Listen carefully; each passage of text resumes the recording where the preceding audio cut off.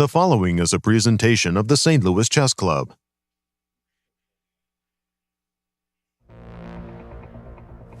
The best of the best are battling it out at the Sinquefield Cup in St. Louis. With one game under their belts, players settled in and buckled down for an intense event. 2022 GCT champ Alireza Firouzja is hoping to repeat that banner year and is currently leading both the GCT and the event, maintaining said lead with a hard-fought draw. World champion challenger Gukesh D is showing good form and was pressing against Nepomniachtchi, but eventually settled for a draw. The journey to the cup is not for the faint of heart. Who will prove up to the arduous task?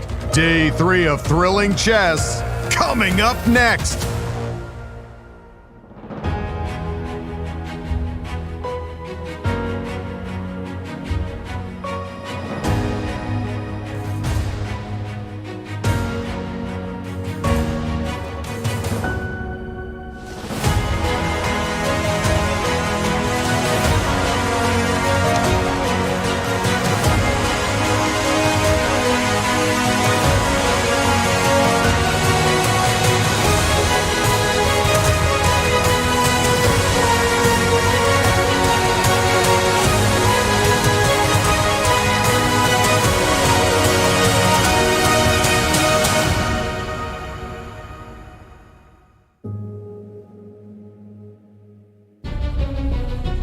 Welcome back, chess fans, to day 3 of the Sinquefield Cup, held here at the St. Louis Chess Club. We start the day in the Q Boutique shop, where you can shop for all your chess needs. Well, it's been a fantastic event so far. Explosive games. I cannot wait to see what the players are going to bring to the tables for today's round. Let's go to the studio and start the action. One player holds a slim lead going into day 3. Will the world's best players find a way to win? We will find out as day 3 starts right now. Hello and welcome everyone. I'm your host Nazi Paikidze, and I'm here with Grandmasters Yasser, Seirawan and Peter Svidler. Peter, as always, a great pleasure to be with you both. Calling all the action. Hello everyone, welcome to the Sinquefield Cup 2024. Well, round 2, the players sure fought hard, but nobody could break through. All the games were drawn. Nasi, do the honors. Tell us the standings after 2 rounds of chess. Let's have a look. We have a sole leader after 2 rounds. Alireza Firouzja, he's the only one who has won a game so far. Big tie. Big tie for the second place, pretty much everybody. Right. Only Fabi at the bottom there. And tell us about the format for the 2024 Sinquefield Cup. It's a 10-player round-robin tournament. Time control is 2 hours for the entire game with 30-second increment. And the players are not allowed to offer draws. And the schedule? Players are playing round 3 today. After round 5, there'll be a rest day. And after round 9, we might have playoffs if necessary.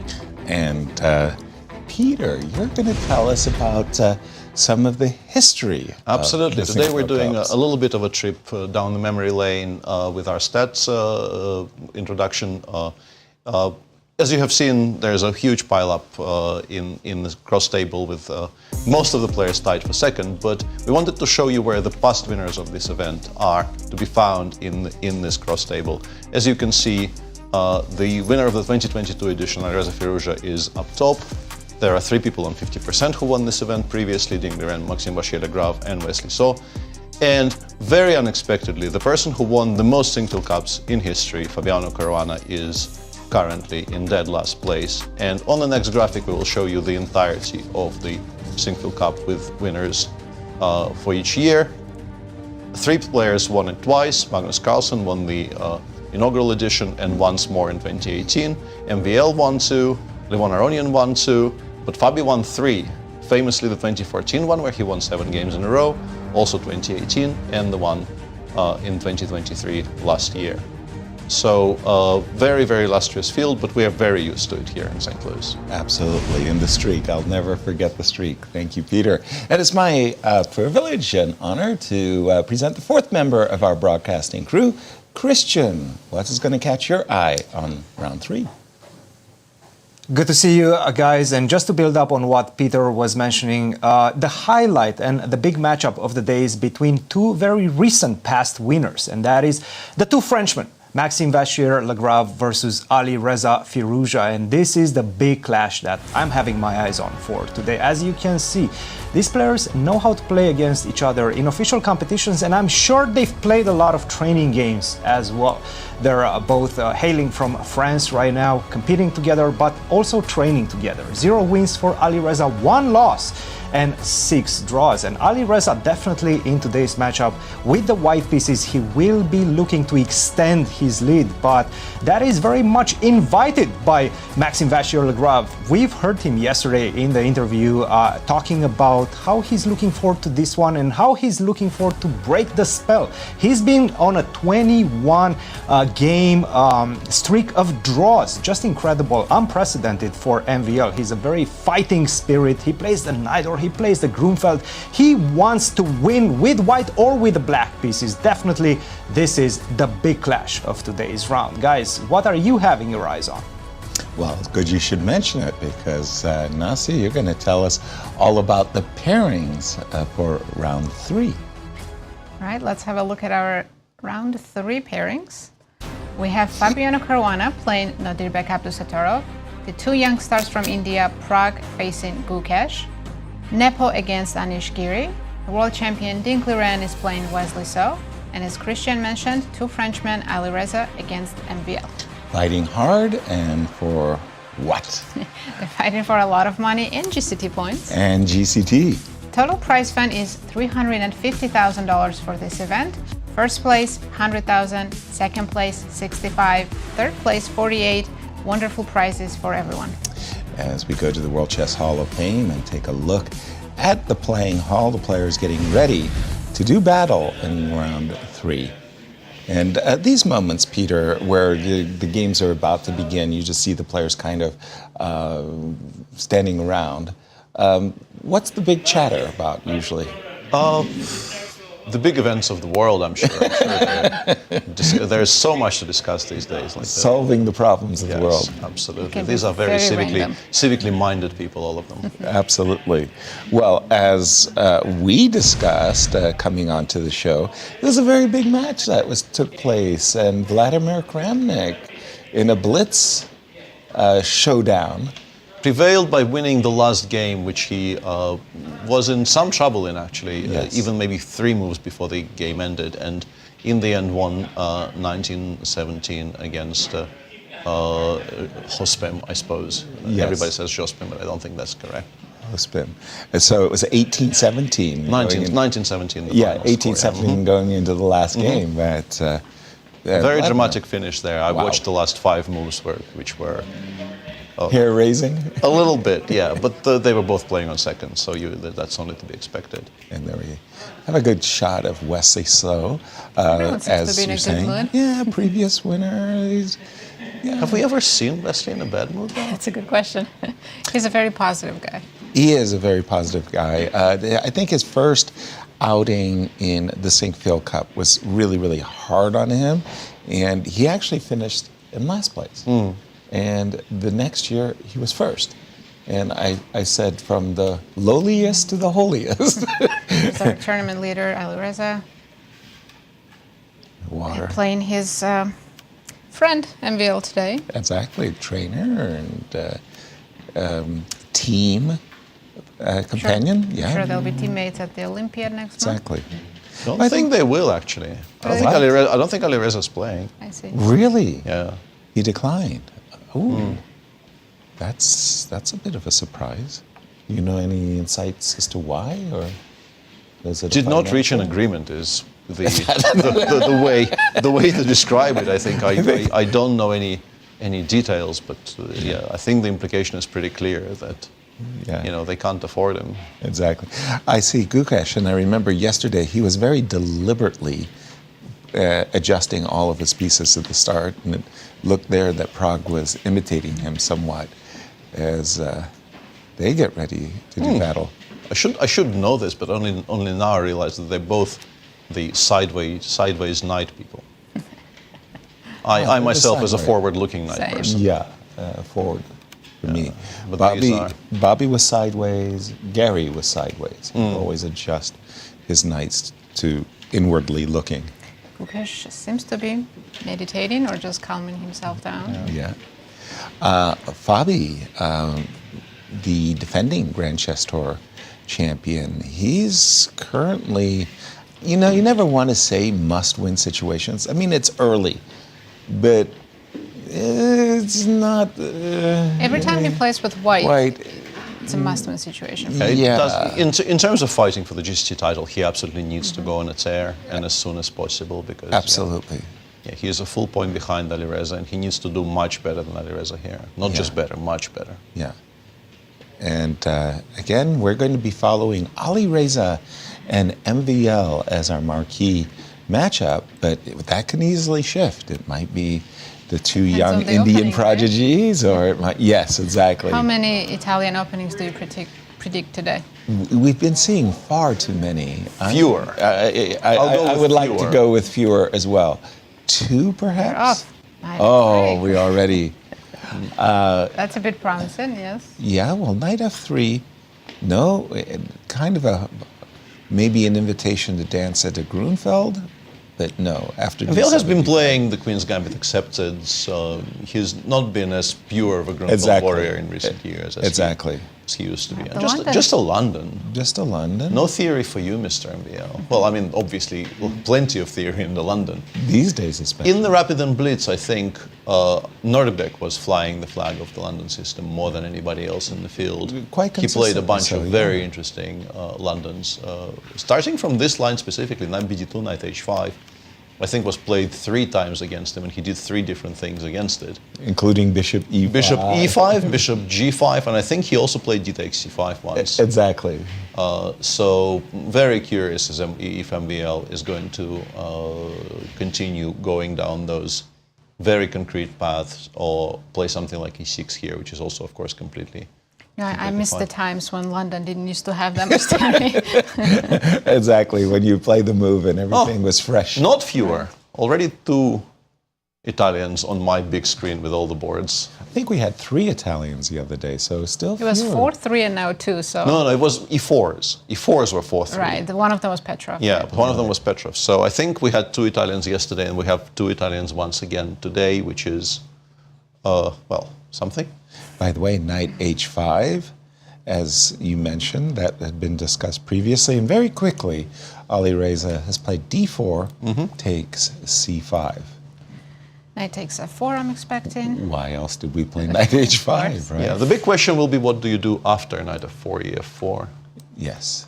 Because g6, I think, still remains the most popular move, but there was there are other tries available. I think people are now playing a5 here occasionally. So why not e6 and hope for bishop c5? Does white play knight b3, or...? I think, yeah, I suspect after e6 the idea would be to play knight b3, bishop takes c5, we take on c5, go c3. Yes, the pawn disappears with this little combination from black, but the resulting structure is very nice for white because the bishop on c8 is quite restricted. d5, d4, I think, is reasonably easily controlled. d6, e5 is very, very difficult with the pawn on f4 being on the board. And positions like this, or maybe queen d2 is slightly, maybe queen d2 is slightly more precise. They are, I mean, it's not the end of the world, of course, for black, but it's very clear that white is at least a little bit better with plans with knight e5, and with the bishop on d3 unopposed. If we get like rook e1, rook e3, knight e5, we could launch an attack against the black king. The engine dislikes it quite a bit, so g6, I think, has already been played, and white replied with c3. This is the... And instantly bishop h6 too, Peter. This is, let me check, still nowhere near new. This has been played 35 times. 35 This is an incredibly topical line. Wow. I wonder how many of those 35 games are games between engines. Because I think this is something that engines probably discussed among themselves in those TCECs quite a bit. It feels exactly like the kind of a position that would be one of the topics of discussion. Queen a4 instead of g3 here. G3 doesn't look bad, but on the other hand, it probably, I suspect, if we are to try and find the reason for not playing g3 here, is that after, let's say, castles, knight b3, bishop g7, you probably normally develop the bishop to e2 or d3 or even maybe b5, and now you have to contend with the bishop coming to h3 and kind of stopping you from developing comfortably. So provoking seemingly a strengthening move g2, g3 might have drawbacks here, which is why queen a4 was chosen by MVL. Sorry, Alireza is playing white. I'm doing that thing again, where I'm calling. Yeah. Yesterday I was calling MVL Fabio for like half the day, and today I'm doing this to his opponent. Because you mentioned that g3 is weakening, and you pointed out the bishop h3, queen c7, just following up? You can definitely do that. Yeah, queen c7 now absolutely does provoke g3, and we can castle now. But I guess the argument from white would be that the queen on a4 is slightly more useful than the queen on c7. I'm not sure, honestly, I'm not sure why that would be. Yeah. Because we're supporting the e7 I was ready e5 to break. play e5. Yeah, right? on my screen currently, white actually ignores e5, goes h4, h5, and it becomes some kind of a huge mess. H4. I don't know if this is how we're supposed to play this position, but it's at least one of the suggested approaches from both sides. After queen c7, g3. You can also just castle, and now after bishop b5, you probably still have to play queen c7. And if you still have to play queen c7, maybe we do start it and think after queen c7, g3. Maybe we'll find something smarter than castling, although I doubt it, frankly. You do need to castle to create all of those threats in the center. We would be very entertained if we see that h4, h5. Thrilling. Sorry, Peter, this current position after the move queen a4, it does invite castles long? I mean, it looks a little ridiculous to get, but if you just played h4, h5. Yeah, I think this might be in some positions a playable idea from white. By the way, queen c7 hasn't been played, and we opted for an immediate castling here. You can even start with h4 right this moment if you wanted to, if you're really in love with the idea of launching the h-pawn down the board here. But bishop b5 seems more logical. Castling long, after, let's say, queen c7, g3, bishop g7, b7, b6 will happen really, really quickly. Very often in these types of positions, black doesn't even try to win the pawn on c5 back in any case. And putting the king on c1, I think, hugely provokes, like, let's make some moves. Something like this with, like, rook b8, bishop b6, rook fc8 to come, this will be a very, very big target for black's counterplay. No. Obviously, bishop d3 and c takes b6 are bad moves. Right. But if you do that, black is already better, as you can see, on our screen. So yeah, I'm curious what Alireza is intending here. But we are at least getting a very, very sharp game.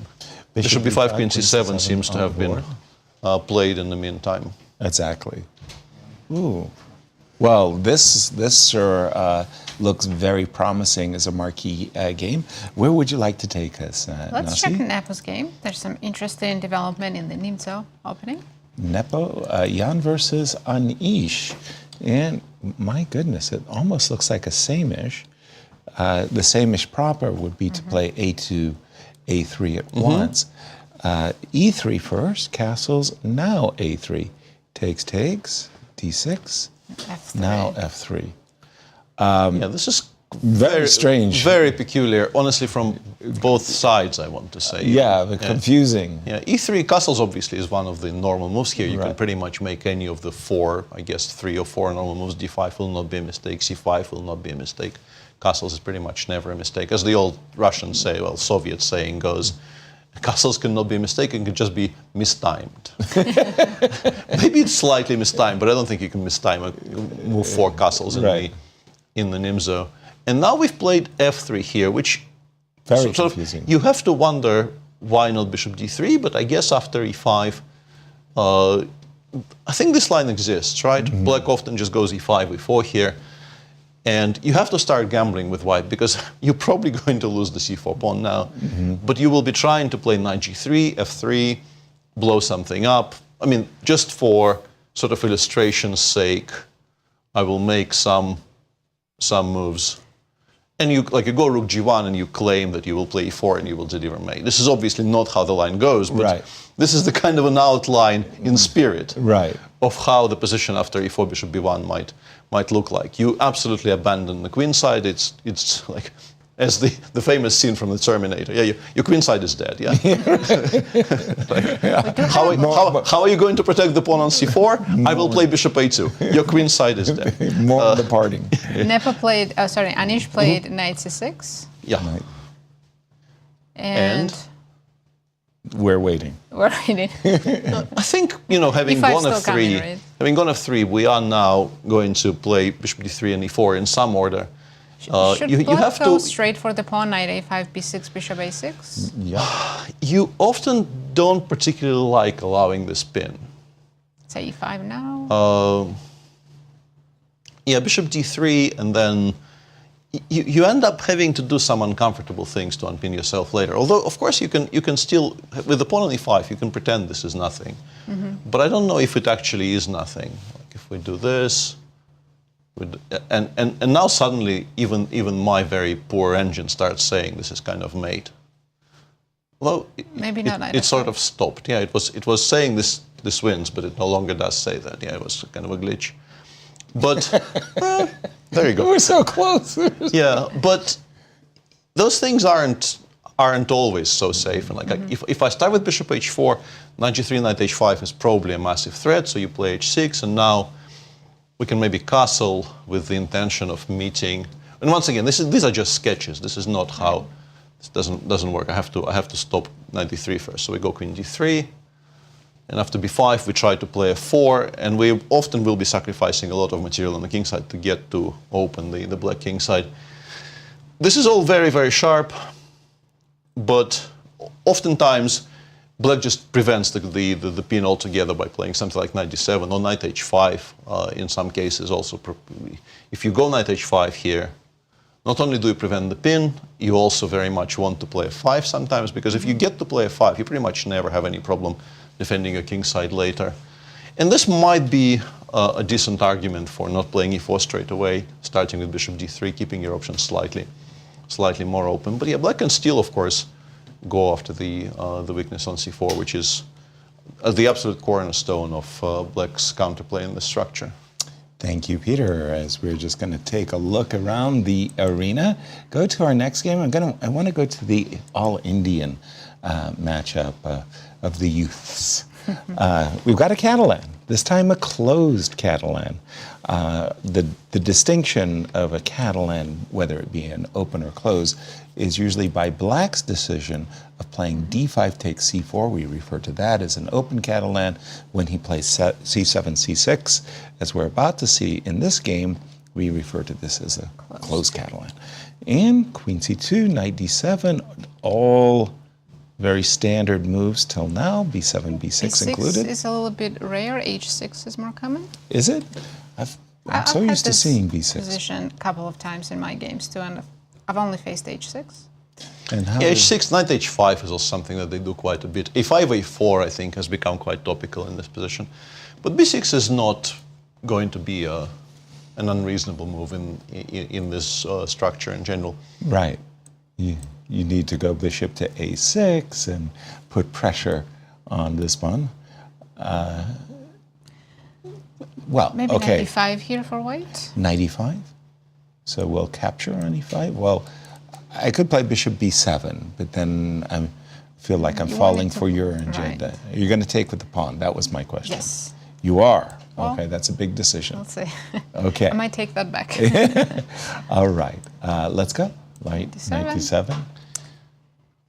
I want to play e4 at some point. I think takes e4 is the test here. We remove the option of d takes e4, and then we go e4. And black often even has to play d5, d4 here just to prevent white from gaining a lot of activity with the bishop on g2. Exactly. And this has to be carefully calculated in every single instance, because we are currently a pawn up, but black sometimes has counterplay connected with g5 and winning the e5 pawn, maybe even directly here. Although the knight is still pinned, so we will not be able to take next move. Right. These are quite sharp. Right. Knight e5 is not the only move, but it is maybe the most concrete way of playing this position. You know, it's funny, I've always thought of white as being playing for the knight c3, e4 type of test. And there are these lines. Bishop a6 here, right? Yeah, and knight d2.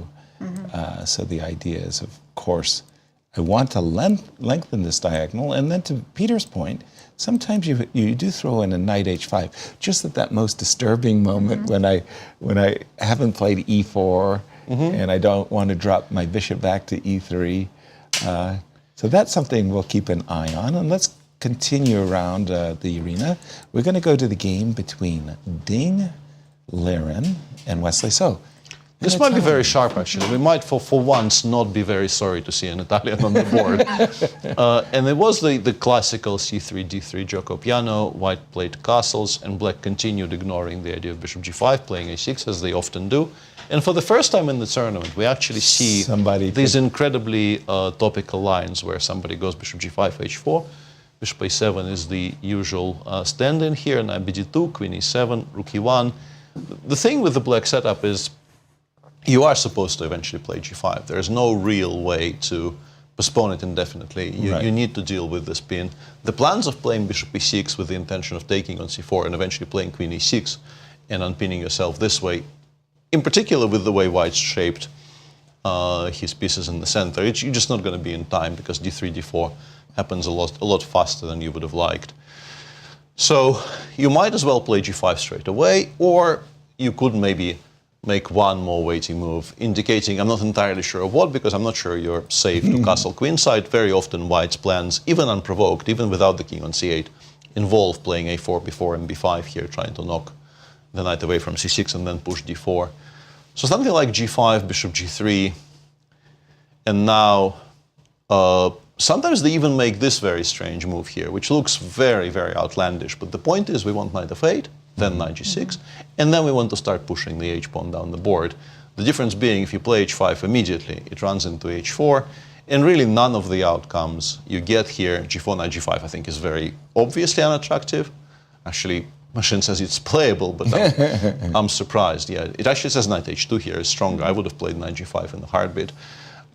You're not taking gf4 and getting repinned on the diagonal, and if you go knight h7, you have allowed white to put the pawn on h4, which means that your progress on the king side is stalled. Whereas if I make, once again, just for illustration purposes, if I make some moves on the queen side here. Now, if I play h5, h4 is really no longer an option at all. So you end up having to play h3, and then files get opened on the king side. Right. And if files start getting opened on the king side, this king is in grave, grave danger. So I have a question. Does black castle in this position at all, or just leaves the king in the center? Much later, I think. I mean, you can, and another plan that they sometimes do is you can, I don't know which move you start with, but you can play something like bishop g4 with the intention of eventually bringing it over to g6. And then, yes, then you can castle, put the king on g7, and that is solid.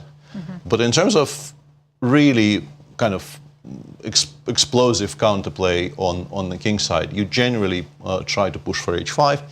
And in order to try to push for h5, they either via d7 or via h7, they invest the whole 3 tempi in getting this knight one square to the side. But it does two things. As I said, it supports h5, h4 really well, and it also reinforces the, not knight h5, yeah, that's not the thing.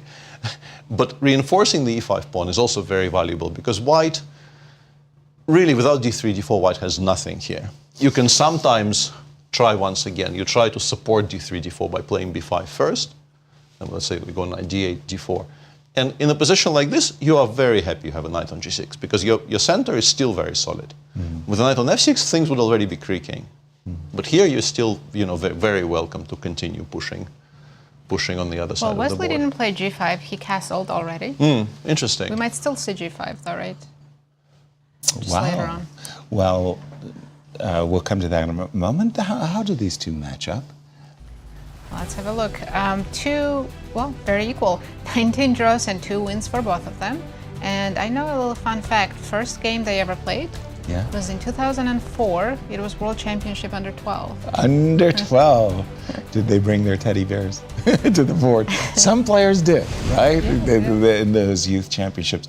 Castles, by the way, that is a very curious decision for me because, as Peter was saying, it's not that easy now I think to maybe break this the does pin. indicate he intends to play bishop e6, trade the bishops and play queen e6, and he thinks he will have time enough for it as the lines I'm watching indicate. g5 does not suddenly become unplayable here. You can still do it. But I think it's a hint as to what he's intending to do because Exactly. really it makes, I think, very little sense to first castle and then play g5 if you wanted to play g5. I think you have more options if you do it with the king on e8. And can I pick up the gauntlet after castles and just ask, I mean, I don't know if this is theory or not. Has anybody tried this pawn sacrifice d4? Nope. Nope. Has to be accepted, but seems to be acceptable. e4, cd4, knight takes d4. I'm assuming you want to play e4, e5. Correct.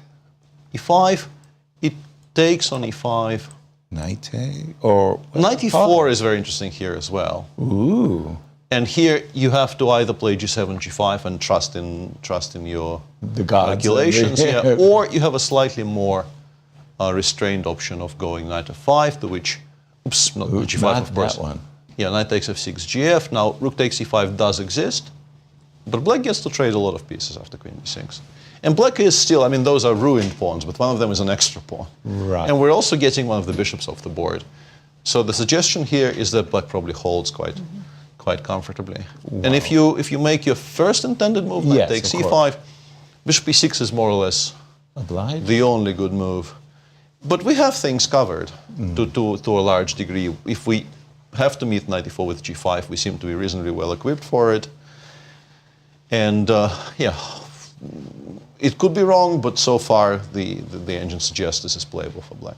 It's just so funny when I'm looking at these positions, Peter, and I'm looking at knight takes g5, and you know, like every single variation, right? Yeah. And here it's playable as well, despite the fact that seemingly, you know, what black normally wants in these positions is as many pieces around the king as possible, as open a position as possible to bring more pieces to the defense. And here I think a lot hinges on the fact that you cannot play queen f3 because of knight takes g5. Right. If queen f3 was playable, I think, yeah, king g7, white is already completely fine. Right. But as things stand, you have to make slightly awkward moves. The best move in the position is not this. Rook e5? Yeah, rook e5. The rook f5 And idea, or? yeah, it's a very unclear position. You create some luft for your king to be able to do this, I see. to do this, and after rook e5, which is an important move, your only good square is d8, and it becomes a kind of a weird case of a positional compensation. After rook takes e8, knight e8, knight e5 is good compensation. You can do this, and seems like the attack has run out, but there is a very important queen a3 check here. If the king goes to the g file, you have a perpetual. So just to point out, this is to make a draw. Right. We're not really playing for a win here with white. But we might have enough, because if we provoke c7, c5, this bishop is now completely killed off, and we have good compensation after queen h3. None of this will happen. We're just showing fun variations to our audience. Well, this is not going to happen. I think everything you've just said, Peter, shows how the whole Italian game has suddenly flared, because you just saw some amazing possibilities of, you know, d3, d4, and sacrifices. That was very exciting, yes. It was like, whoa. The positions with the bishop on g5, they are generally a lot livelier than what we've been watching so far. And we have a new European country on the map in the tournament, by the way. What's that? Because what I thought was an Italian is not an Italian today. This is our third, well, I mean, another one of the 1e4 games where white attempted to play the Italian, but this was declined because after knight f6 d3, Nodirbek went with bishop e7. The Hungarian. And this is the Hungarian. A much quieter option. You develop a bishop to a more restrained square. Completely rules out bishop g5 lines, though, which is something that black, I think, quite enjoys. Castles, castles, rook e1, d6, a4. This is all very much prescribed way of playing this position. And to my slight surprise, Nodirbek just does this, which, I mean, it's very solid, but you are kind of relinquishing the initiative a little bit to white. You have the worst bishop, definitely, with much of your structure being on the dark squares. This is currently quite a passive bishop, but I don't know if that would be a good way to describe it, but I think in spirit this is close to how Magnus approaches like many Spanish positions. He just thinks my next three moves are, if allowed, h6. Let's make some moves, yeah. I don't know, bishop e3, rook e8, c3, bishop f8. Yes. So you get here. Now my king side is completely safe. I'm continuing to pretend I'm Magnus here. Yeah, I have some d6, d5 play in the future. I want to play queen d7, maybe rook a d8. My position is structurally incredibly solid, which is something that I think Magnus values above many things when he builds his repertoire with the black pieces in particular. And this is just a position we can play. I think the three moves I made are quite bad here with white. I think finding something to do for this bishop is incredibly important, to such a degree that I think bishop g5, intending very much to just snap on f6 if allowed. And then you play c3, you put this knight on e3, you play queen b3. These types of positions, where white got rid of the worst light piece he had, they sometimes are quite unpleasant for black. So I think if bishop g5 does come, black pretty much always replies by knight d7, offering this trade instead of the other trade. Right. And now we can maybe drop it back. And often black will not find anything smarter to do than knight f6. So at least we won some time. You know? We'll see how they approach this. But yeah, this is a, I want to say, slightly surprising to me from Nodirbek specifically, because I think he is generally trying to be incredibly dynamic in openings. Right. Everything I've seen from him in the rare games we played against each other and in his approach generally, he's a very concrete player, and he likes going for dynamic, sharp, complicated positions. This is none of those things. It's probably very sound for black, but it's stylistically, I think, a deviation from at least this picture in my mind of what Nodirbek is as a chess player. Right. I still think it's fine. It's just not what I normally see from him, I think. Thank you, Peter. The Hungarian defense makes me want to go out and learn a new defense. Let's go back to our key matchup. We have Oh a yeah, lot of moves. this is very enjoyable now. Wow, when we left it, Alireza was nursing an extra pawn. He just played the move bishop b5.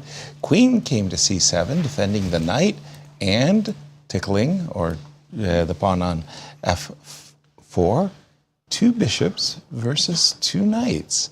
Not a very typical middle game position. It's also very early in the game to have this. Okay, we're threatening to gobble another pawn. Yeah, and Vail playing very, very directly. Instead of playing g3 where we expected, he goes in with this bishop takes knight b5 play. After bishop is Alireza. Okay. Yeah. Instead of going g3. Yeah, but then he goes g3 next move. He includes knight e5, bishop b7, but now f6 is a massive threat. So he includes g3 here to be able not to drop the pawn on f4. f6. Okay. f6 you have to play knight g4 more or less, because otherwise e5 will be very, very difficult to face. Yeah. This way at least you give yourself a tempo to do something about it. h4, e5, does land. h4, h5. Yeah, h5 first, knight e3, e5.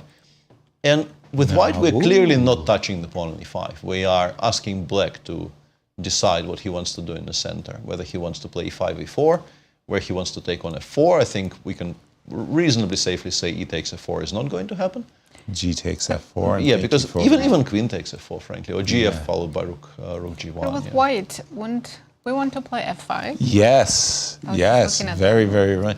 I see that bishop on g7. I say, that can hurt me. That bishop can hurt me. But when I play the move f5, and or with a rook g1 supporting g4, I'm suddenly very eager to pursue an attack. So, and interestingly, this is move 17. Alireza is above the starting time. Yep. And honestly, MVL is not far behind. Yeah. For a very, very sharp line and move 17, to have only spent what amounts to maybe 15 minutes with the increment, is not a lot. So you have to assume both of them have at least a passing acquaintance with this position, and maybe even more. Well, in Alireza's case, I can imagine that he's prepped this exact position and is looking forward to showing his prep. I don't know. I'm seeing the move h6 maybe for black, just to not. I'm seeing the move f4, f5 as being such a threat that you might want to play, as you pointed out, bishop h6. You might want to play f5 yourself. You like bishop h6, yes? Let's just have a look-see on that one. Bishop h6. We play rook g1 or push? Yeah, I'm so enthusiastic about g4 that I'm just pausing as I look at that. But I'm kind of warming up to rook g1 here. Maybe king h7? King h7. Okay. Now is it time Now you gotta push, right? Well, oh, you have queen c2. I'm trying to keep the tension, and I do want. And by the way, we have rook a8 to e8, which now it begs the question: why not f5 with white? Right, and bringing that rook to the center, in particular, means that you're giving up any of these. Using the B file. Sorry, one of the things in this position. I would have said, let's go back. One of the things about this position I would have said, there's this nice counterplay, and there's a potential of playing a5 and rook b8 and utilizing the b file.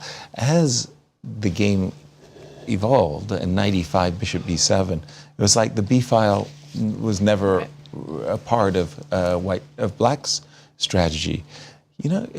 I'm beginning to wonder about the move h5. I see the move h5, and I see that as really weakening. But at the same time, if white gets to play h5, that's also very unpleasant. Yeah, I think it's just prophylaxis. If anything, you're trying to stop white from playing that move. I think if you go e5 here, white just goes h5 and very, very happily in response. Well, I'm just wondering what the heck the bishop is doing on b7 now. I could Yeah, this I could very much get behind, actually. Bishop And then- c8 is an alternative I could very much get behind. And then e5. But when I see the move h5, I see the current position on the board, and I'm looking at f5, and I'm getting very excited for Alireza's attack. I don't know if it's an attack. I think what it does more than anything else is just attempts to kill off the bishop on g7. And my initial reaction here with black was, I want to play bishop c8. You want to play bishop c8, yeah.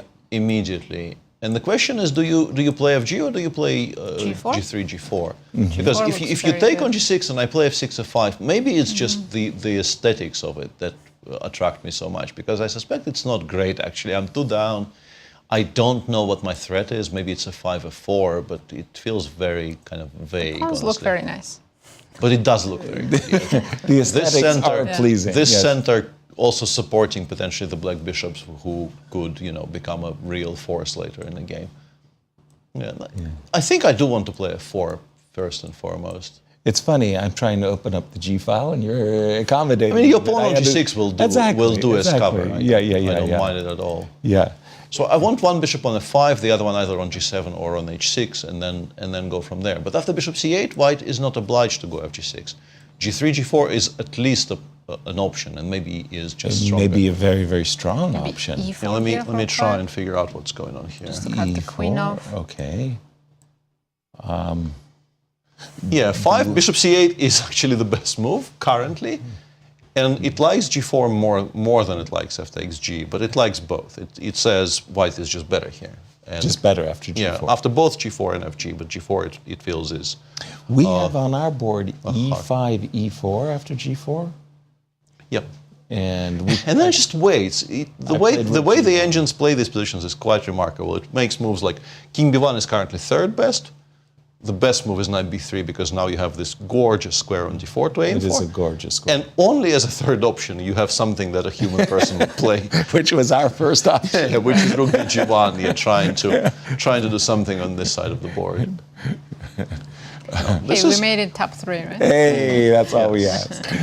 Nice. Honestly, fantastic choice by us in terms of a marquee game of the day because Absolutely. this is definitely the sharpest position we have in the round so far. If you don't mind, delve into did the engine like rook, in particular, rook a8 to e8? No, it didn't. It liked bishop h6 first and foremost. Right. And the second best move was bishop b7 c8, once again stopping f5, which makes me wonder, did it like h5 more than bishop c8 here? And apparently for some reason it did. It does not think bishop c8 here is particularly great because in this position it just It really, does. really hates the idea of allowing h5. Apparently softening up your king side like this with potential like hg and g and maybe queen c2 starting to look at it closer. It really dislikes the idea of allowing white to play h5. So h5 wasn't a mistake, but rook e8, as you can see Yeah, on I your see screen, it. like it's very outspoken about its opinion about rook e8. Well, Yeah, I it like doesn't love it, no. Yeah. What did it prefer? Bishop h6, understandably, to which Right. white replies, you're never touching anything in the center, so you Right. can play queen c2, or you can play maybe Rook G1. some rook to g1. After queen c2, king g7, king h7 are not really top of the line. The best move here, it suggests, is queen f7. And now, a King very one. interesting computerish repetition of queen a4, queen c7, which I'm just going to mention as a curio, like nobody plays like this. Right. But after queen f7, if you don't want to play queen a4, you can go rook hg1. Now it goes king h8. And we find this kind of an equilibrium where black isn't really threatening to take on f4 yet because it softens up the pawn on g6, and it's not even trying to make this threat much stronger. So like the way the play continues here is both sides are just doing little things to improve. You can maybe even play knight f3, to which now I will reply with rook e8. And we find this kind of a strange position where it's not very clear what black wants. Maybe bishop g4 seems to be a reply to some moves. But in general, you're just like maybe rook e7, maybe a7, a5, somewhere to gain space. And as for white, the only really productive idea you have is maybe this. But now after queen f6, there is no pressure along the f-file. Black will, in some cases, I think, gleefully take this pawn on g5 Right. if it's still there in a move. So it becomes really, really sharp. Having gone at fe, and knight g5, you have to start trying to open things up on the king side, and it becomes a bit of a mess. Wow. Cool stuff. Thank you, Peter. I want to draw your attention to Please. Nepo's game. Nepo. Because out of 9 moves, he's decided to make 8 of them with pawns. Whoa. Yeah, he Bit made odd. this horrible mistake on move 3, playing knight c3 in an IMSA. Just a second. He is white. Oh, yes. This, I hesitated to try to explain it because I wanted to say that when I was studying the Nimzo Indian, I had to study the Samish.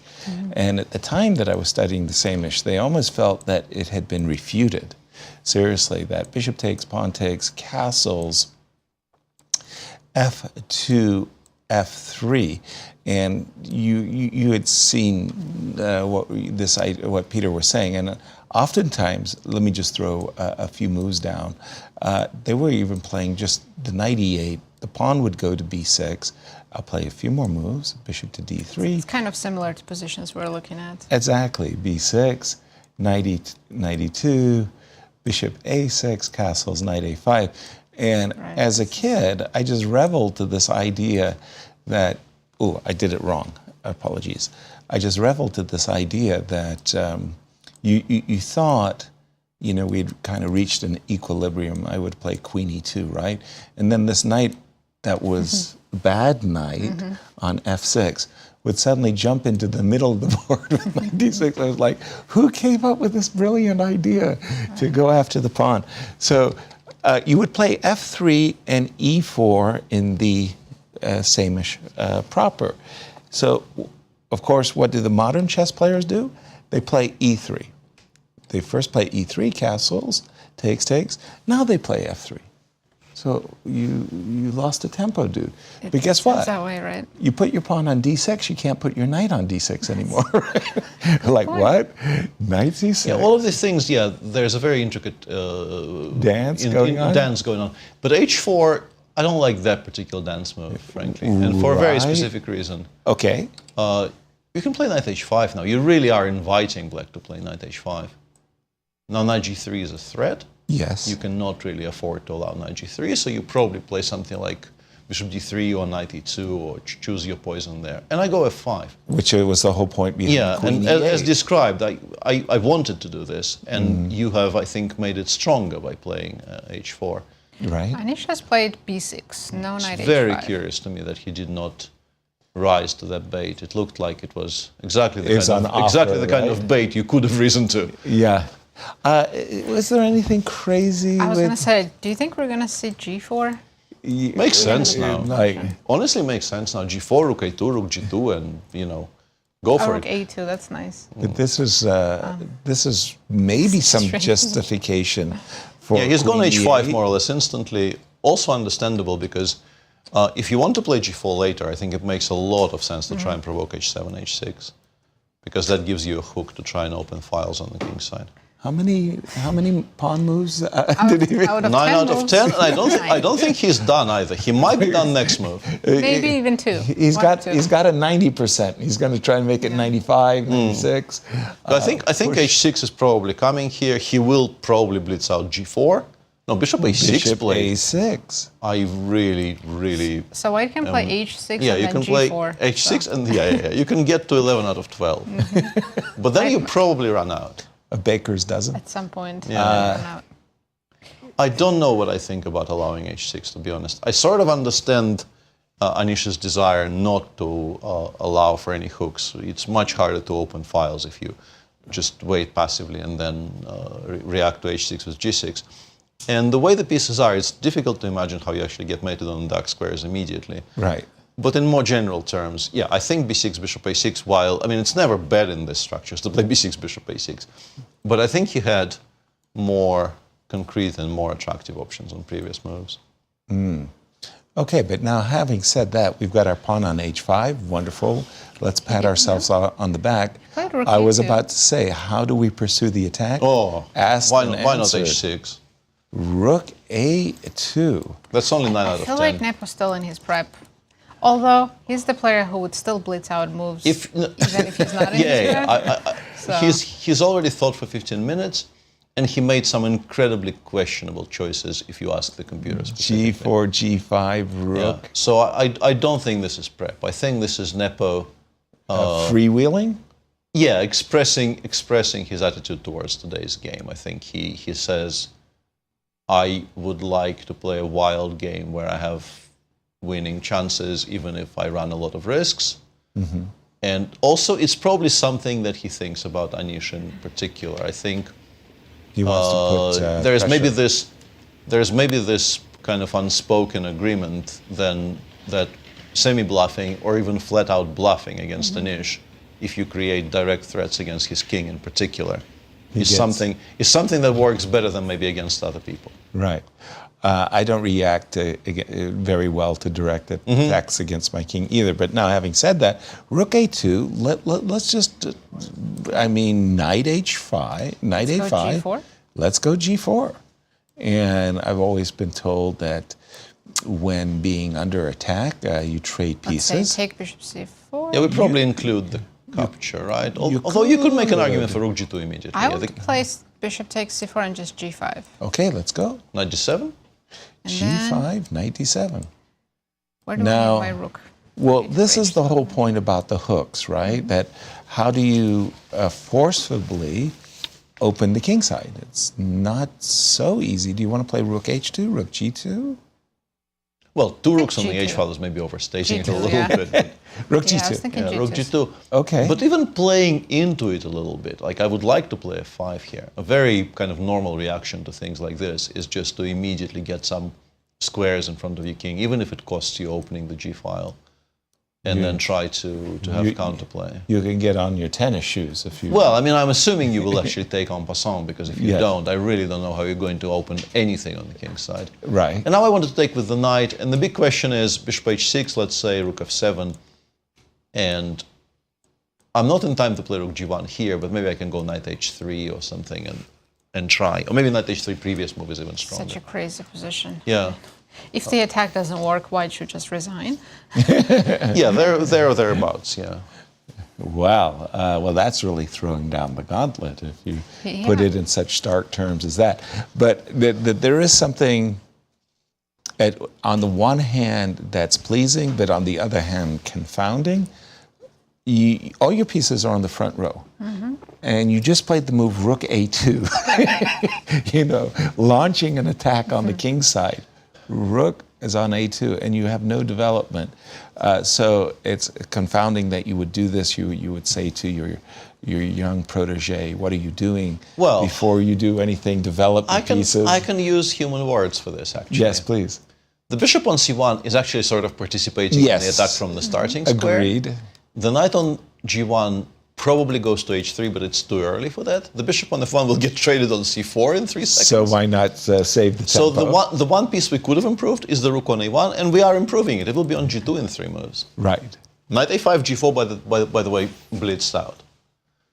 Both of these guys seem very intent on getting to just kind of getting to the point where a direct confrontation is unavoidable. Yeah. Exactly. Just because you mentioned that bishop takes c4, you start to think, well, having said that, maybe I should be taking and playing rook c8 and not giving you the tempo, Right. right away. Opening up the center a little so bit. c5, g5, do we still go? c5 it doesn't like very much. Interesting that the way to postpone the capture for now and to improve the capture for the future Postponing the capture, that's a good way is to put it. queen c6. Okay. Including the queen in the game. You go g5, knight g7, now it's not locked down on e8. We probably, by playing queen c6, have somewhat given up on the idea of playing f6 or f5. Mm-hmm. But it's just kind of unconcerned about g6 and h takes g. It says, whoa, this is very interesting. It just allows you to take on h7 even. Round about this point, I really start wondering if there's not enough depth on this machine, because I have a feeling rook h7 might be made somewhere, and it Or might rook not. h2 also looks good. The horizon of its calculation might not be far enough for it to appreciate just how many risks it's taking. But rook the point, h7 looks really good. but the point it's trying to make is actually a human one. It says, I will run. One of the advantages of playing queen c6 is that you give yourself sort of more space to run towards b7, which will win you the game if it gets there. Right. Very, very interesting, of course. Yeah, and we absolutely welcome this spirit from both these players because this is going to be a mess. Wish we saw this more often. Right. I mean, if we see 5 draws today, it won't be through lack of effort whatsoever. Marvelous stuff. And where would you like to take us, Nasi? Well, Alireza is still thinking. No moves made there. So let's check with Pragg and Gukesh. Okay. And that was our closed Catalan, and funnily enough, I think the players more or less got in all of the ideas that we were suggesting. Knight h5, bishop e5, bishop a6, e4, rook c8, and are we still in theory? Because all the moves look quite reasonable. Yeah, I usually see this position with knight on c3. Yes. So that's a little different. Right. And then bishop on e5, right, also. Also looks a little bit off kilter. Right. Yeah. It's a combination of some different ideas in Catalan. But I do like White's position.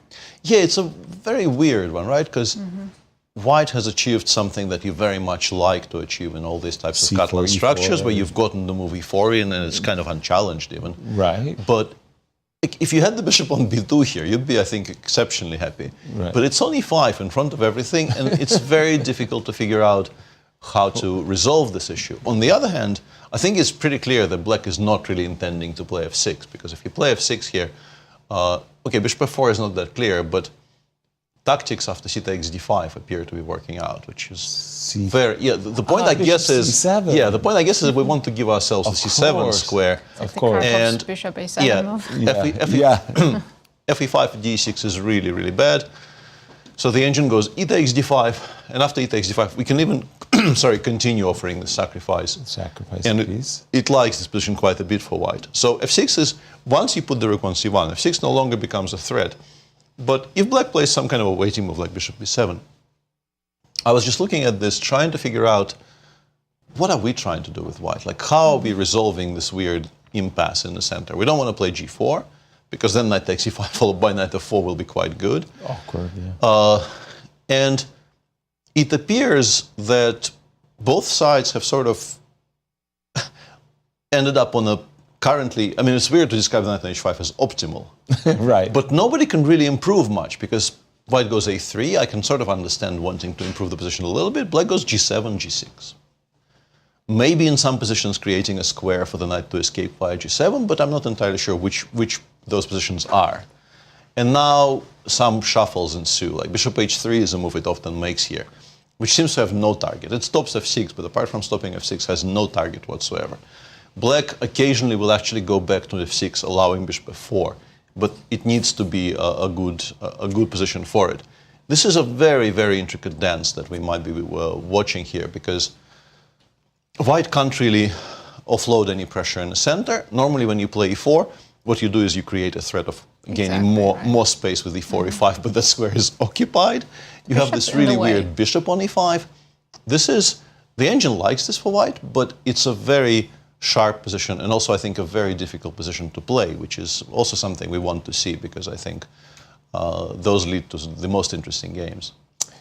Thank you, Peter. E2, it is a little confounding, because the bishop on e5 is on a very it's not a bad piece, but it's kind of in the way. It is in the way, and like Peter was saying, you take that bishop on e5, teleport it back to the b2 square, and then you just feel like it's just, you've achieved everything you want. Somehow the bishop on e5 is on the way. Well, in Alireza's game, we do have f5, all right, which we expected. And I correctly predicted bishop c8. It did feel like, this is why we played rook a8. We connected the rooks. All of our pieces are now, I guess, where you want them to be as MVL. Now we just need to wait and see if White goes g4. Yeah, I like g4. I like g4 a lot. Again, I'm a pawn grubber. I like just asking questions like the following. You take, and you're going to go f5, right? And I'm looking at this position, and I'm just saying to myself, boy, I sure would like outposts for my knight. In particular, I would love to play the move f4. I play the move f4, I take a big risk, right? Huge. Because I play f4, and after e4 you resign, right? No, he takes f4 is of course, you resign because this is picture That's what perfect you for me. Right. I've got all of the squares for my knight. So you have to take on f4, and you do that very happily because your rook is attacking my knight. I go knight to g2.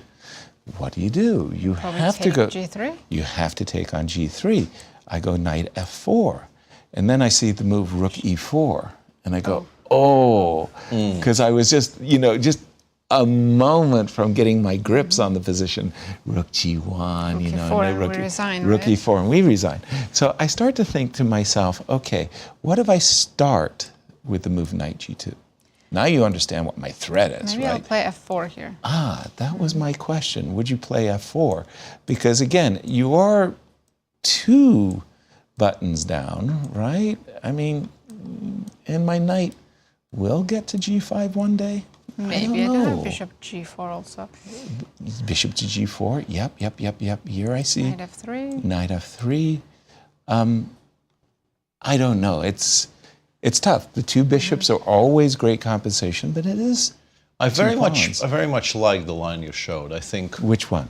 Where Just this discussion. Yeah. I'm sitting here kind of nodding to pretty much everything you're saying. Knight g2 might be incredibly critical, and honestly, I kind of like the position after fg f5 for black. I thought fg might be a mistake, but now I thought, okay, knight g2, maybe I will find something. I was kind of listening and enjoying your conversation. I would probably also play f4 here as black, right? And I very much agree with takes and knight g1. Yep. And maybe I would put the bishop on f5, but I still e4. don't think my counterplay against the white king will be fast enough because I don't have a rook on the b file. One of the white knights potentially will be on d4 very soon. Yes. Whichever one you choose. Yes. Via either f3 or b3. Yes. And the one on g6 probably falls if we want to pick it up, but we're still going to be 1 down. Right. With so many files open on the king side, it's unclear to me whose king is safer. I think this is a very relevant line that you've just shown, Yasser, and I think I'm leaning towards liking white, honestly, in it. Right. It's just one of those things that those knights, with the cavalry, when they get good squares, you get an outpost like g5, like d4, and suddenly, there's a weakness. c6 gets probed. Can easily become stronger than bishops, even though position opened up. Now, the thing from Alireza's perspective, he's facing this G3, G4 moment where he's sitting there saying, hey, check it out. I could rip open the king side with a very promising looking attack You can look as at well. Nepo's game and get inspired and push it rook over to the king side and let's go. I also thought it was very funny in that moment we had, I think it was e4 and Peter was saying that the number 1 move of the computer was this, king b1, and the number 3. We were in the top 3 with rook g1. Yeah, but also, I'm gonna give you a couple of guesses to make a move after rook dg1, h takes g. Rook dg1, h takes g. Yeah, you're not gonna like what you're supposed to do here, Yasser. Mm-hmm. You will like it, I think, Nazi, but Yasser won't. Rook takes g4. No. Of course not. That's too obvious. That was a big hint. Yeah, of H5. course. We have to give up pawns. Yeah, it goes h5, h6, and likes it for some reason. I'm still very confused as to why. gf, h6, bishop h8, h7, king f7. Maybe I'm missing Pawn chain some. looks amazing. Yeah, I think f7. I think I would have put it on f7, but yeah, it's. Yeah, but that I'm very curious as to why a- this is good for white because where are we? Here.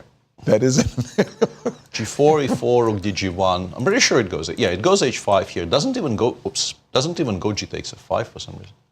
h6, h7, king f7. Says knight b3, white much better. There's no way. Just what? Yeah, because it not gets to human d4. This bishop on h8 is kind of stupid, which I grant you it is. right. And the whole structure comes under a lot of pressure. King F5 g6. Well, I mean, please nominate a piece to hold the pawn on f5. And a good general Would you like to lead play his rook army into battle. Yeah, would you like to play rook e4? I mean, you can play rook e5, but after knight d4, still things are... And white is so comfortable here that you actually start opening files in front of your own king, just like, I want to create as much pressure as possible. And the evaluation keeps dropping, because this is a fantastic looking structure, but you can never push a 5 f4 because you start dropping pawns. That's a big one. And if it's immobile, white has all the time in the world to create threats. Like maybe I will play king b1 and I will start threatening cd5, cd5, c6. Like I'm playing on every single side of the board here with white.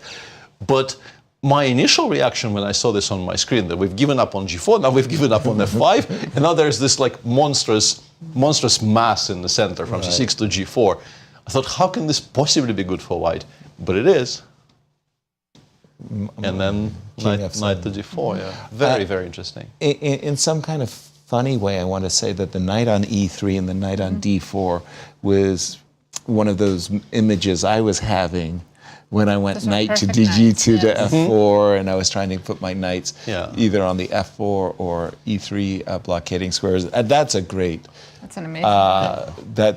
That's fun. Absolutely, and honestly, I had to battle extreme disbelief, through all of this, because it just did not seem to me like it could be true, but appears to be true.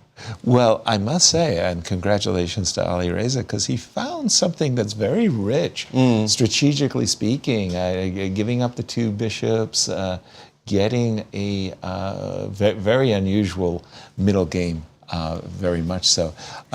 Nazi. To the World Champions game, being Liren against Wesley. Oh, and we undersold Wesley a great deal there, because we were saying Castle seems to indicate he is not intending to play g5, but he did. Not only g5, he played g4 as well. Yeah, but g4 I think may have been a mistake. After Castle's on move 10, Ding played bishop b3, a kind of a quiet move.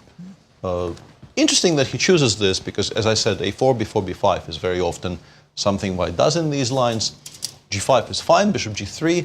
But then instead of, like, the 2 ways of approaching this is one I did mention, which is bishop g4, bishop h5, bishop g6. And the other one would be to play king h8, and maybe, once again, the knight goes away from, like, knight h7 followed by f5 is something that they sometimes try in these types of positions. White is now ready to play d3, d4, because now e4, e5 will be a very big break, but you are not obliged to accept this pawn sacrifice. You can play knight e8, g7, knight g8. Sometimes black plays very, very slowly here. I just want to illustrate something. Let's make a move. So some kind of a setup like this. I'm just making moves for white just to make them. Right. This looks kind of ugly and full of holes, but we are very much banking on never allowing this bishop on g3 to do anything. We've established this very, very solid block on the dark squares. The structure will be very difficult to penetrate. And we're sort of playing behind it. We might play for the f5 push if we feel the time has come for it. We might eventually play h5, h4 if we think the time has come for it. But mainly we just said, you achieved your d4, but you are not breaking through in the center. None shall pass. And instead of all that, Wesley played g4. I'm sure with the intention of playing knight h4, knight h5. Right. But the big problem, and this is probably what Ding is now considering, the big problem with this move, in very many of these positions, is bishop h4. And now gf, queen takes f3, king g7. You can, for instance, it likes the move king h1. I don't know why it starts with king h1 specifically, but the bigger point is there's really no way to deal with this pin. So we're not even getting the piece back right away at all? No. We're not even trying. Yeah, we're playing this very, very slowly. The big question for me would be what to do after bishop e6. And the engine just says, we don't have to care, because we have this here. Why did we start with king h1, not immediately knight f1? Yeah, I don't quite know. Just computer. Here it says rook h8. I think maybe the idea is against rook h8 here. Don't tell me g4. It goes d4 for now. I think it might be useful for the future to be able to push the f-pawn in some positions, so the king on h1 is slightly better. But mainly, I think we're just keeping our powder dry. We're not committing to knight f1. We're not committing to pretty much anything. We're keeping all of our options in place. And this is a very, very interesting turning point, because this is not unplayable. you're absolutely interesting that black is not at all afraid of knight g6. You have this very beautiful geometric motif, but it kind of loses to queen f6 and knight g3, and black will collect more material than white will collect. So this is not the point. The point is you can just go knight f1, play knight e3 next move. This is completely fine. In fact, maybe it's even slightly better for white, despite the fact that this knight on h4 will be a bit out of play. And then you have this absolutely explosive option of bishop h4. And in round one, we had this position after Gukesh allowed the white queen to get to h6, if those of our viewers who have seen our broadcast, or otherwise you can go back, obviously all the games are available. There was a very big turning point in round one where Gukesh, maybe even consciously, took a very, very significant risk to make the position sharper. And Ding burnt a lot of time and took a line which basically more or less immediately led to an immediate, to a forced draw. Yeah. And here, once again, there is a very clear, clearly delineated choice for white. You can go for broke with bishop h4. Yes, you actually you don't go for broke, right? You can make a draw on the spot if you wanted to. No. But this is not what you play bishop h4 for. Right. Or you can play knight h4, which, as I said, like there's nothing wrong with this. White is not going to be worse, at least not immediately. You can misplay it later, but you're going to be fine to begin with. And we have already had one game in this tournament where, faced with a similar choice in spirit, Ding went for the quote-unquote safer option. And the prepare. But yeah, that was the first round. It was the first classical game in quite a while. He arrived, I think, maybe 2 days before the tournament, which considering the time difference between China and St. Louis, he was probably at least somewhat jet lagged, you can say safely. Right. But this is round 3. He's played himself in a little bit. Right. So it's very, very interesting to see how he reacts. And he obviously knows bishop h4 exists. This is a very topical idea in all of these positions, that you just leave the knight on f3 unprise and you go for the pin. Yeah, I'm very, very curious how this goes from here. What's curious for me, Nazi, is if, for example, if we do see the move bishop h4, pawn takes, queen takes, oftentimes I'm used to this piece sacrifice, knight takes g5, h takes. I win 2 pawns. Here, it's like In some ways, this is better for white, right? The rook on f8 cannot really. Which is the curious part, is the rook often goes to h8 and then h6 maybe even, yeah. in order to deal with the knight. And it's like, oh my gosh. And here too, oftentimes I've seen the knight drop back to d7 and the knight go to d7 to defend the knight. And these moves, I liked your move, by the way, knight f1, a lot more. King h1 is too deep. I mean, yeah, that's really, really asking too much. A clear choice for Ding, but then the next question I really had was knight h4, knight h5, clearly. And what we really want to do is get this knight on the highly desirable knight g6, as Peter pointed out, has sadly a refutation.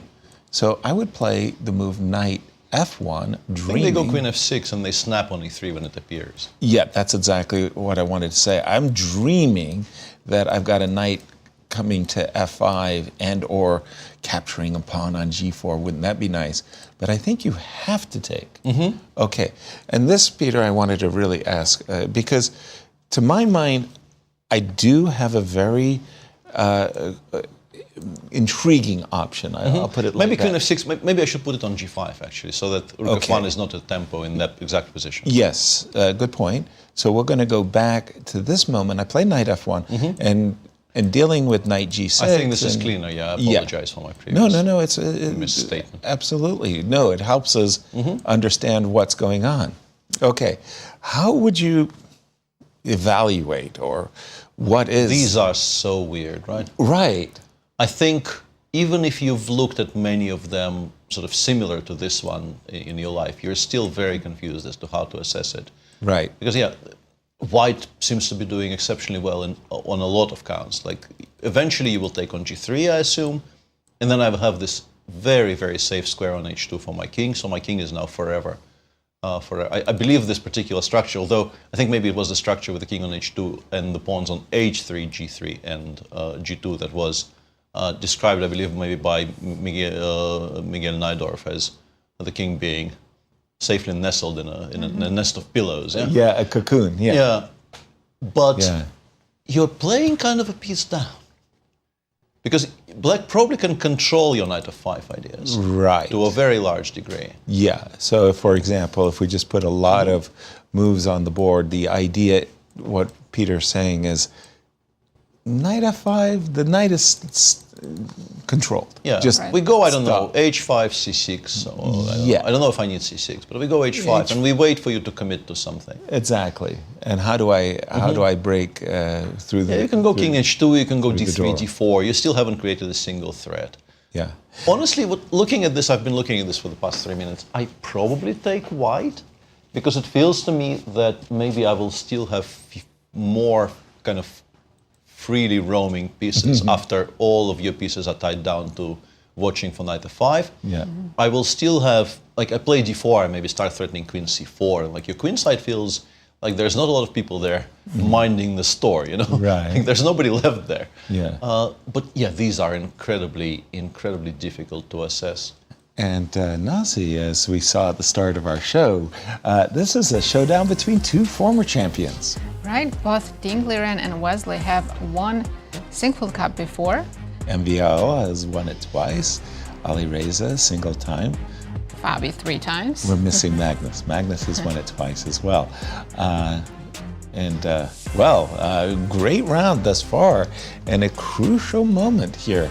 Will Liren, world champion, go for peace sacrifice?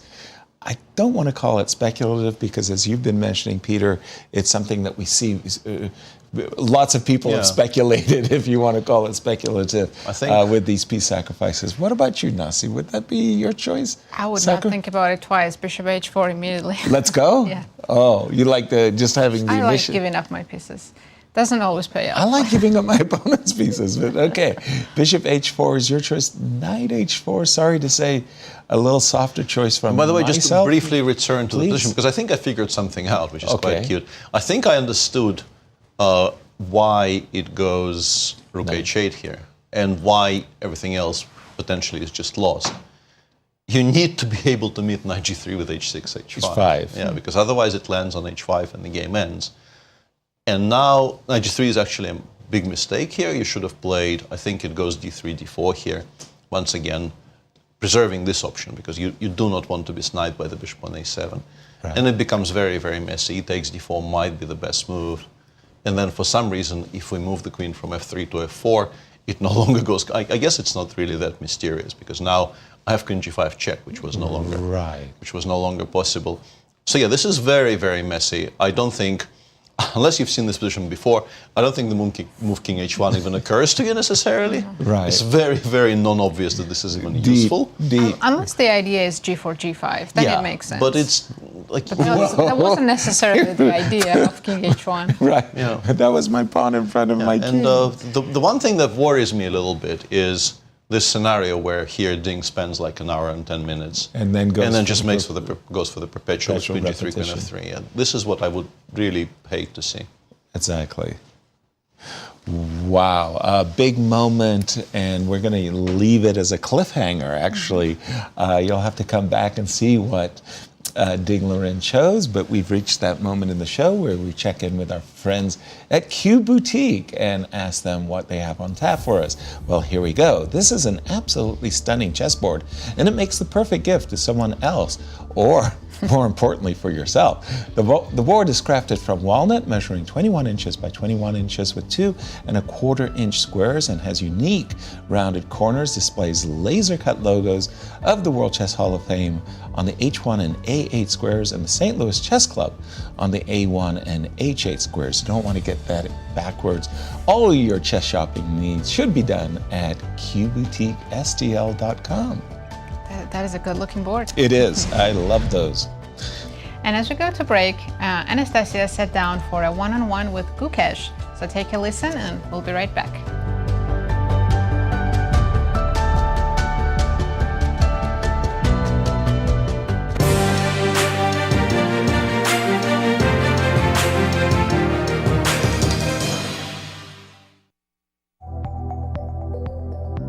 Gukesh, welcome to St. Louis. It's your first time in US, first time in St. Louis. How did it feel to come here and see the chess club, the Hall of Fame? What feelings do you have? I've always wanted to come to the US, especially the St. Louis Chess Club, and yeah, I've seen so many videos and so many games from here, so it's nice being here. And yeah, I visited the Hall of Fame by accident before coming here, so that's also nice. And yeah, looking forward to the experience. What are your first memories about the Sinquefield Cup? Were you following all of them or some of them? Yeah, I've been following this tournament for a lot of years. It's been so many years that I don't remember what my first memory was, but yeah, a lot of interesting games and a lot of exciting tournaments here. And yeah, one of the most traditional and one of the top events in chess. I've been very eager to play here. So you're looking forward to playing this event, and what are your hopes?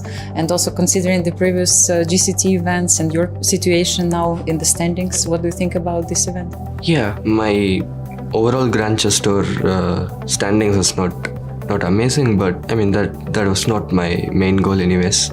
I want to take this tournament as an individual tournament, and I just want to give my best. And I've seen a lot of videos in this tournament with the board and pieces, and I've always wanted to play. I think I never played in this model, so yeah, I'm quite excited for that. I was wondering that if the Sinquefield Cup is kind of a warm-up event for you before the World Championship, or you take it in a different way? For sure, it will be a good practice and good experience playing such a tough tournament before the match. But for me, this is an individual tournament. The match will be different. What happens here doesn't really translate into the match, but I just want to give my best in this tournament. And yeah, any tournament I play, I want to win the tournament, and it'll be the same.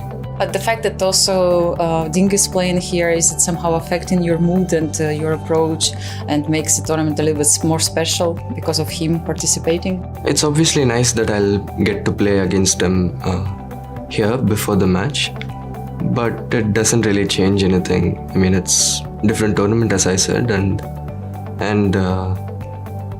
yeah, I'm just looking forward to play some good games. Have you started your preparation for the match already? And maybe you can share some secrets. How big is your team?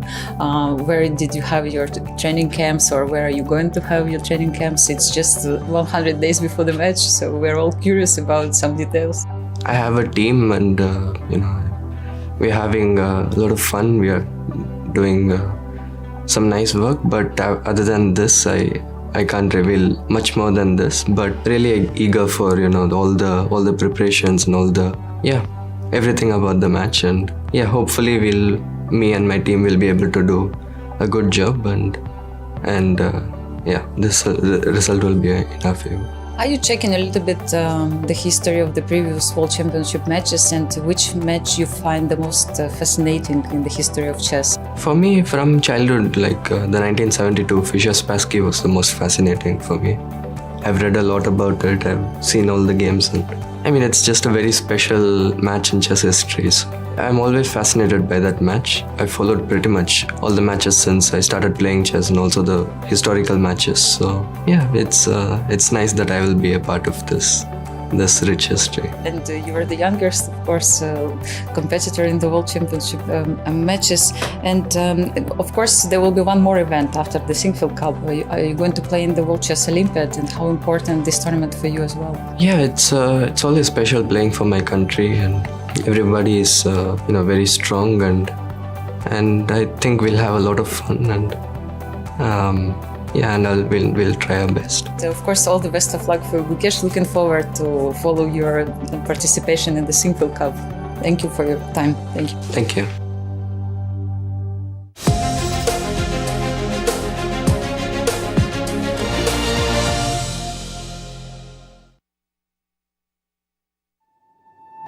In our game, we see echoes of warfare. Every bishop's silent shift. Every piece finds its place. The clocks are ticking, and every second matters. Legends will rise, and champions will fall. Give it everything you've got, and ask for more. This isn't just a game. This is it.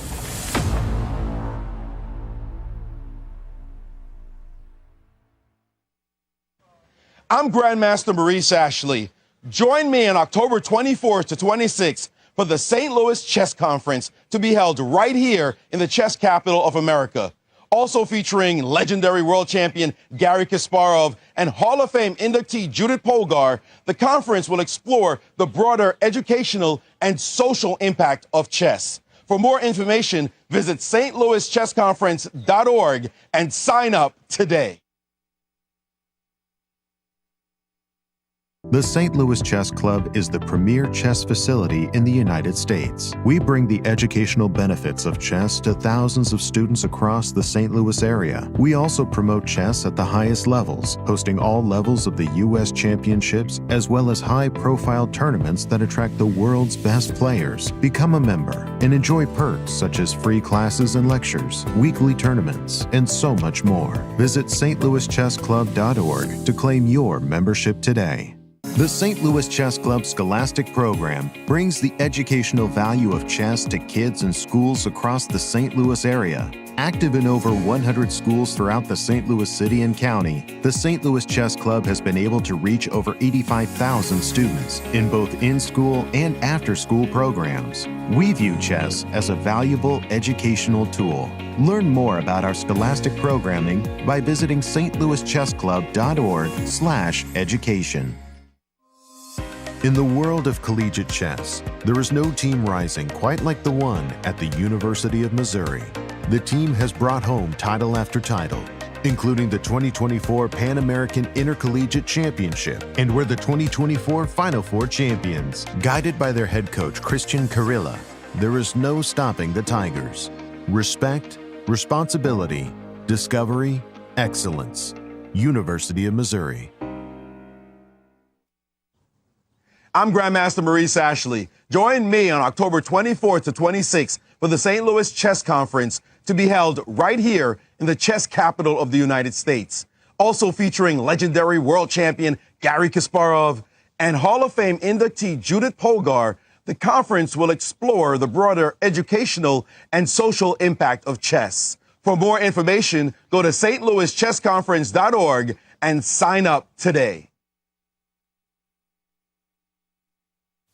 The World Chess Hall of Fame, located in the heart of St. Louis's historic Central West End. Want to know why chess has intrigued people around the world for nearly 1,500 years? Stop by and learn about the impact of chess from our 3 floors showcasing the art, culture, and history of the game. The World Chess Hall of Fame has something for everyone to enjoy. For more information on current exhibits, please visit worldchesshof.org.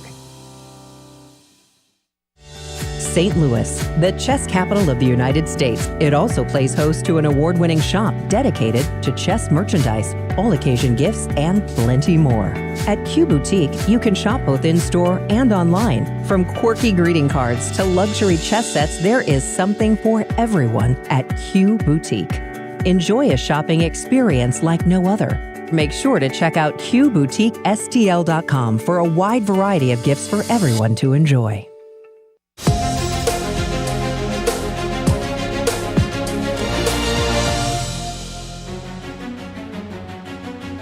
Welcome back, everyone. Let's take a look at our current standings. We have a tournament leader currently, Alireza Firouzja, who's the only player who has won a game so far. It's been tough, hard-nosed chess. It's not through a lack of effort that the players haven't been trying, but they've been unable to score. We're very fortunate. Yes, so far. We're very fortunate, though. We have a special guest, club statistician, Ben Underwood. Welcome to our show. Thank you very much. I'm happy to be here. Absolutely. So I have my first question. How do you approach to collecting all the statistics for this major tournament? Well, let's just back up for a second before we go there. Ben, introduce yourself. How has it happened that you became our stats man? I began a company called Bud Analytics where I look at the different statistics of different sports, and chess is a sport that we don't yet have intermediate statistics in our game yet. So I thought, go ahead and start collecting these statistics and see what I can find about the game to make it more exciting or perhaps learn more about chess itself. Well, I know Maurice was so enthusiastic about the work that you had done, And thank you, of course, for all the graphs you've been providing us as well. But furthermore, did you pick that up from other sports that you bring the statistical world to chess? Yes. So I first began with interest in other sports, and then upon seeing that chess had yet to have these intermediate statistics to measure the game, I became very interested in trying to find that for the game itself at first. Right. Okay, well, one of the things is the win probability, right, Nasi? We like those graphics. Yes, for every day. Because you got some explaining to do. Go ahead, take it away, Nasi. So chess is still in the tournament. Pre-tournament, we had Fabi as the leader at 21.6%. After day one, it changed because Firouzja defeated Fabi, and then Firouzja became the top contender at 19%. Right. But then this one happened. Check it out. Number 2. Yeah, you were surprised by Nodirbek jumping to second place. And that's what I wanted to ask you about, Ben. How do you get to these numbers?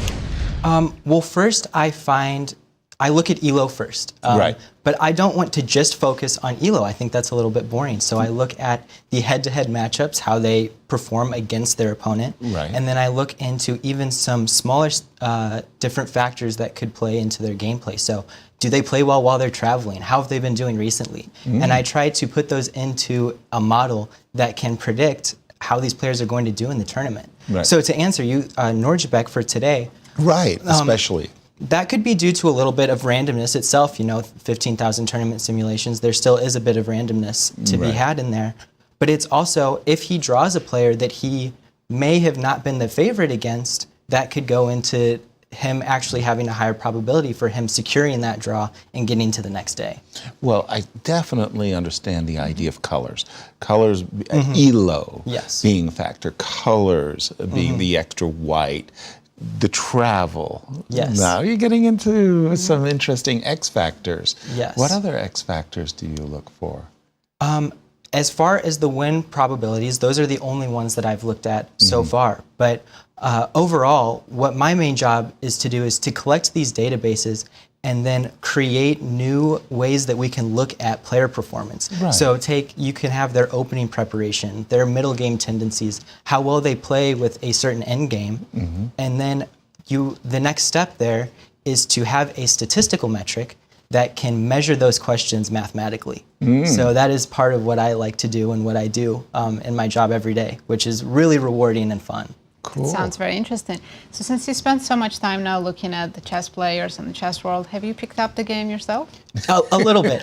I am still by no means a great chess player, but I am trying to get better and better as I practice and listen to you all every day doing your analysis. Nice. That's wonderful. And I'm sure you've done predictions for this Sinquefield Cup, but personally, what do you think? Who's going to I feel like I need to pick Firouzja because he's now the favorite in the model that I've made. But, at a 23% chance to Firouzja to win, that means he has a 77% chance that he might not. So within that 77, I don't want to count out Nepo, and I don't want to count out Nodirbek. I don't think that they've performed to the level that each of them have wanted to so far in the Grand Chess Tour, but I think that they could show some favorable results for themselves if they keep up the good work in this tournament.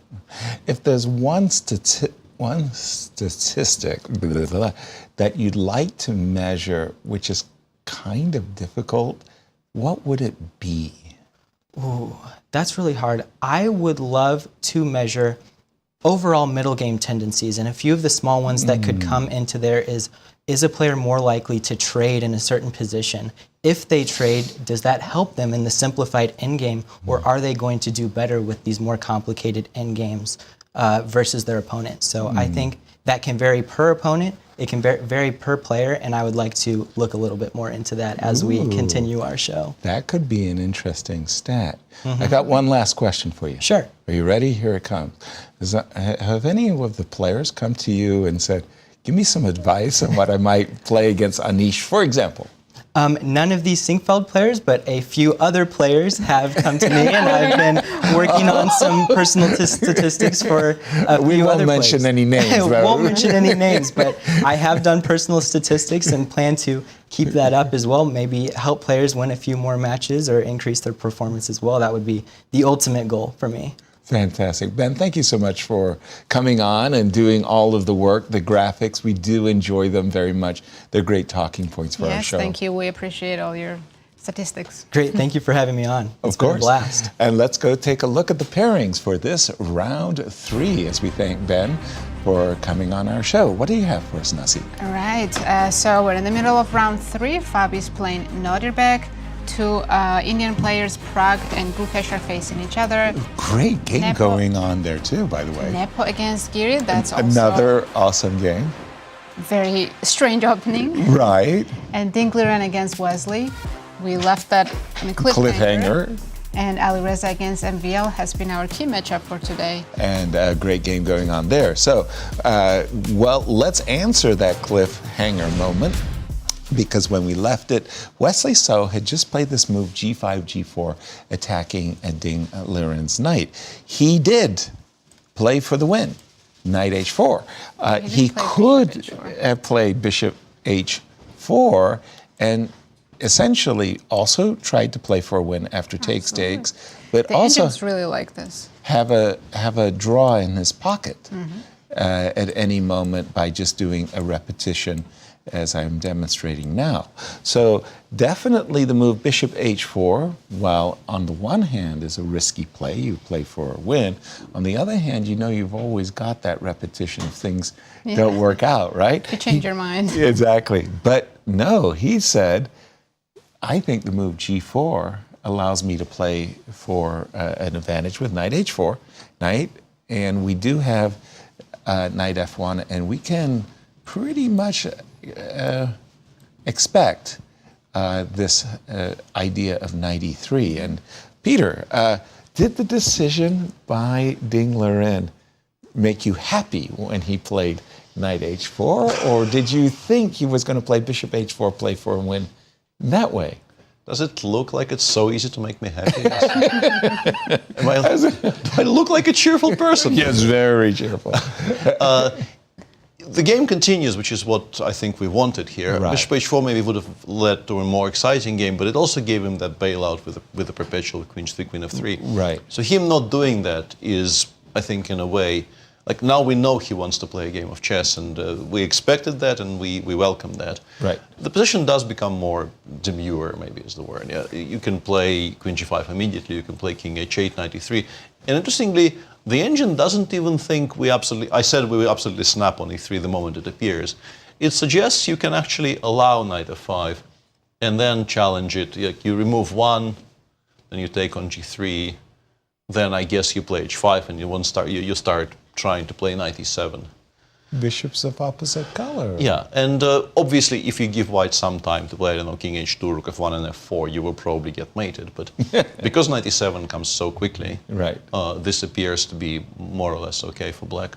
Which is interesting to me. I really did think you have to get rid of that knight the moment it gets there. But it doesn't like bishop takes e3, and interestingly, it takes with the rook. It doesn't even take with the pawn. It takes with the rook, plays d3, d4, and just says, f5 is not coming. There is no way to attack the knight on h4. So I can live with it being on h4 for quite some time, because I have a very nice center. I have the bishop pair. If you take on g3, you improve my structure. Eventually, it will come out. But yeah, now an interesting question for Wesley. Does he want to play king h8? Does he want to play queen g5? We're expecting the knight to land on e3, and it will be an interesting test of how Wesley feels about this position, whether he immediately takes or just ignores it and starts trading once something appears on f5. All right, thank you for that. And Nazi, where would you like to take us? I want to draw your attention to Pragg's game against Gukesh, especially on the clock. Gukesh has 1 hour and 56. Okay. Pragg 54 minutes. How many moves did they play? 18. So 1 hour and 56. He's played 18 moves, essentially in 4 minutes. What moves they are as well. Peter. This is some really, really high-level preparation. I don't think Gukesh is a bluffer. Gukesh generally, if he plays quickly, and in particular if he plays such committal lines, I think it's very safe to assume he knows what he's doing. And we left it somewhere here, and as I mentioned, the engine was kind of passing here. It wasn't really committing to any of the moves. Like it went a3, often it would go h2, h4 later for reasons completely unexplained to me, frankly. Right. But Pragg played queen b3. Once again, I'm not sure what the threat is, but it's just maybe you want it on e3 later, maybe you want to put some pressure on the d5 pawn. And what happened is a more or less instantaneous reaction of f6 followed by f5. Wow. Not even including knight takes f4 first, but playing f5 here. I guess the point being that while the bishop is still on the board, you cannot play e5 because it gets captured with very simply g5 and f4. And Pragg, I think, spent a bunch of time here choosing the way he will deal with the structures here. One option was to take with this pawn. Black would take on f4, take on d5. And now you probably, if you want to play for a win properly, you probably play e5. e5 this is a very closed position, but black can play, let's say, rook f7, knight f8, and you will find it very, very difficult to make any progress. Black is extremely solid. There's a high likelihood of everything coming off the c-file eventually. So the way to try would be ef5, rook takes f5, now either bishop h3 or queen e3, to which black responds by defending the e6 pawn quite comfortably. We do have a very, very gorgeous knight on e5. The bishop on b7 is not great, but look at this. Look at this collection of timber. Yeah, I couldn't really figure out what I think about this position. Probably around pretty balanced because there's only one weakness. Yes, the bishop is not great, but it's difficult to generate too many threats against only one pawn weakness on e6. And the other option is what seems like Pragg is going for. He went e takes. Now you absolutely have to get rid of that bishop. C takes d5. And now you have a choice of the immediate c4, c5 using the pin on the b file, or you can start with knight e5 and perhaps play c5 next move if black allows. But after knight e5, bishop b4 becomes a move, trying to get some pieces off the board. If black takes on e5, you're supposed to take with the d pawn. Black can play rook c5. This also looks like it probably fizzles. White is quite comfortable, but it feels like there will be massive trades coming very soon. So the ambitious thing to do here would be to play c5. And it gets quite sharp because white still wants to play queen e3. White wants to obviously at some point occupy the e5 square. And for instance, if black plays queen c7, the line the engine suggests, we get here. And now we play, I really don't know why it plays a2, a4 here. This is very difficult for me to understand. Let's make some normal moves. Takes, rook c1, let's say black goes rook f8. And we find ourselves in a position where both structures, I think, severely compromised. I think that would be a fair way to describe it. We can try aiming this knight at the c5 square. This knight has an e5 square. But our bishop, and this is a very typical, this now kind of looks like a stone wall. Yeah. And one of the features of the stone wall is if white develops the bishop to g2 and has no pawn breaks in the center, it looks very cute but does absolutely nothing. Right, stuck. So white now will have one challenge would be to find some kind of a job for this bishop, and the other one is to solve, like if we could teleport it to c5, we'd be quite happy, but seems unlikely. And currently on my screen, after queen b3, black might have to repeat here. So this is all very, very sharp, considering how close Catalans have a tendency to become quieter. This is a very interesting position, but he's gone knight e5. Knight e5 he's on gone board. knight e5.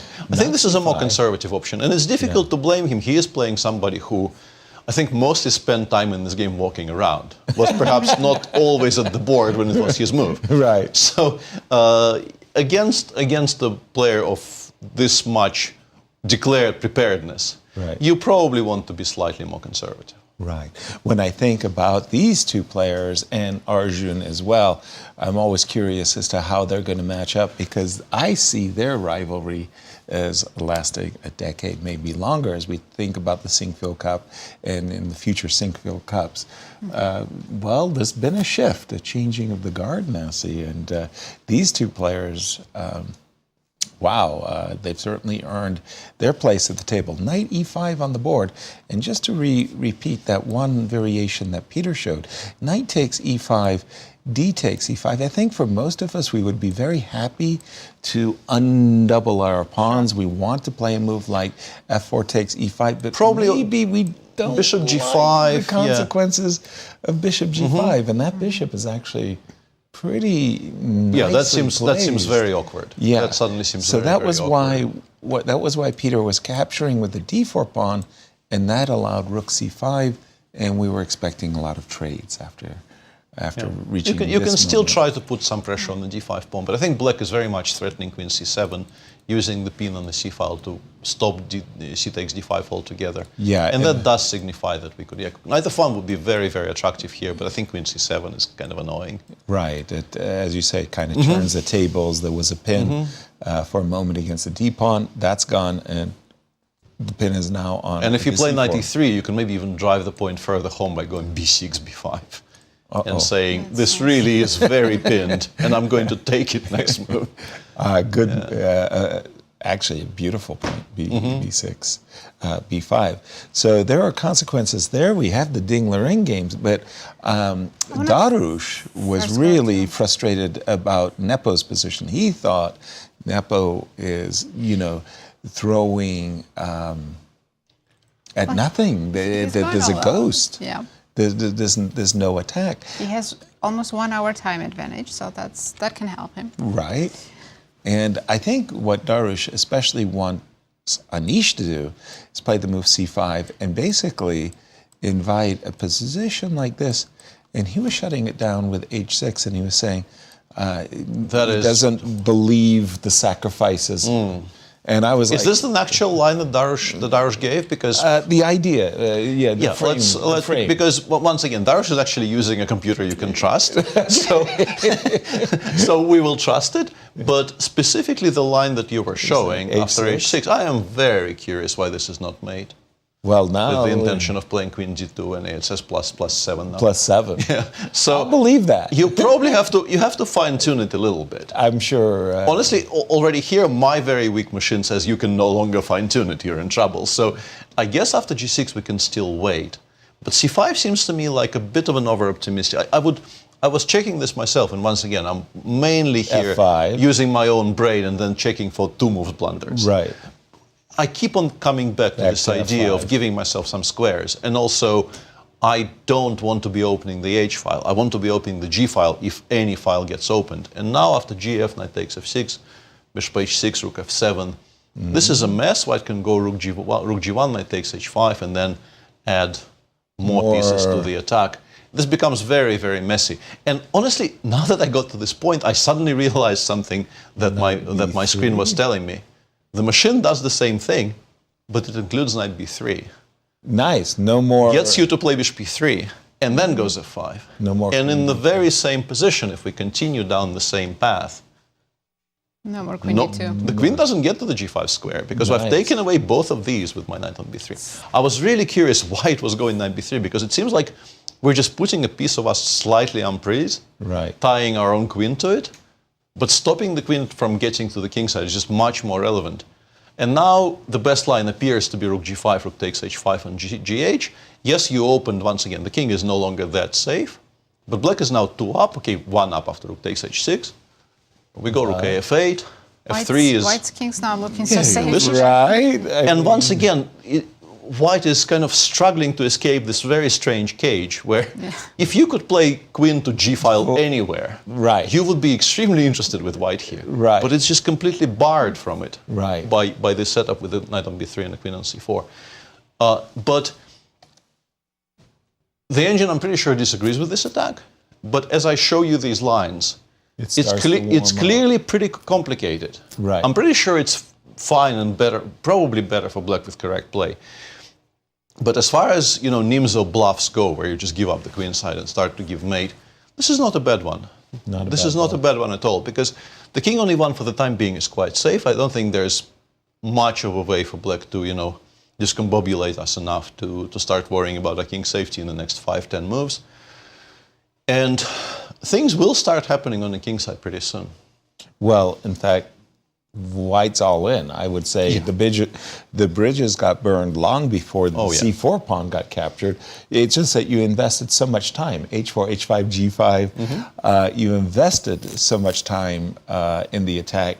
You're all in. And I love the move knight b3. I absolutely love that. And this is actually, this was a very pleasing experience for me, because often the machine tells you something is much stronger than something else, which looks much more natural. And you just can't figure out why. And there, sort of live on air, bang! I got to the point where I suddenly realized why we were making this move. And this is very, very often how your analysis with computer goes. Right. Where you see two options which look extremely similar, but have a wildly different evaluation. Right. And you just, for the life of you, cannot work out what the difference is. Right. And then, if you're lucky, progressing down the line, eventually, like the light bulb goes off, and you think, I covered a square here, or I provoked something.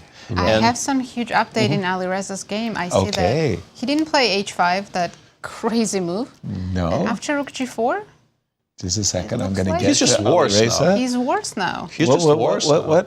Okay, so he did go g4. Right. This, we he did go rook dg1, which is Right. also completely fine, but he did not play h5. Which was the fun we understand game. why. It's such a weird idea. h6. For those of you joining us late, shame on you as always. Evaluating this position correctly is very And then difficult. getting to this moment where we played knight to b3 and just said, look at your structure, enjoy it. But after the knight jumps to d4, maybe you're not going to enjoy it. We were looking at a move like king g6. But what happened instead? He didn't play. He took on g4. MVL has already taken on f5. The rook will now drop back, I'm guessing, to g1. You can argue for rook g2, but after rook g2, f4, f3 actually comes faster. So I think rook g1 is probably more natural. Okay. And now, interestingly, even though, let's say, you play king h7, you are very worried about queen d1. But the engine says you don't have to be. You can play queen f7. This is just a one-move threat, which is very easily covered.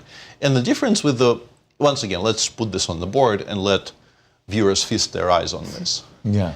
A huge part of the reason why this isn't great for black is this piece is not playing. Right. Whereas in these positions, it will be on h6, supporting the push of this huge pawn center that black now has. Yeah. And it's going to be very difficult to deal with. Like you actually have to switch to defending here. You have to do something like knight c2, bishop h6, knight d4, bishop d7, I don't know, king b1, and hope that this, bulldozer that is about to start rolling down here with either f4. It's interesting to me that it actually goes e3 rather than f4 in this position. I would probably not even consider the move e3 in this position. I don't like to break up my chain here. But after f4, it stops it immediately by playing f3. And this is the kinds of decisions that Alireza might have to take here, just allowing this massive protected passer. But it gets blocked on the e3 square. And in fact, e4, e3 is a massive mistake here. You don't do that. You play 4. You keep your center as liquid and as fluid as possible. This is still a very sharp game, but very much in favor of black. And interestingly, the engine even does this. The engine says, you can play king f7, king f7, put one rook on h8, bishop on h6, the other rook on g8. The king appears to be reasonably safe on f7. Damn. And it likes pretty much all of these options. Even the immediate f4 and pretty much any of the king moves. All of that seems to be quite good for black. Oh, I don't want to jinx it, but it looks like MVL might break his drawing streak one way or another, right? For sure. In some way. And I think our audience wants to join in our conversation. We have a media, social media. I think we have question? some question from social media. Let's have a look-see. Stump the Masters. Here it comes from Megan. Better to be more aggressive early in the tournament or play it safe to start off? How would you answer Megan's question? It depends on the pairings, right? Depends who you have in the beginning.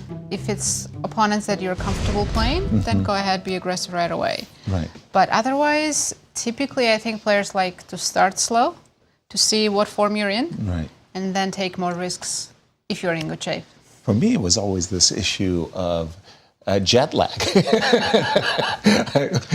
It wasn't, I didn't know what form I was in. I was just wondering where I was. That as well, yeah. Like, what time of the morning is it, that I have to be waking up? How about you, Peter? I used to be very, very conservative in this respect, but grown more fond of the idea of just going all out and trying really hard. In particular, if it's an important tournament, I think if you put a lot of stake in your result in the tournament, I think just trying to force a good start. Because for me, how I began the tournament often determined more or less entirely how I do. Right. If you win a game somewhere in the first couple of rounds, your entire demeanor changes. You start feeling like good things are possible. And if you don't, the longer this non-winning streak continues, the more kind of meh you feel, and the more it kind of goes downhill. So I think there's an argument for actually being a lot more aggressive at the start, but I think players are unused to forcing it. Players are very, very kind of conditioned to play quote-unquote objectively. Right. And objectively in this field leads to a lot of very balanced games. Gotcha. Another question from social media. Stump the Masters. Here it comes. Let's have a look. Question from Nate. What are your predictions for the World Championship? Will one player run away with it? Will it be tightly contested? Playoffs? Ooh, I'm going to say all of these are possible. All of these are possible. For me, it just really depends. I'm expecting Gukesh to come in and play just his really, really good, normal self. The question is, Ding Liren's form. We know he's had some health issues over the last 8 months or so that he's really dealing with and is training. Ding also has an advantage. He has the experience of having played the match. Of course, and that's meaningful. But this young man, Gukesh, he doesn't fear anybody. And you could, even when he's having these interviews and he's telling you what he's thinking, he feels very, very much at home with these players, Peter. Absolutely. He is quietly one of the more confident players you will encounter on the circuit right now. Yeah. And without reason. Oh, sorry. With good reason. With good reason. Because, his results over the last year and a half are stellar, culminating in him scoring +4 in the candidates. Toronto, yeah. And, This is what we were talking about. So later this year in November, there will be a World Championship match between Ding Liren and Gukesh. They've only played 3 classical games, 2 wins for Ding and 1 draw. Yeah, and that one draw was here. It had actually been 2 events in Tata Steel where Ding Liren had black in both their games, and won twice with the black pieces. By the way, we never got a chance to talk about it, but in the position when MVL did get... hold on, let's go back and go forward. Why did Alireza capture on G4 and not play H5? Because in his mind, I think he had it in mind, he was going to take on G4, and after taking, he wasn't going to play Rook G1. Mm-hmm. He was going to utilize the open G file. He was going to play Rook G6. And that's what he did play, I think. He did play it. But it's not great, and I think it's not great for a very specific reason. And it has to be very specific, because I've got a big threat at the moment, right, Peter? Well, I have Rook E7 in reply to that. The threat doesn't actually win. But the big thing that Rook G6 allows Black to do is to play F4 followed up with Bishop F5. We go F4, you have to play, I guess you include Rook G1. Exactly. There's no downside to including Rook G1. I go Rook E7. And now your pieces have to start going back. On G4 I think I snap and I go F5. I would take on G4 here. Actually, King H7 is King H7 starts to be interesting. King H7 is even more ambitious. Yeah, King H7 wins that Rook on G6 if I want. Yeah, I was going to play H5. But even in a more schematic fashion, let's just do this and play F5. As long as I don't lose the C6 pawn, which worries me a little bit after Rook G6 back. Yeah. Right. E3, I was happy. I was going to play Knight F3. Mm-hmm. Happy or not, I don't know. I mean, yeah, and MVL has already played F4. MVL is playing a really good game. And so we far. do have Rook G1, so they may be landing right in this moment. Rook E7 makes sense, right, Nazi? I'm going to take on G7, so it looks very, very practical to play this. And then here, Peter said I'm snapping right away. I'm just not even going to think about it. I think it's a mistake. But King H7. King H7 or even King H8, because there's some merit in H takes G6 in the future not being a check. So we do have King H7. Now, Peter was saying your pieces are going backwards, but... Maybe Knight C2, try to go to D4, but there's Bishop F5. Bishop F5 and then F3. We win so much time. Scary. Like Bishop f5, you have to go back to g2. I don't think a positional exchange sacrifice will work. So knight c2, bishop f5, rook 6 g2, I go f3, rook g3, and how big is Black's advantage here? By the way, he has played knight c2, so we can expect bishop f5. I think bishop f5 happens, and after rook g2, the engine suggests playing something like king h7. Yes, one of the knights gets to d4. Okay. No, actually, let's include f3, rook g3. F3, rook g3? Yeah. Okay, fair. On the Because, previous one, yeah. oops, oh, sorry. Yeah. So you want, on a future day, a bright, sunny diagonal. Yeah, f3, rook g3, I go king h7. You do plant your knight on a very good square, and I go bishop d7. Okay. And my next move is bishop h6. And the engine suggests it's just very difficult to shake the setup. Black is a pawn up. Black has two wonderful bishops. Is Black a pawn up? Maybe not. I'm not sure. No, it's equal pawns, actually, yeah. But it looks like Black is like two up. So. Well, it just looks like a beautiful diagonal. And if the attack doesn't pay dividends, it's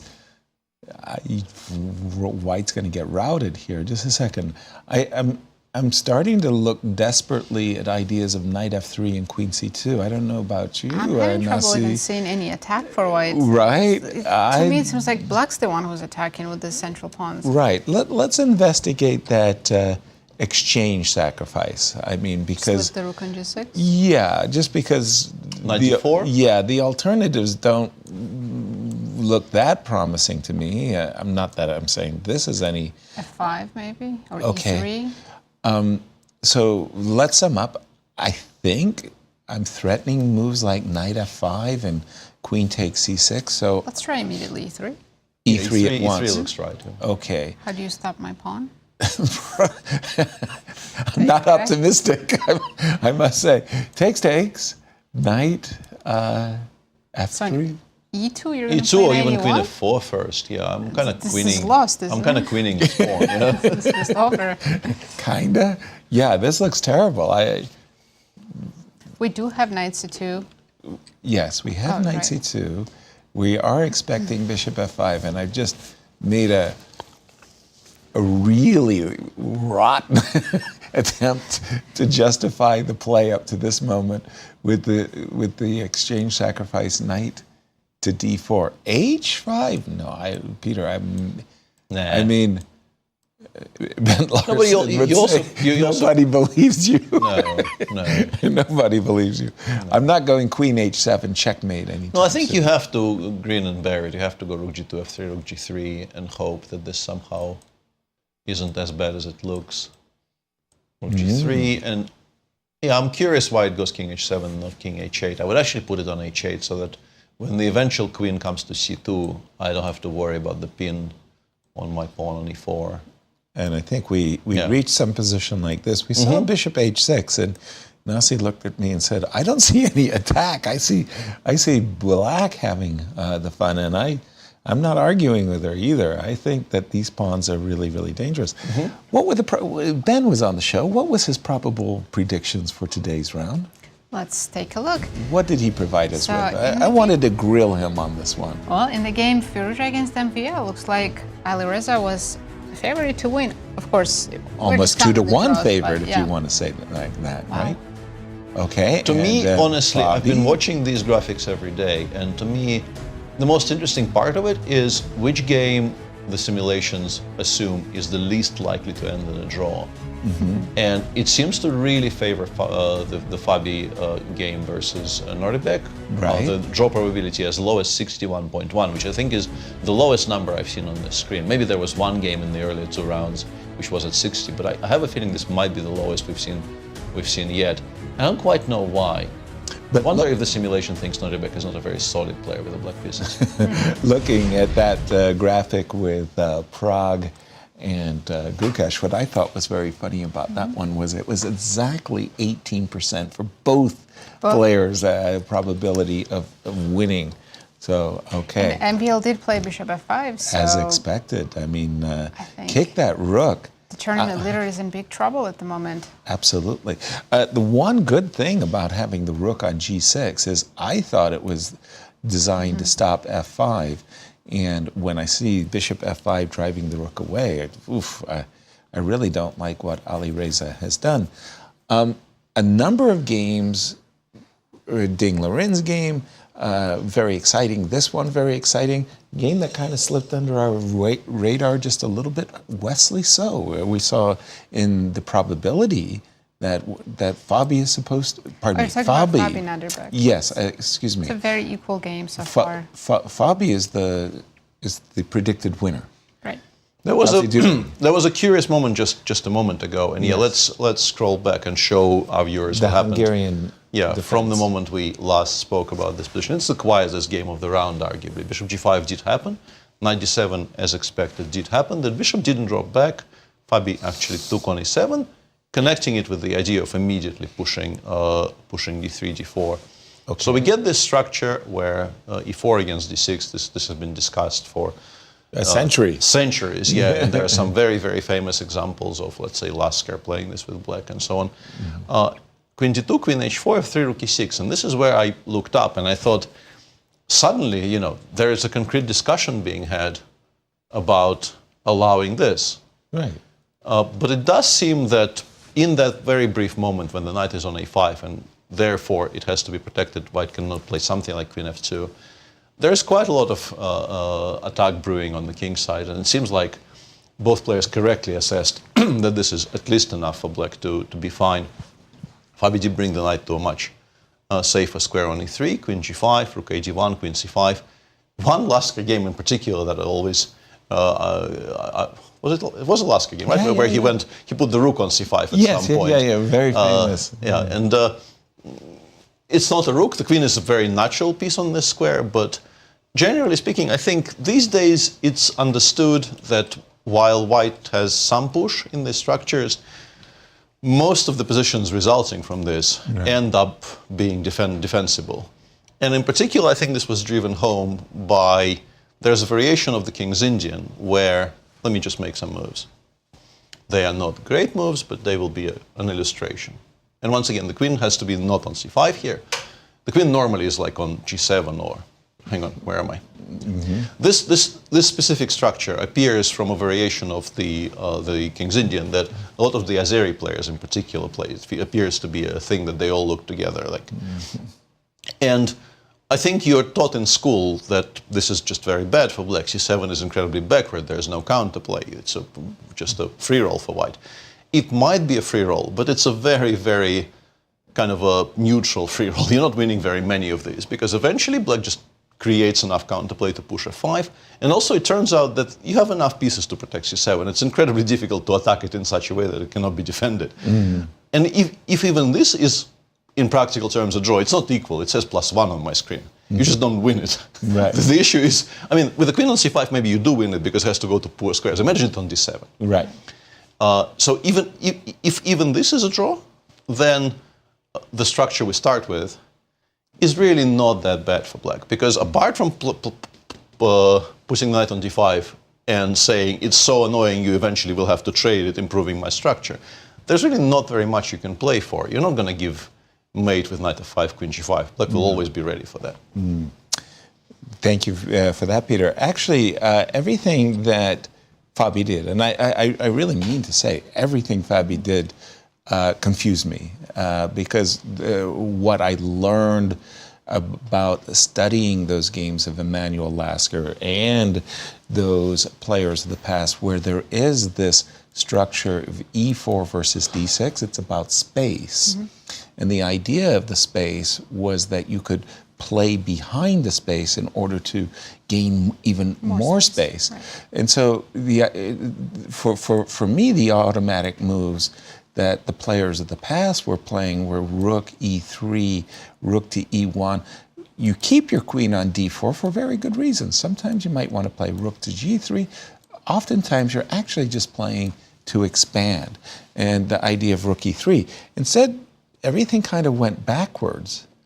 And, you know, the queen went back to d2, the knight went back to e3. Any issues whatsoever. And I'm confused by the play, but maybe Fabi's just saying, okay, I can't do anything, but you can't either.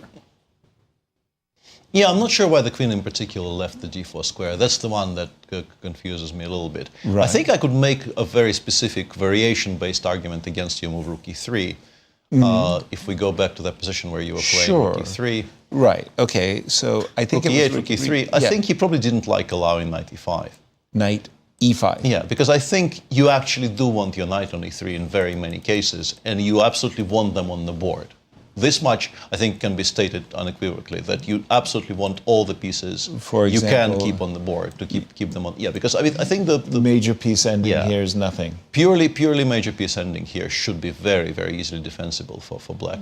So I think preserving the e3 square for the knight, I can explain. But why, for instance, in that position we're not starting with f3, why did he feel he was obliged to drop the queen back first? This I cannot explain as easily. I would very much like to actually keep it on d4. I think it's very, very nicely placed on d4.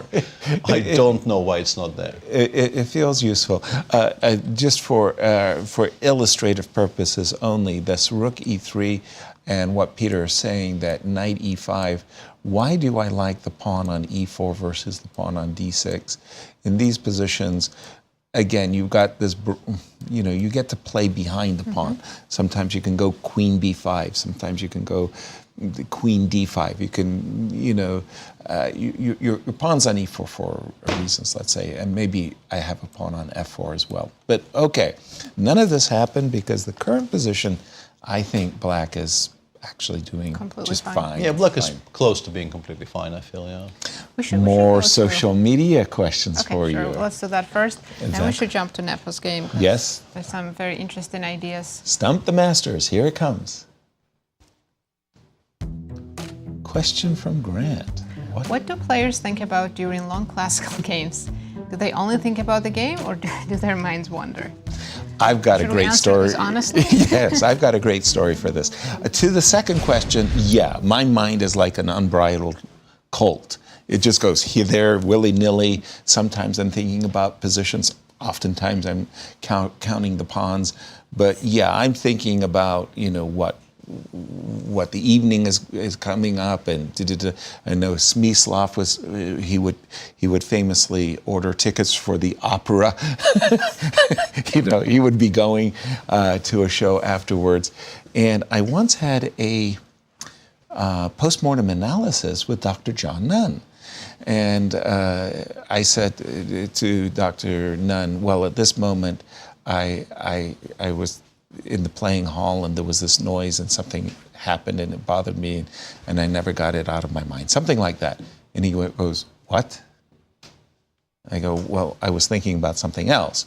He goes, what? I go, come on, what are you talking about? I mean, I had, I lost focus. He says, what are you talking about? He never lost focus. Not the entire game? Its entire game. Classical game? His mind did not wander. How is that even He had possible? the discipline to maintain at all times his focus at the board, and it drove me back. I didn't know anyone could do that. I've never met a person who could keep so focused. I haven't either. Your mind wanders, in other words. Absolutely. Absolutely. Think about everything. Peter, 8-time Russian champion. Yeah, Do you ever have a wandering mind? Yeah, I want to say that for me, I very much concentrate on calculating the position. It's just most often not my position. Somebody else's position. Yeah, I am a habitual wanderer of the playing hall, and often other games are much more interesting than my game, so I just start calculating those. It's not like That's funny, by the way. PSA, do not do that unless you feel very confident in your ability to sort of recalibrate and get back to yours. And maybe just don't do that, because it actually kind of wastes energy that could be more constructively used actually trying to work out what's happening in your game. But no joke, I often spend significant chunks of time trying to figure out some other sharp positions in the round, because they interest me. I like the game. Of course. But in terms of your colleagues and talking to them, do they have this ability to be completely focused and composed at the board, or do their minds wander? I think you can sort of you never know. It's other people's minds are obviously a closed book, but you can deduce some things from behaviors, right? Right. And the one person I would say who probably ranks very high on the list of people like John Nunn, who don't really get distracted very far from their own game, would be like Vasyl Topalov, who barely gets up from the board. Yeah, Perhaps he has like one visit to the bathroom per game, and that's it. And he appears to not be at all interested in other games of the round, and appears to just be very, very deep into calculating and working out what's going on his own board. There are some other people like that, but Topalov is my obvious go-to example of somebody who always appeared to maybe be just absolutely drilling into his own game. You know, And look at these players; they're just wandering around. Ding, Liren, there you see. I've heard there's an interview of Grishuk, and Yes. he was asked, why are you always in time trouble so early in the game? And he said, when I have too much time on the clock, I just think about life. I don't think about chess anyway. It's when you get into time trouble, then you actually have to. Yeah, right. Then you got to drill down. Yeah. Let's get to some of these games because, again, there were some really great, sharp games. I'm going to go with Alireza just to see what happened after Bishop F5. Well, guess what? He dropped back with the rook, and now we're seeing And Bill's playing really well. Yeah, Alireza, our tournament leader, in serious trouble, and like you say, commentators curse. You don't want to jinx the 21 game streak that MVL is on. 21 games in a row that MVL has drawn, no results. But he certainly does have an advantage in this position. I wanted to ask about Jan's game with Anish, Giri. No knight b3.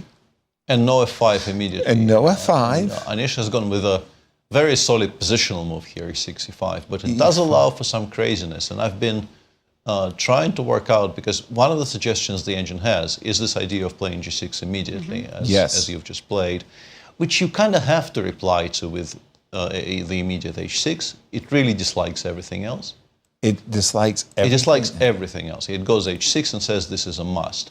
And you can still go bishop takes h6 in response, even here. Wow. Follow up GH, with queen g2.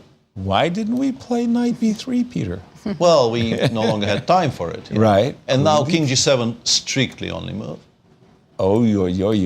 Okay, now white needs to open things up, although now that I look at things, we should at least mention why knight g3 is not winning on the spot. Why isn't knight g3 winning on? And I guess the answer is f5, knight f5, rook f5, because obviously if that knight lands on f5, the game probably ends in white's favor. Exactly. But it only survives there for a brief moment, and then it gets taken off. And the king on g7 is now completely safe, using the opposing pawns as a shield. So you play gf, discover check, king takes f7, queen takes h6. You go king e8.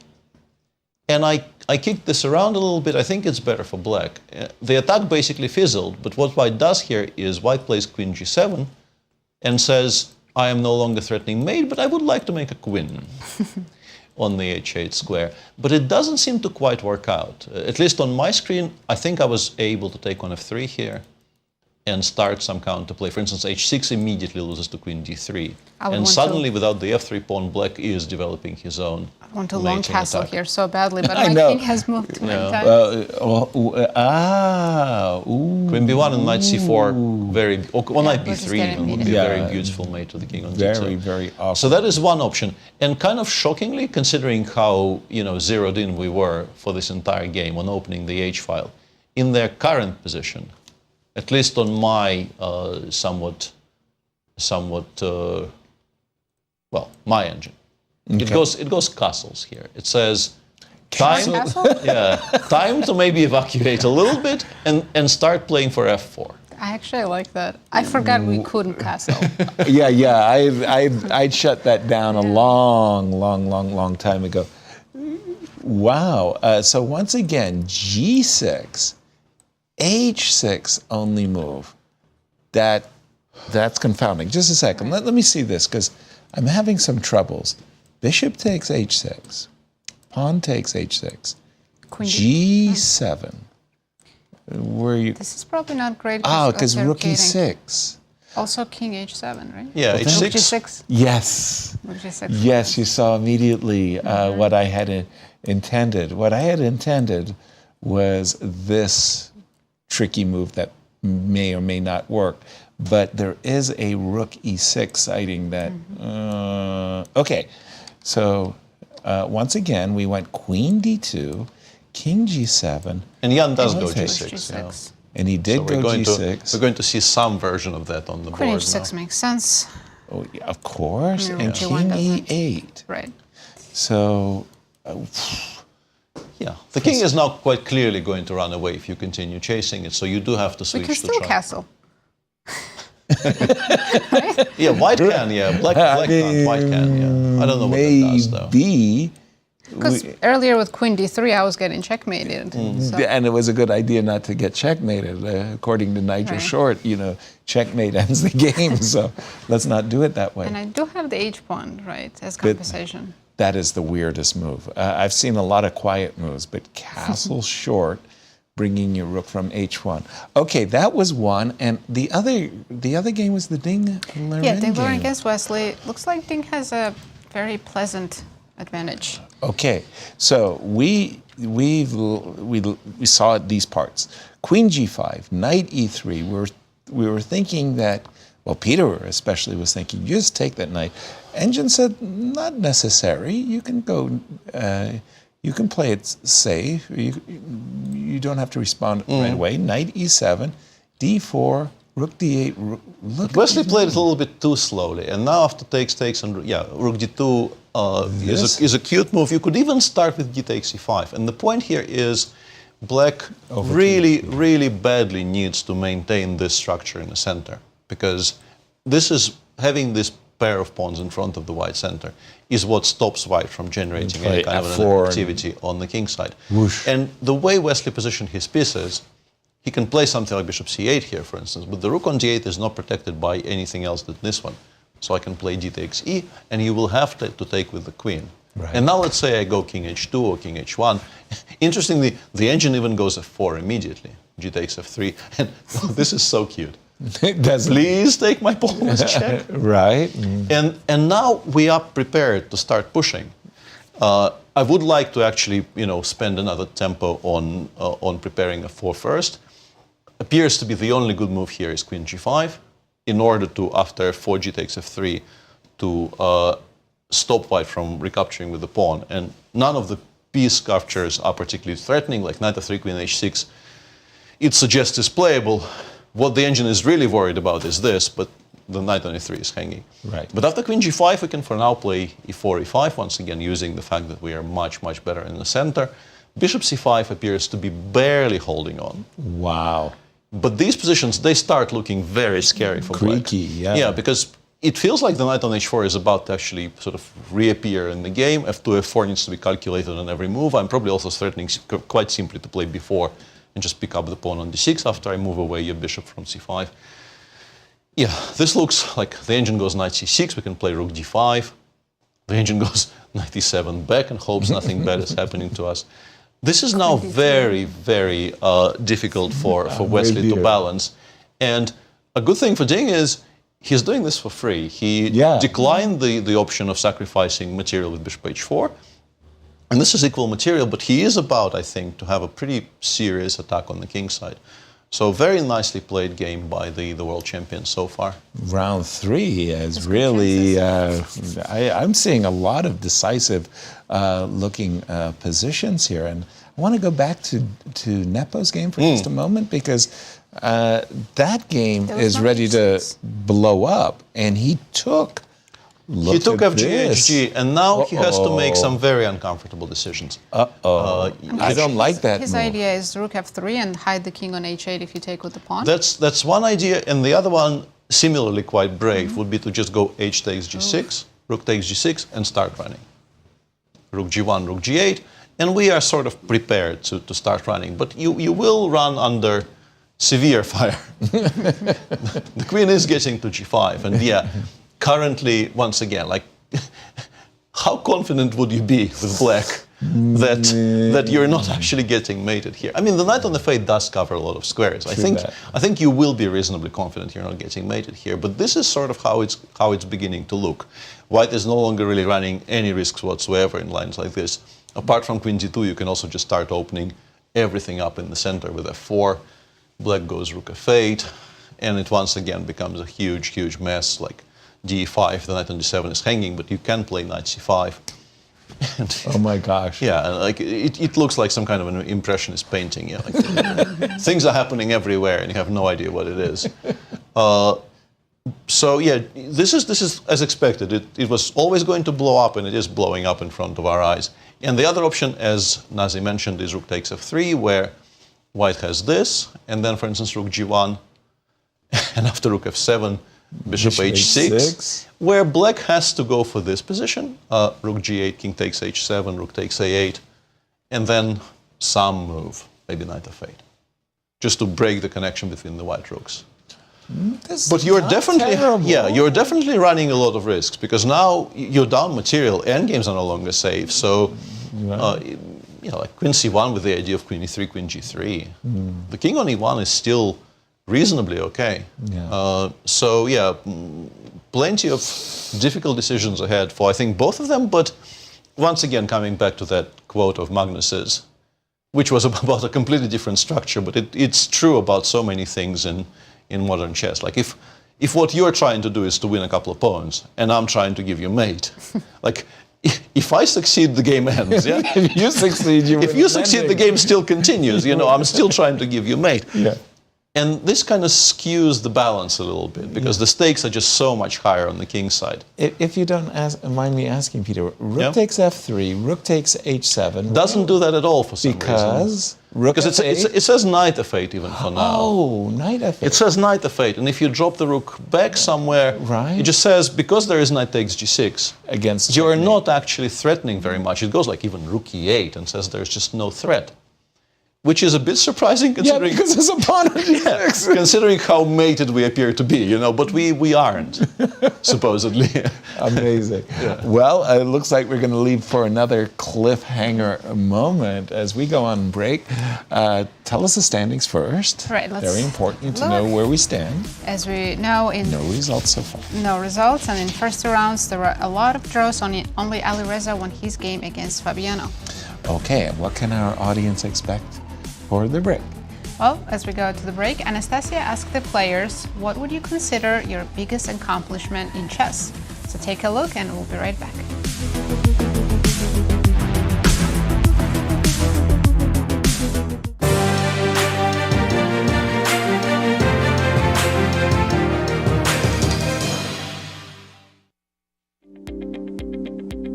Looking at your career, what do you believe was your most significant achievement? I always try to, to answer it. I still hope it lies ahead. So yeah, let's see. Like there are two events at least that come to mind. Like, of course, the World Blitz Championship in Warsaw in 2021. But maybe the hardest one was winning the Sinquefield Cup back here in 2017. Of Magnus and lots, like literally all the top players in the world, simply because I wanted this win. I had not won outright an event with Magnus, I think, and felt like at this point in my career I was having like a succession of two very good years. I was showing I was like easily top 5 in the world, sometimes top 2. So I felt like it was long overdue that I showed that I can win this type of event, and the fact that I managed to do it felt really good. Yeah, I guess I won Grand Chess Tour was a big achievement, of course. And also passing 2800 was very good. One of my highlights of my career was Olympiad in Chennai, and I guess the whole, this 2024, beginning of 2024 also was one of my highlights, and I played good in Vaikanze. I managed to win Pragg Masters. And I raised my rating to top 4, and my breakthrough was, of course, in 2021 when I won the individual World Racket Championship. Yeah. I think so far it's winning the candidates. Yeah, there's no doubt about that. Well, of course, winning the World Championship match last year. Also finished second place in the candidates tournament 2 years ago. Winning gold medals in the Olympiad, or winning a Grand Chess Tour and stuff like that. Yeah, I don't know. There are many other players who are more accomplished than me. Yeah, World Cup performance would be I think one of the tournaments at the top, and also playing the candidates is it's amazing feeling. And yeah, these two are the things that come to mind right now. But yeah, I would say that I haven't really done too many achievements, so I really hope I can do more in the future. I would say the candidates in 2018 winning that, the highest pressure and the toughest tournament to win for sure. By performance, of course, it wasn't. The Sinquefield Cup in 2014 was my biggest performance. But if I look back on like what was the most difficult and what took the most energy, what I'm most proud of, it's probably the candidates 2018. I think also the more the stakes are heightened in an event, the more difficult it is to win and the more proud you can be of a victory. So that's why the candidates takes pretty much the top spot. Of course, the match usually takes the top spot, the World Championship, but the candidates is right below that.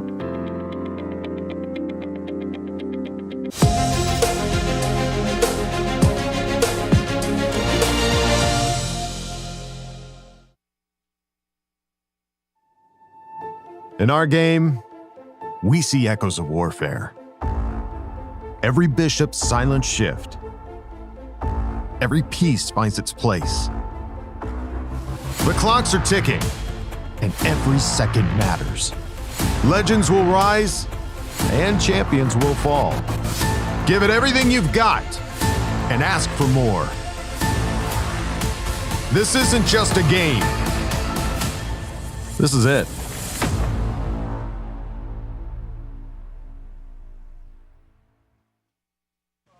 I'm Grandmaster Maurice Ashley. Join me on October 24th to 26th for the St. Louis Chess Conference to be held right here in the chess capital of America. Also featuring legendary world champion Garry Kasparov and Hall of Fame inductee Judith Polgar, the conference will explore the broader educational and social impact of chess. For more information, visit stlouischessconference.org and sign up today. The St. Louis Chess Club is the premier chess facility in the United States. We bring the educational benefits of chess to thousands of students across the St. Louis area. We also promote chess at the highest levels, hosting all levels of the U.S. championships, as well as high-profile tournaments that attract the world's best players. Become a member and enjoy perks such as free classes and lectures, weekly tournaments, and so much more. Visit stlouischessclub.org to claim your membership today. The St. Louis Chess Club Scholastic Program brings the educational value of chess to kids in schools across the St. Louis area. Active in over 100 schools throughout the St. Louis City and County, the St. Louis Chess Club has been able to reach over 85,000 students in both in-school and after-school programs. We view chess as a valuable educational tool. Learn more about our scholastic programming by visiting stlouischessclub.org/education. In the world of collegiate chess, there is no team rising quite like the one at the University of Missouri. The team has brought home title after title, including the 2024 Pan American Intercollegiate Championship, and were the 2024 Final Four champions. Guided by their head coach, Christian Carilla, there is no stopping the Tigers. Respect, responsibility, discovery, excellence. University of Missouri. I'm Grandmaster Maurice Ashley. Join me on October 24th to 26th for the St. Louis Chess Conference to be held right here in the chess capital of the United States. Also featuring legendary world champion Garry Kasparov and Hall of Fame inductee Judith Polgar, the conference will explore the broader educational and social impact of chess. For more information, go to stlouischessconference.org and sign up today. The World Chess Hall of Fame, located in the heart of St. Louis's historic Central West End. Want to know why chess has intrigued people around the world for nearly 1,500 years? Stop by and learn about the impact of chess from our 3 floors showcasing the art, culture, and history of the game. The World Chess Hall of Fame has something for everyone to enjoy. For more information on current exhibits, please visit worldchesshof.org. St. Louis, the chess capital of the United States. It also plays host to an award-winning shop dedicated to chess merchandise, all-occasion gifts, and plenty more. At Q Boutique, you can shop both in-store and online. From quirky greeting cards to luxury chess sets, there is something for everyone at Q Boutique. Enjoy a shopping experience like no other. Make sure to check out QBoutiqueSTL.com for a wide variety of gifts for everyone to enjoy. At St. Louis University, chess and success go hand in hand. Founded in 2016, the St. Louis University chess team has risen to become recognized as one of the best in the nation, bringing home multiple titles, including the National Championship in 2022. With members from 9 countries and led by Grandmasters Firouzja and Darius Fierks, the future is bright for the SLU chess team. Higher purpose, greater good. St. Louis University.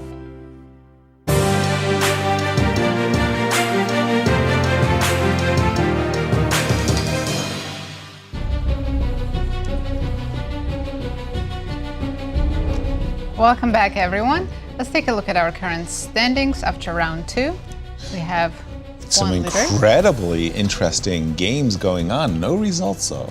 No results, and as we already know, Alireza is in the lead with half a point ahead. And he is playing quite the Donnybrook against MVL. MVL just played the move F4, F3, a move that we had anticipated for quite some time. I was trying to make an exchange sacrifice work with a rook on G6. But then accidentally black pawn promoted. But here, Alireza is making an exchange sacrifice, but this time on G2. He played the move knight D4, and the bishop did drop back. So the question we have is if we take. Now the difference is that this rook is hanging. We may actually get a pawn. Rook takes G2. And you also separated my pawns, so that helps a lot. A little bit, but it still continues a line, right? We have, for example, a move Queen H2. In this case, we're dropping a rook with check, right?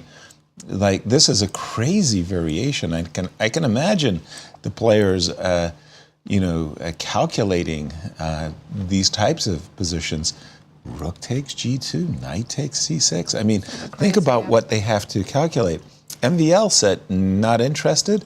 After knight D4, bishop D7, rook G6, king H7, and we're up to date. And Peter, jump in on this one. This one is, wow, what a game. Yeah, What's going on? Black is doing really, really well. I think after H2, I briefly checked, and it was definitely playable. It was also quite good. Queen H2 is fine, but I think the strongest is just to kick this knight away straight away, and once again reestablish this structure. Formidable. The bishop on G7 is back to being alive, and we control now the C6 pawn. And it seems like this was perfectly serviceable, but I think MVL is very reluctant to part with his beautiful bishops and wants to play a pure game where he doesn't go for material, at least not immediately. He played King H7 here. Yeah. And now, what we want to play is probably Queen F4. This is a very useful square for the queen. I think with the queen on F4, we can no longer really worry about any kind of an attack on the king side. The idea of playing Bishop H6, and in particular supporting it with Rook G7, trying to trade off some of the attacking pieces White have. And honestly, it's just very difficult. It looks very cute. Rook on G6, attacking piece next to the king. Knight on D4, beautiful, beautiful blockading knight.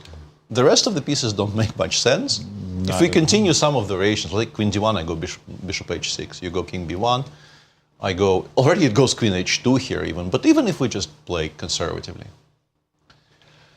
One by one, I will trade off your better pieces, and then this mass of pawns will start progressing down the board. And eventually, I don't know, if let's say I find a way to play E3, FE, F2 in a good moment, for instance, the evaluations are abysmal for White here. It really does not look like this is any good at all for Alireza. Well, for Alireza, our tournament leader and our GCT leader, this could be, with the white pieces, quite the turnaround. Where would you like to us to go? Well, another Nazi? player who's having a really good day is Liren. If we check his position. World champion. I see that he's just played Well, he did include the king h2. I thought that f4 line that you showed us, Peter, was very cute. Yeah, where you, but I think what he's doing is extremely natural.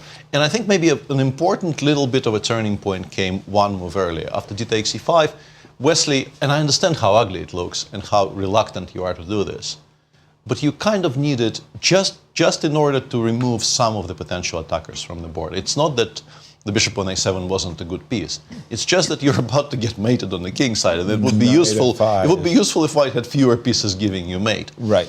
He took on e5 and was met by the immediate f2, f4. That looks g takes really f3 powerful. probably has to be played because if the queen goes somewhere, let's say, I don't know, queen c5. Many things are very strong. It's interesting that the strongest here appears to be the move f4, f5, which you probably don't consider. But the point is, we're threatening f6 check and then any rook check from the f-file and things will collapse. And if you play f6, very beautiful e4, e5. Breaking through on the strongest seemingly square on the position, in the position where, once again, you cannot take with the d-pawn because it costs you a piece. If you take with the f-pawn, you'll just get pieces after f6. You obviously do not want to be putting the queen back on this square because knight pretty much on anywhere will at least win the knight on e7. Exactly. So yeah, this just wins on the spot. But in fairness, e4, e5 is also like plus 3 here. Yeah, so, that's far more reasonable than... so you kind of have to take en passant. Now we go knight takes f3. Once again, the queen will have to go to a very poor square, like you would like to play queen f6, but then after e5, you just continue getting chased around. And also e takes d6 is just a very strong threat next move. If you play, let's say, queen h6, I will just start by doing this. And the position starts collapsing. Totally. The king on h2 looks bare, but h5, h4, you never have time to play h5, h4. And even if you do, I can just take it. Among other things, I can take it. But d7, importantly, we can be quote-unquote brave because it will hide on f2 next move. Wow. And because of that, the queen probably has to go somewhere along the 5th, where it can be immediately cut off from the action. Now it's kind of, the action is here, the queen is there.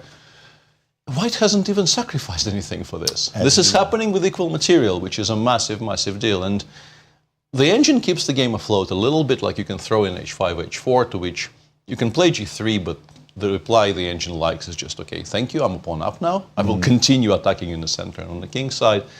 You play something like rook h6, and I'm sure there's enough tricks there. If you're playing precisely with black, you can maybe pause some questions on every move. But generally speaking, you can even take time to completely stabilize on the king side.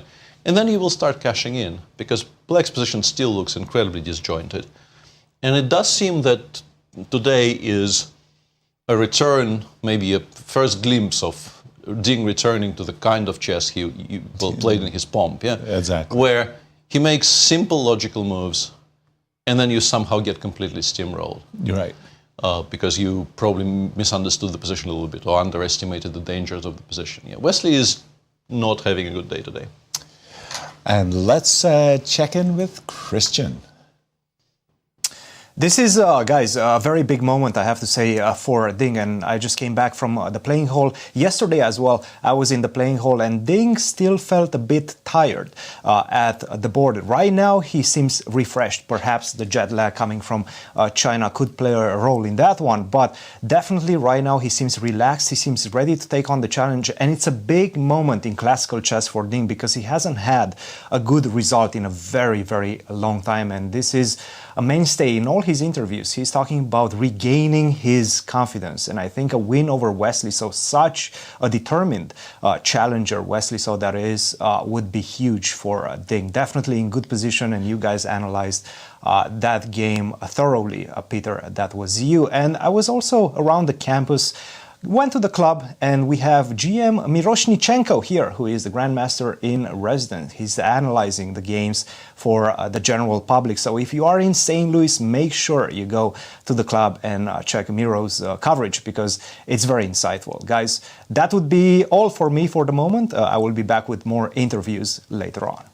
Thank you, Christian. A big moment also in the game between Pragg and Gukesh for just a moment, because it was like, this is a hilarious moment. We had gone on a break. I made the mistake of walking by Peter, who was busily putting a position in front of me that was mind twisting. It was like, takes the rook, takes... That was a very beautiful line. Yeah, like, Yasser, what do you think of this position? I'm threatening E7. Honestly, all of this is fairly easily understood. It's the follow-up that was so cute. So we left it after knight e5. Right. Gukesh took some time here and chose, instead of knight e5, rook c5, which we thought was okay, he chose bishop b4, which allows white a bunch of very interesting options. And just before we switch to our more obviously exciting games of the round, I was checking out this computer suggestion, which I think is just very difficult to even kind of start considering. Backward moves with your arguably strongest piece are not very easy. And also, I think the biggest issue with this move is that I don't think we've convinced black enough that we created a threat. Something like rook f6, g6 in reply, black might decide they don't care about this pawn on b4 at all. But this was an option. But another option that I was showing to Yasser in the break was this move c takes d5. And as I said, rook takes c1 pretty much obligatory. Rook takes c1. You can play knight takes e5, but it leads to equalish positions. The cute line is here. Bishop takes d2, d6, all of this is easily understood. e7 discovered check is a massive, massive threat. Absolutely only move a4. This you will actually find. It's not difficult. You need to stop e7 check. Everything else just loses. But now comes, watch this. And now comes the pièce de résistance. We don't take anything, we don't attack anything, we make this one square move, reintroducing the idea of e6, e7.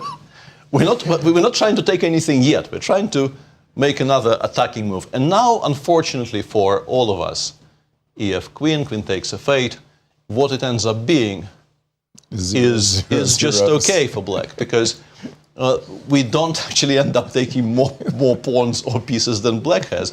We do have the immediate perpetual, of course. We can proudly...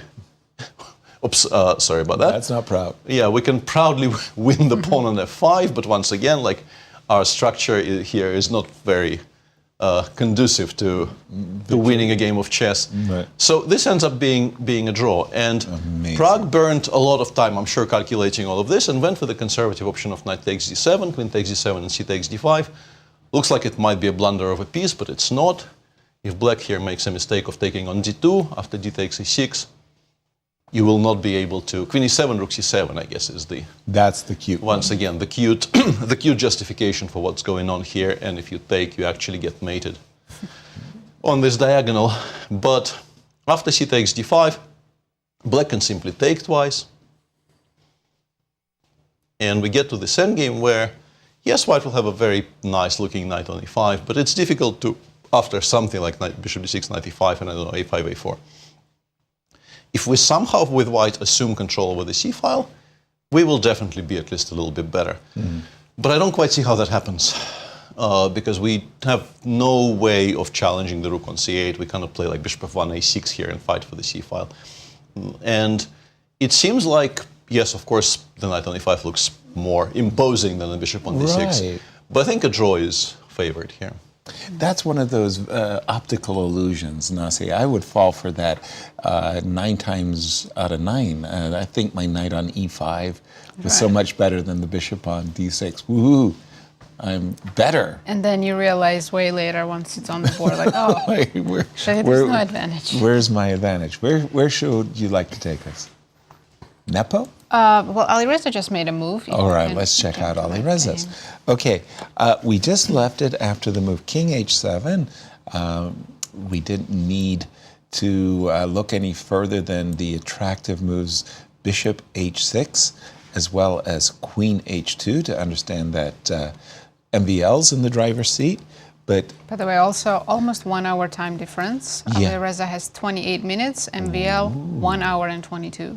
I definitely understand the move knight on d2 to f1. Remember, I was saying, you know, there's anchored knights on e3 and. But if I give you a check now, bishop h6. I gotta go with the king. You I'm can't afraid. go knight e3, right?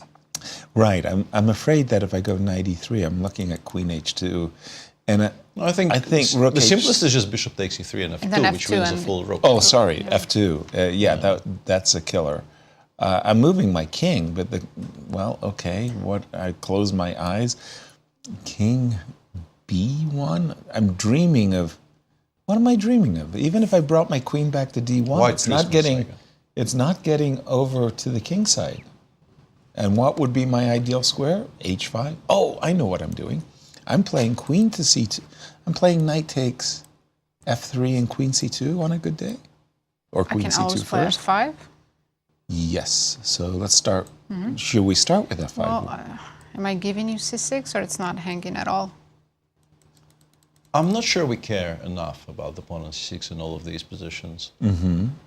It's c6. Maybe I can play rook g7. And Okay, let me anchor the rook. Just and are you going to play f4 to play for e3 is the crucial question. on f4, I'm guessing you're going to go queen c2. I like the idea of playing rook g7. I'm going to grab a pawn. I like the idea of playing rook g7 in pretty much all of these Rook positions. g7 I want all to the positions. limit the number of pieces on the board. Okay. Yeah. Okay, just a second. Hold on. Are things getting spicy? Knight to e3. Sorry, I got distracted. I saw Ding's game. Okay. He didn't take back on f3 with the knight. Took with the pawn. Yeah, this is a very Okay, we're going to leave this on pause because you're saying Ding Liren did not play knight takes f3. And I really thought that I was forcibly reminded Jovi was in town and you two attacked my queen and kept attacking. There was a particular day where it was like a barrage of queen attacks. And recapturing with the pawn looks nice, but may have a drawback, Peter. Well, it has no drawbacks as such. The drawback is the other one was winning. Was winning. Yeah, really. And Ding is just such a classically sort of correct chess player that he'll. I think what did him in here is the fact that his options are also good.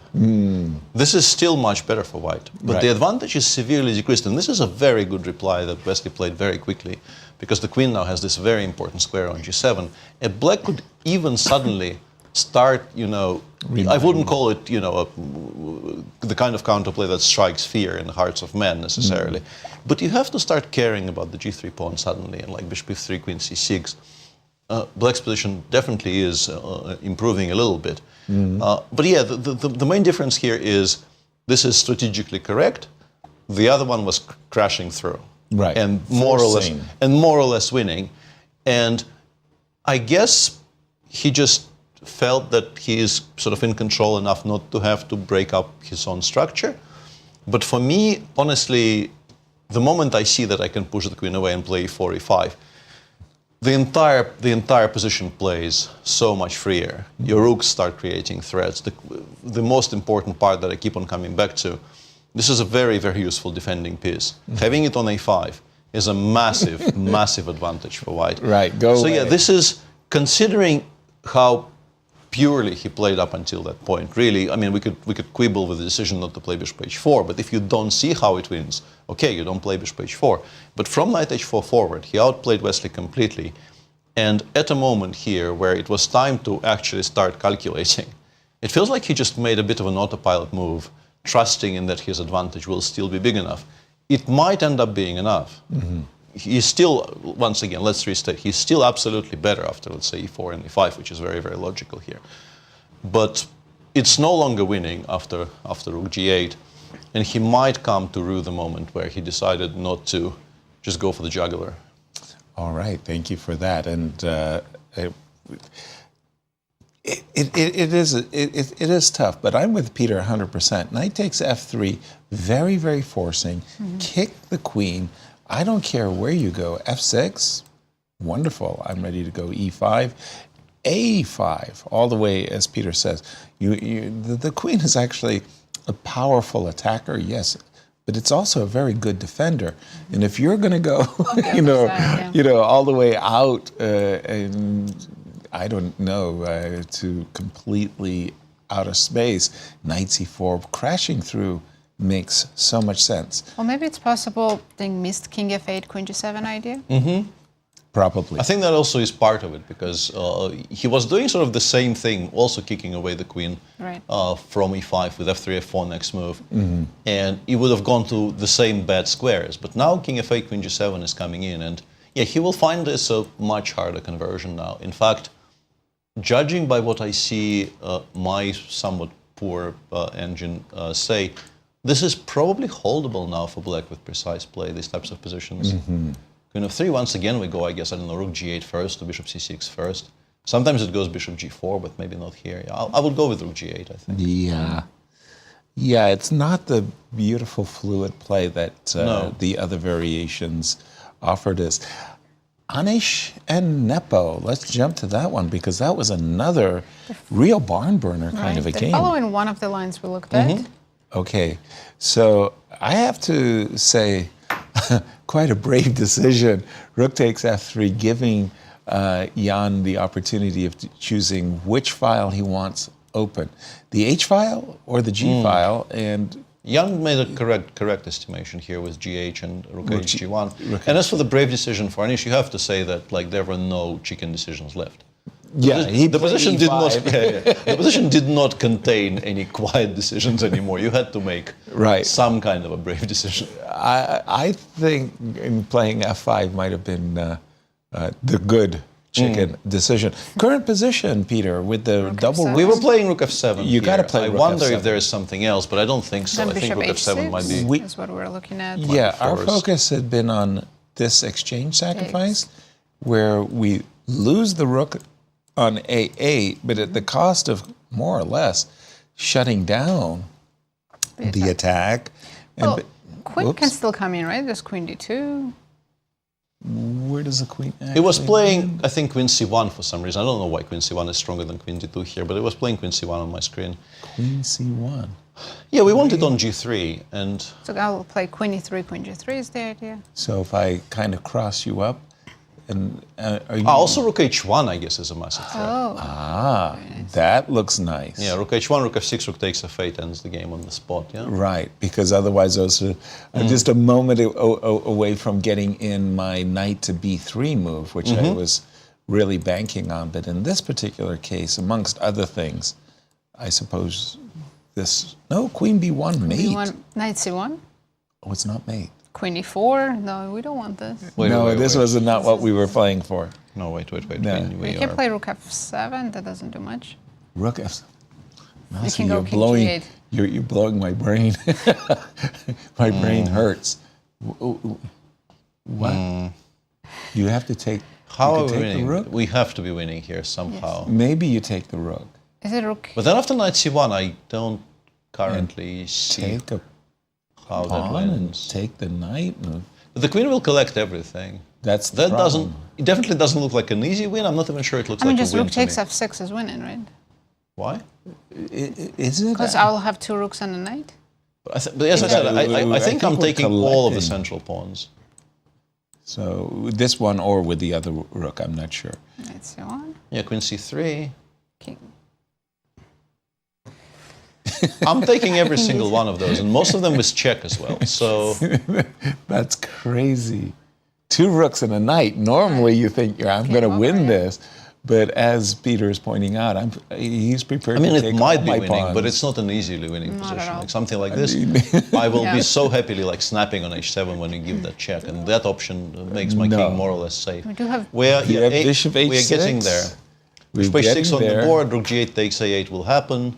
Right. And then knight f8 honestly is not such an obvious move. There has to be other other moves, options. Yeah. Yeah, knight f8 doesn't come immediately to mind. What about queen c6? Double attack. Yeah, That that makes actually is a massive option. Yeah, just taking on e4, not only picking up a pawn, but also getting the queen. On c4, it was kind of cut off from the action on the king side, right? For sure. So we're a lot happier with it in the center on e4, where it can join the defense. What do we do after queen c6? Well, we can put the thinking- second rook on the back rank. Yeah, we probably play rook gg8 Queen at some takes point. a8 should be winning here. Oh, pardon me. Of course, where I completely fizzled was I was looking at two Making mates. two moves in a row. Yeah, well, but your queen actually covers the G8, G8, and you can allow queen G6, let's say. So no queen D3. Apologies. Queen C6. What am I doing? Well, you can go rook g8 immediately, the one g8, or you can include rook c8 and queen b7. I don't know what I feel about including rook c8 and queen b7. It doesn't feel very necessary, but Okay, so Rook after 1 for queen, yeah. So I'm And we go ready queen takes to e4. ready to flush Yeah. the king out of Can I hiding. take but on e4? yes, Yeah. I That guess was- you give me check, check, you take on h6 with check, I hide on e7. check. Let me check this for a Check. sec. No, you actually absolutely have to include rook c8, queen b7 in, as far as my machine is concerned. I'm sorry. After queen c6. That line you just showed is just better for black, apparently. Yeah. Okay. You have to start with rook c8. Now, after rook c8, White queen white. takes c4. White just calmly takes on c7 and says, "I'm slightly better," which is a bit comical because with queen h4 check or whatever. But we just run towards the queen side, I suppose. We are protecting ourselves. And we are from protecting the c4 square, which is C4 very square. relevant. So you were saying you So rook have c8, the to- best move is queen b7, and now we go rook 1 g8. Okay. Black once again takes on e4. And the machine just now takes this draw with check on h8 and then check with the h rook to once again be able to take on c7, I think, if you go king f6, which is honestly, yeah, I can't stop giggling at this. Wow. We're hardcore playing for the c7 pawn here. That's what we want. We don't want to give mate, we don't want additional checks, we don't care about the h6 pawn, we do care about the c7 pawn a great deal. Wow, that takes some great chess understanding to figure that one out. And That's besides, not obvious at all. It's not just that we're taking pawn. The black knight on a5 is out of play. That's the key. That's what I hard to would be notice, convincing myself, is that this knight on a5, which is out of the game, just as you were saying, and you are winning the pawn, yes, but you're controlling the knight at the same time. Maybe on a good day, taking that pawn on c7 is important for d4 takes e5 check possibilities. But my goodness, What a understanding this and having the judgment to decide the exchange sacrifice. At first sight, when I saw the exchange sacrifice was necessary, I preferred black. Right. Because I thought that the attack is over. White's king is still on I agree. e1. And in the current position, we looked at knight f8 and queen c6, right? And Queen c6 one of our more favorite compelling. moves is also okay here, but I don't know if anyone ever does it. Knight b3? Yeah.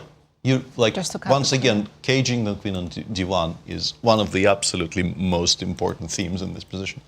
And it remains very important, and it's one of the best moves in the position as far as I can tell. Yeah, I can, queen on c4 makes some sense as well. Big opportunity maybe here for Anish, and maybe a very big opportunity for MVL as the tournament leader and GCT leader is in a doing lot great. of trouble, yeah. Is not doing great. Is not doing great, I meant to say, yeah. Where's the rook? I traded on Somebody d5. got traded. As I was arguing. Okay. I'm counting Six the rook pawns. G7 It's still happened. equal. It seems like black's up a pawn, but Maybe two even. Yeah, it feels Yeah. like it should be at least one and maybe At like least one one. and a half, yeah? That's an interesting move. Rook takes g7. I mean, I would have been reaching for the h5 pawn, 9 times out of 10, just thinking to myself, wouldn't it be nice to maintain the rook on g6?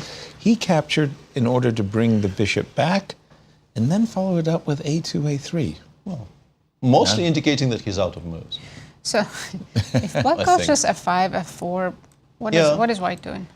F5 and then Crying. bishop f6 perhaps, and then f5, f4. I also saw on my screen the machine at some point attacking the pawn on c5 with something like rook f7, bishop f8, maybe provoking b4. You're not going to win by force, but the evaluation is massive in black's favor. And I think it's just to do with the fact that pretty much every single endgame is trivially winning because these pawns will just queen. There's no way you can deal with this avalanche down the center. There's no more any attack for white. Yeah, And- Bill just played f5. He seems confident. 25 minutes for Alireza. Yeah. Okay, go ahead and kill me because I understand I've got problems, but I think it does it in a very schematic fashion, like I go bishop f6. bishop f6. Okay, so I make a pretense that I'm not afraid of bishop takes h4 because I've got rook h1 in that case. Queen h2 is nothing. I make a pretense I'm threatening queen takes a7. I I see. You take my rook, I'll take your bishop, and hopefully I'll have enough. Hopefully. Hopefully. Okay, F4? Let's try F4. Well, like G4 kind of annoys If me you a can't little bit. dazzle them with brilliance. But I can push, no? But You can push, but maybe Yeah. what it does is just play bishop e7 here and say Simple. you think want you've rook achieved G8. something, but you haven't, and rook Yeah. G8 is now a bit of a Yeah. threat. Yeah, my knight is actually didn't turn out to be No, any it's- great it's not- shape. It's not great, no. No. Could I have maybe put it in a Yeah, this is better probably a better square? square, but once again, I think it's just sort of very schematic. I take on f5, I play queen d7, maybe put it back on d4, and I play rook g8. I'm just trying to suggest that once I've removed all the rooks and some other pieces, I will eventually just play e4, e3, and this will be a queen. Yeah, that will be. I don't much care about the c6 pawn. I don't much care about, any of those considerations. I just By the want to way. remove the defenders and play e3. H5 on the board, and we know how hard and difficult it is to make a victory for MVL. This would be huge. It would snap his 21-game drawing streak. I mean, I'm beating the tournament leader with the black pieces. Hello, Would be hello. amazing. And also, that would be only the second win of the tournament. exactly. I mean, Unless someone else finishes first. We do have 2 other games where we where the expect potential is impressive results. great. Yeah, we could have a lot of them today. By the way, tell me the times between these 2 Frenchmen. 24 minutes for white.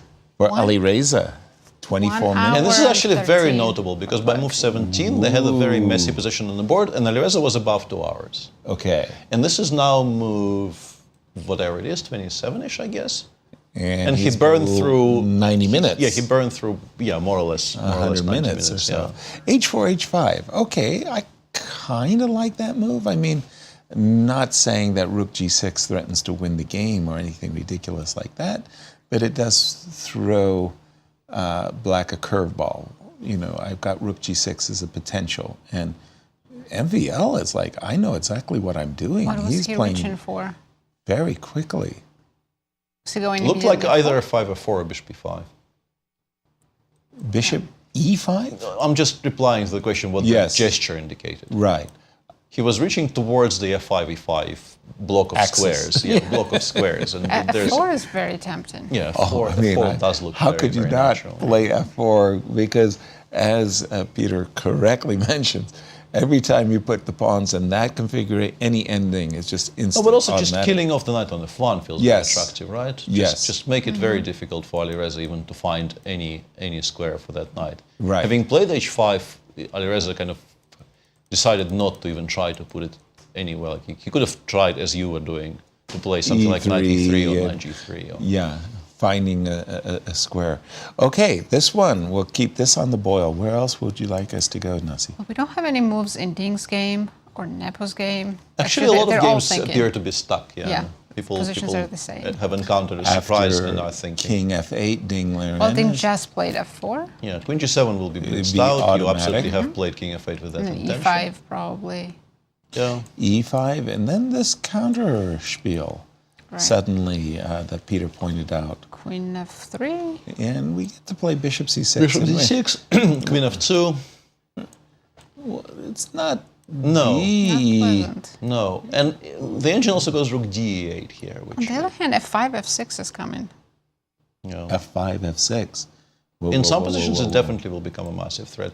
It goes rook d8, kind of hinting at maybe in some positions being able to take on e5, unpinning ourselves, and also asking you if you want to take here and give me some counterplay along the e-file. I'm not sure exactly what counterplay, but some counterplay. After Yeah. rook takes d6, there is a question. We do have queen g7 as expected on the board. So this one is really on the boil. Fabi's game. It's somebody was missing. We didn't. Anish seems to have made a bit of a boo-boo. Is that a chess technical term? Technical term, yes. I mean, Let's while we wait on the other games, I Okay. can show you what happened here. A bit of a boo-boo. A bit of a boo-boo. We have knight f6. So we listed the moves which we thought were okay. Knight f8, which was tricky to find, but Queen sort of C6 playable. was Queen c6 may be the most direct, and then this very conceptual move, knight b3, just saying this is your most important piece. I would very much like for it to stay out of the attack. Right. Instead, he went knight f6, which looks, I think, very, very logical and would be good, if not for the fact that it allows d takes e5. And now you obviously cannot do this because you just get instantly mated by queen d8. He probably intended to play knight takes e4, but after knight takes e4, rook g8 is very strong, and also this move is very strong, suddenly creating rook sort of h8. Rook h8 check with me. Let me show you this. Yeah. Yeah, this is. This nice. is not a difficult but a very cute combo, ending with the queen landing on f8 and right, providing a mating attack. So queen c1, and if you play knight g5, rook takes g5 actually works. Yeah. Because you might think you're winning this rook, but it escapes. And you're now down. You're not. You actually, this I missed. But you end up losing to queen b1 check, queen g6, queen f8 still for now survives, but after e6. Once you throw this in, you realize with black that you would like to play rook f6, but this immediately loses to e7, overloading the queen and landing the queen on g8. And once you have to start making moves like rook e7, like rook h1, rook h7, you still have to find the most precise way, but honestly, just optically, it looks like white should win here, because this knight needs to be here. This knight needs to be participating in the defense, and it's not. And white just has way more attackers than black has defenders. And after d5, you suddenly find yourself in a very kind of a difficult spot. What about because queen e4, sorry? Yeah, queen e4, once again, maybe this was missed. Take the rook? Check. And Am I mated? check. No. No. No. And honestly, I feel like this is cheating. The check does not win. White wins on my screen with the only move queen d1 a4, which I refuse to countenance. I don't know what this is. What? It's not even threatening Here, the check. this is completely illegal. I don't know what this is. I guess the point is we've taken away the e8 square, we've taken away the e4 square, we've taken away the knight from the counterplay, and we now want to, I think mainly we're actually waiting for you to make a move. Zugzwang? It's kind of a Zugzwang, because if the queen goes somewhere, if you play queen d8, for instance, I will now give a check from here, and this is a very good square, and we can join it with knight f4. Which, if we were giving the knight b1 check, queen b1 check wouldn't have been as strong. Okay, if you make the move king h8, I can play queen h4, queen f8, rook g6, and once again we are crashing through here with queen e4, knight f4, and yeah, this is very cruel. But the point is, if you have to see queen a4, I think most people just spend 3 seconds on queen b1 check, right? Of course. And then after queen g6, queen f8, they come to a stop. A massive, massive difference is we need to be playing e5, e6 here, and we no longer have that pawn. And now we cannot generate further threats, and the knight is coming back to join the defense. This is actually very good for black. Instead of queen g6, could we try knight f4 here? Just move it down. Knight f4, queen e8 check. This is why the check needs to be from here. I see. Black actually starts their own counterplay, because queen d1, queen a4 check. You don't have a good square. If you put the king on the f-file, this will pin the knight. You will not have knight g6 check. So the best thing to do here is to actually provoke knight c4 check and now go king d1, so that queen a4 wouldn't pick up our knight on f4. But black has at least a draw with queen a4 and back to e8. Yeah. So we have blown everything. So maybe Anish, this still counts as a mistake. But if this is his intention, he has now just gone for a variation that loses on the spot. But you are not supposed to find queen a4. No. You're just not supposed to see this as an option. After EF, queen takes e8, what you're calculating are these 3 checks followed by queen f5 or queen g6 or knight f4. And maybe he calculated those cleanly. It does seem like maybe he just correctly figured out this doesn't win. You're just not supposed to see queen a4 at all. You know, it's very strange. Looking at all of these variations you're showing us, Peter, I sometimes see these very haunting photos or tornadoes just rip through town. And all of this devastation, and then you see this one house that's been completely pristine. The king on e1 during all of these things was never, ever disturbed. And, this is a very good description, actually. Yeah, Queen a4 was a master stroke. Queen a4 No, but I mean, how do you? I mean, Jan has almost an hour. Oh my goodness! So if he decides to do something that he doesn't do very often, but does on his good days, and like burns through half an hour here, he finds just by like he gets to queen takes a8 and somehow convinces himself that this position is good and I should continue looking for moves. Maybe he gets there. Queen a4. Maybe he gets there. But this is an incredibly challenging feat of calculation. Would be awe-inspiring.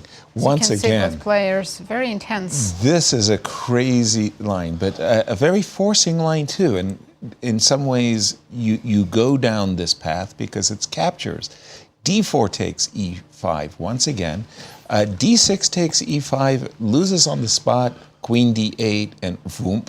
So you see the move Queen takes E4. You see that it's attacking your rook. You see that you can take the knight, and here you get immediately seduced by Queen D3 check, Queen F5, Queen G6, and you come to dead ends. Right. Then you say, but wait a minute, stop. This has to be a good position for me. I have the open G file. The king is exposed. I just have to stop Queen E8 and Queen E4. We looked at Queen B1 and then Knight F4. What if we give Queen D3 check? Okay. King H8 and then Knight F4? Because now on Queen E8, I can just hide on D2. Well, I think I didn't check this with my engine, but I think the point is King D2, I go Knight B3, Knight C5. There's another check. And I think this ends on a perpetual, annoying. right? Knight G6, King H7. Sorry? Knight G6, King H7. But the There's only double discover check is from a fate, and that doesn't actually win. It makes a draw. So D5 played. Anish has to play Queen takes E4. Everything else loses. Everything else loses kind of straightforwardly. Wow. Knight D7, we're being informed, is maybe playable, but Knight D7. Okay, that again. Knight D7. Wow. I would need to try and investigate this because once again, Queen D2 appears to generate threats which should not be survivable, but maybe you can. Well, this is playing it very, very precisely. Super. Once again, I want to play Rook H8 in some positions. In particular, I think the Rook H8 is not a threat yet. But if you take Knight takes E5, it immediately becomes a threat because your knight no longer controls the F8 square. With Knight on D7, I would not have any follow-up here, but here obviously I do. Yeah. So, and after Queen G2. Queen takes E4, E6, Queen takes E6, and Rook 1, G8. I think in practical terms... He played Knight E4, by the way. Ooh, okay. Knight takes E4? Okay, that's not good. That probably isn't good, yeah. Yeah, I think we actually covered this one, right? Rook G8, right? We're playing Rook 1. I was playing Queen C1 here, but Rook G8 might even be stronger, yeah. Knight E4. I think I was playing Queen C1 here, no? Oops, excuse me. Yeah. Oh, it was here, Queen C1, right? I was playing Queen C1 here, and it appears to be very, very strong. Yes, that's the Rook But H8 Rook 1 threat. G8 is also very strong. Rook 1 G8 is, as far as I can tell, it doesn't throw any of the advantage really away, but it's weaker than Queen C1. It's an insane position. Wow, this is also one of those things about chess that it's so sad at times. The tactics behind what they're, you see what you see, but the ideas that got us to this position are extraordinary. I love this move, Queen C1, and the idea behind that move, which is to sacrifice a rook on H8. The fact that Queen C1 is the winning move. Right? That's just beautiful. Exactly. And the fact that Black never played Knight B3. Right. Had he done that, there would be no Queen D2 or C1. And we do have a move on the board. Let me refresh. No, Nepo just sat down. He just sat down. Oh, sorry. He looks like somebody writing his. He looks like somebody who knows what he wants to reply with, but But he hasn't replied yet. He also looked a bit surprised to Knight E4. Okay. Maybe he was expecting Queen E4. It's interesting that Anish hasn't played Queen takes E4 because, honestly, what you, I think, end up calculating is those checks from the V1 H8 diagonal, and I think there you can actually convince yourself it's fine. Maybe he saw Queen A4. But the other thing, for me, that's so surprising that he didn't play Queen takes E4, is you're getting at White's king right away. There is Queen H4 checks. On yeah, it's a lot more forcing than what he is doing. Right. He is giving White an all-important tempo right now because currently he is not threatening a single check. This is why queen c1 is so strong, is that black would very much like to already be giving a check somewhere, but you don't have any. Exactly. And rook h8 is just a crushing He looks sure. And he's about to make a move. And this was, I think we have seen this one. You were telling us about this one. Yeah, you go queen h4, h1, a8, but it still loses. Yes. It still loses. And there was a very specific reason that it lost too. And I think it was check queen c6 and e6. He played c1. He's delayed it Quickly. Like Peter was saying, he should spend some time, burn half an hour. No, but today feels like a good Nepo day. And on a good Nepo day, he plays quickly and well. Yeah. Because like people sometimes forget just how much of a talent he is, and he is a generational talent for sure. I remember. I like that good Nepo day. That good Nepo day. I remember Nepo in Baku in the Olympiad. He was playing for the Russian team, and he started with 6 wins in a row. Like, it was like, okay, this guy's very serious. He was playing a top board. I think it was Wesley stopped that streak, but boy, a good Nepo. Jan used to have a very, very poor score against Wesley. It balanced out a little bit, but still, those early years are still leaving a mark. I think he was maybe on -6 at some point or something. Exactly. Peter, where's the action? Well, everywhere. Good.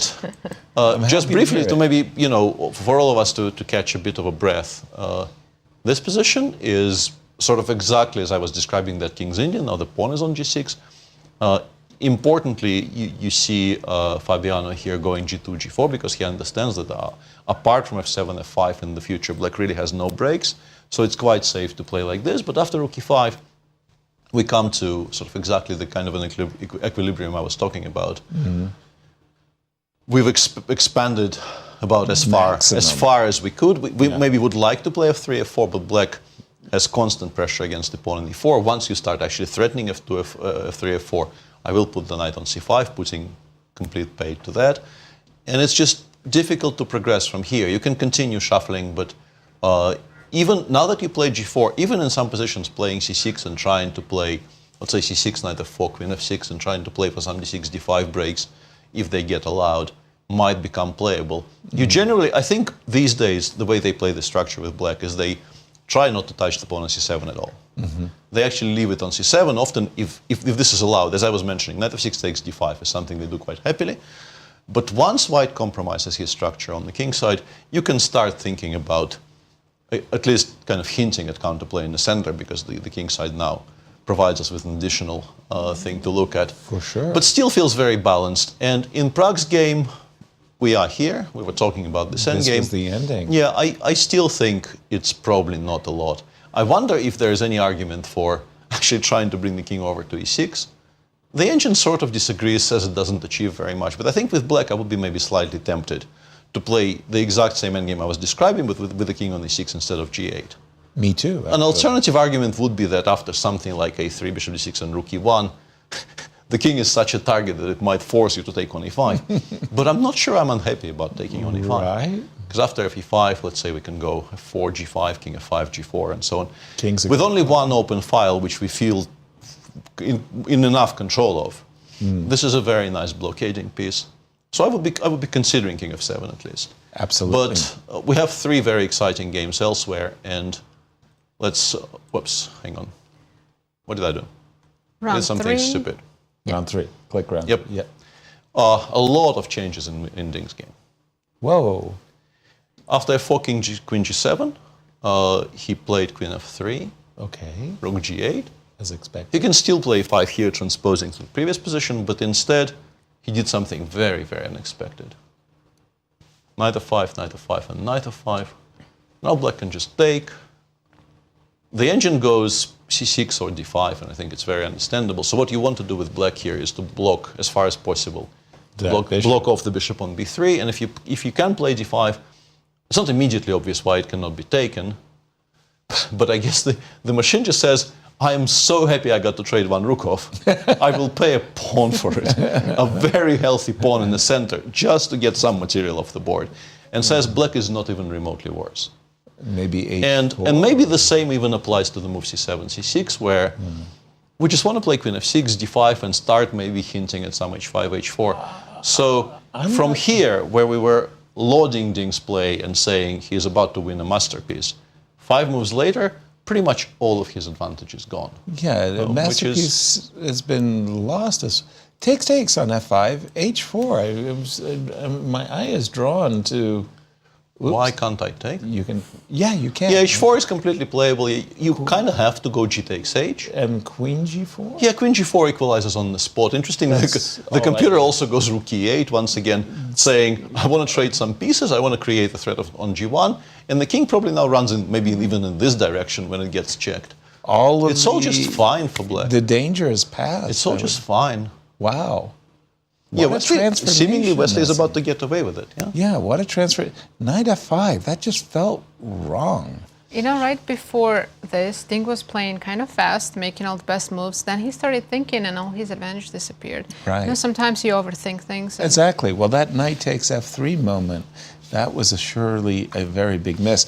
Again, you were going to go through all of the games and say, we've got action everywhere. You went through, this one you left. Returning to our marquee, as a dessert. Marquee game, Alireza understandably wants to preserve at least one pair of rooks on the board. And as I said, it will take time to win this position.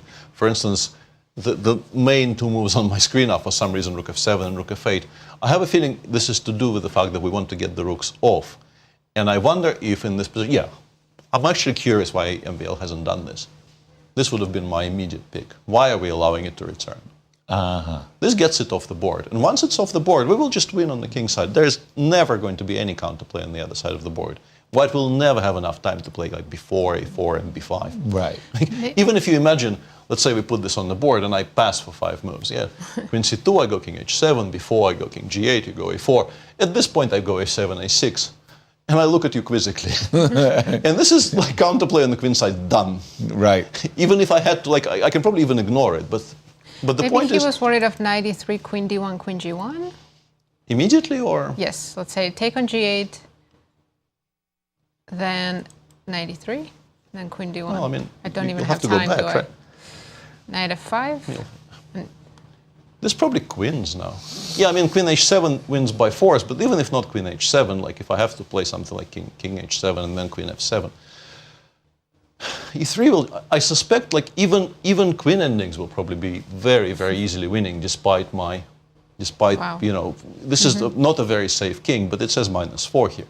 Because, I mean, the moment I play 4e3, the game ends. So, it's a bit of a strange one from MVL because I don't know, knight takes e6 is not a very difficult calculation because as long as we don't play king takes g6 here, as long as this knight does not have a check, we just win it next move. So this is not a calculation you can miss. And I think from just maybe knight e6 is what he didn't like. Because you have to allow the rook inside your camp. But rook g1 does win. So once again, hard to say what could have scared him here. Queen a6 appears to be the only way not to lose on the spot, and now d5, d4, cd4, bishop takes d4, and we're just absolutely crashing through because queen a2, king a2, I think queen f7 will win on the spot, and if you have to unpin through this square, I mean, my king is still completely safe. I'm not going to get mated on the king side, and I'm winning the entire structure here. Yeah. So he went rook f6, the rook came back. As I mentioned, the engine does suggest that getting the rooks off is first priority, so the best 2 options are just get the rook to the g file somehow. But you can also shuffle forever. White has no counterplay. Wow, thank you, Peter. Really, I'm expecting results. I was thinking there could be 3 or 4 decisive results. There could Nepo's queen c1 has stopped Anish in his tracks as Anish is looking at that rook h8, threatening, how am I going to counter? Oof. We're getting ready for break, but before we go on break, I think we have a social media question for us. Stump the Masters. Join the conversation. As a player, do you prefer delay or increment? What do you prefer as a commentator/spectator? As a player, there's nothing I hate more than delay. Okay, that answers that one. Me too. Delay just seems so strange to me. So in a delay, okay, in this tournament, an increment, obviously, every time the players make a move, they get 30 seconds on the clock. And you can see visibly, you get 30 seconds on the clock. On a delay, your clock doesn't start ticking down until, say, 30 seconds go by. But you don't internally go 27, 28, But you do see 29. it on the clock now. Well, yes, exactly. And sometimes, in terms of the delay, you make your move quickly and you don't get the benefit. You don't get additional of the time. delay. Exactly. That's the main difference. Now, for me as a commentator, and Nazi, Peter talked to it, I think the increment just throws the audience out of whack. They're never an audience who grew up on sports. You look at the clock, there's 30 seconds to go, and the arbiter, doesn't interfere. 30 seconds to go, 20 seconds to go, game's over. Right. Now, an audience who's not a chess player comes, and suddenly the player who was in time trouble has 3 minutes on their clock. You go, what the heck? I turned away, and he's not in time trouble anymore. Yeah, I think it's, I should sort of get more used to this idea of looking at it from a viewpoint of somebody who has really never followed chess closely at all. And then you're absolutely correct. It's a very baffling thing to have happened. As a player, I think I've only played one tournament ever on delay. I expected it to be completely lethal. I thought I will lose on time every game, but it wasn't that bad. I kind of adjusted. I didn't like it, but it didn't destroy my tournament. Right. I still prefer increment. But in terms of how understandable it is to the general audience, I take your point. You do need to explain what increment is, and if somebody comes in completely fresh, misses the start of the show, the fact that suddenly there is like a bunch more time than they had 5 minutes ago would be mystifying and probably a bit annoying even. Right. It feels like cheating, Well, okay, in Europe, I have to say soccer or football is the national sports of many European countries. And the moment you get to 90 minutes, and the team is winning, your team is winning, and then they have what they call injury time. And we're told that the injury time is going to be 3 minutes or 4 minutes. If you suddenly move the clock and said the injury time is 10 minutes, there'd be a riot in the stadium right there. That would be the end of it. I think this concept really only belongs, belongs is not the right word, it exists in chess, and maybe for a good reason. But it's strange because my whole life I've been playing with increment. I never considered without it. Interesting. And I never played, later in my life I did play with increment, but I grew up in an era where you got 5 minutes for the whole game, that's it. That was blitz. That was what maybe you played 3 minutes, or maybe you gave your odds to your opponent. You played, he got 5, you got 3, and away you went. But you didn't get any additional bonus time. I absolutely played the first half of my career in tournaments with a finite amount of time. And exactly. Exactly. I even caught the back end of the Germans, even though really the very, very back end of it. By the way, again, we're just kind of hanging around because we're thinking Ding, Liren, and Wesley are about to Wesley definitely saved handshake. When we left it, guess what? Takes, H4. That, to my eyes, was the most direct way that Wesley can and should play the game. He broke up things on the king side, and boom, next thing you know, you're in a bishops of opposite color ending. And if anything, it's a draw, but if anything, it's a dead draw. you kind of doubled the pawns. I think the easiest way to go about things is just to play bishop c2, c4, b3, put the bishop on d3. Right. If you don't want to, the engine just drops the f5 pawn and says this is still a complete draw, but if you don't want to, you don't need to. Got it. I need to ask you a question because, again, COVID just changed everything. Having an audience versus not having an audience in the playing hall. In this early Sinquefield Cups, I saw those photos with, the audience literally, holding their breath, watching Magnus and Fabi, duke it out. How do you like not having an audience? You played in U.S. Championships, yes, we the used American to have Cup. a lot of audience, and sometimes it gets loud. It does, no question about it. Can be very distracting. Right. But at the same time, it is fun to have live audience. Yeah. And you can see people Gasp. watching the players and the games, and be really into it. Right. That can be exciting. It just has to be managed. They have to know that they have to remain quiet and not disturb the players. Right. Tell that to about 20 toddlers coming into the playing hall. We've got and a breaking in the meantime, news. Anish came to the conclusion that he has to go for the line that we were discussing, and that line loses. What knight line G5. did he? He did go for the line. Knight G5, rook takes, check, check, and Nepo. Sometimes a good Nepo, as you were saying, going Peter. to E6 now, He and sees everything. Now he's on a stride. E6, and that makes all the difference in the world for having the pawn on So F6. question, E6, rook E7, was it rook I think H1? it was rook. Rook E7, rook H1. H1. You force rook H7, then you go rook F1. Oh, So that's E6, nice.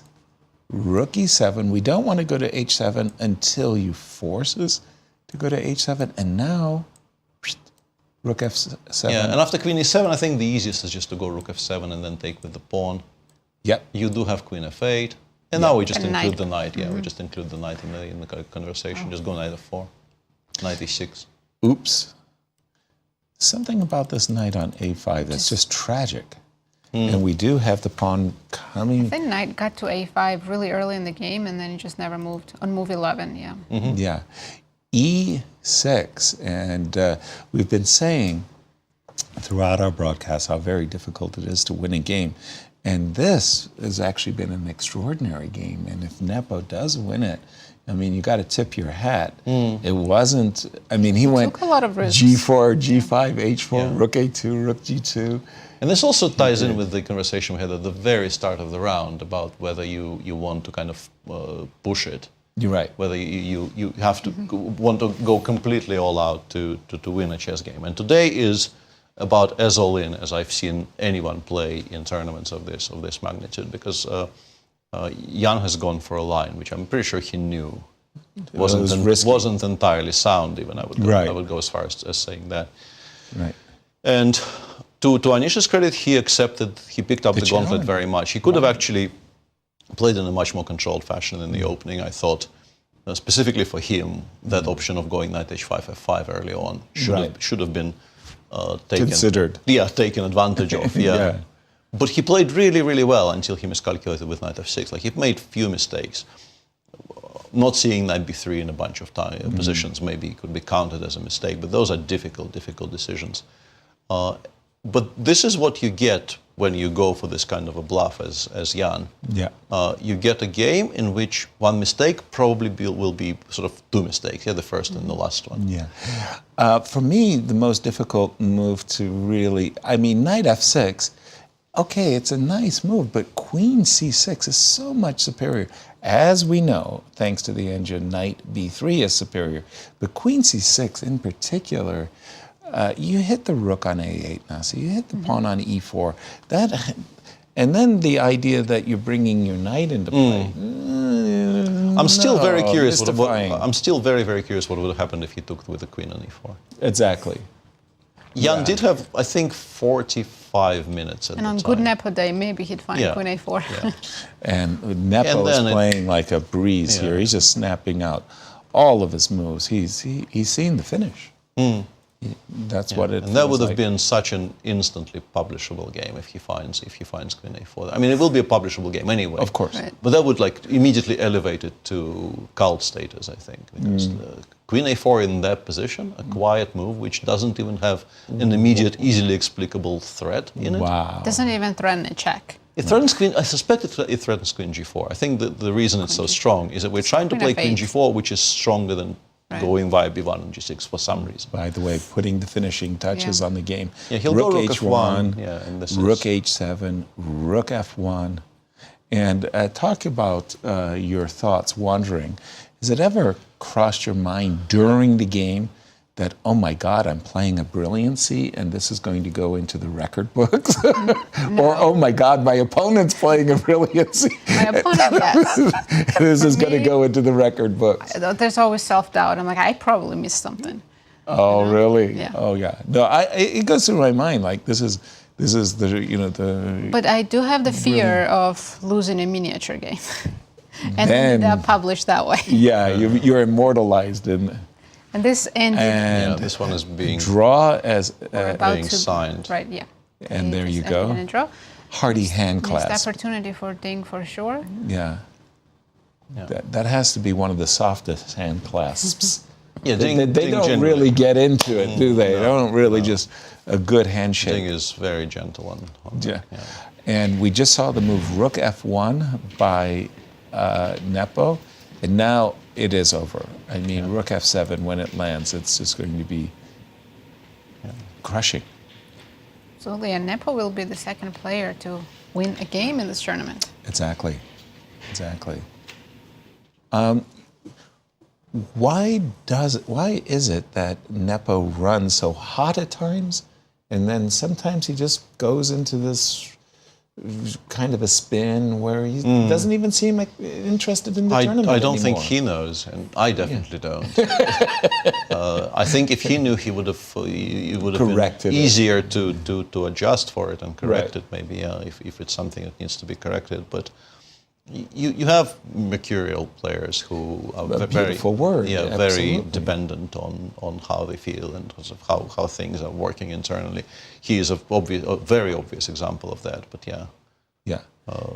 Queen D8. Queen D8. Doesn't really change very much. We're still winning the Rook F7. We don't even need to think here. Queen H4, King D1, and King C2. Yeah. Rook F7 instantly played. Right. Yeah, Jan knows how this wins now. Yeah, Jan has calculated all of it through the end. He is not even double checking himself. He is done all the double checking on Anish's When you're time. this close to winning, you get so excited. You can't stop yourself to think for a minute. You're just so excited to win. You want the score sheet signed as quickly as possible. Absolutely. And it has to be Queen 8. I mean, look, if you're going to go down, you need a good spike check, Go right? down with the check. You even And get two, yeah. Yeah, and you were And saying, I'm not even Peter? sure anything apart from King D1, King C2 is winning. Everything else might actually throw it away, but it's impossible to. I forgot about Queen A4.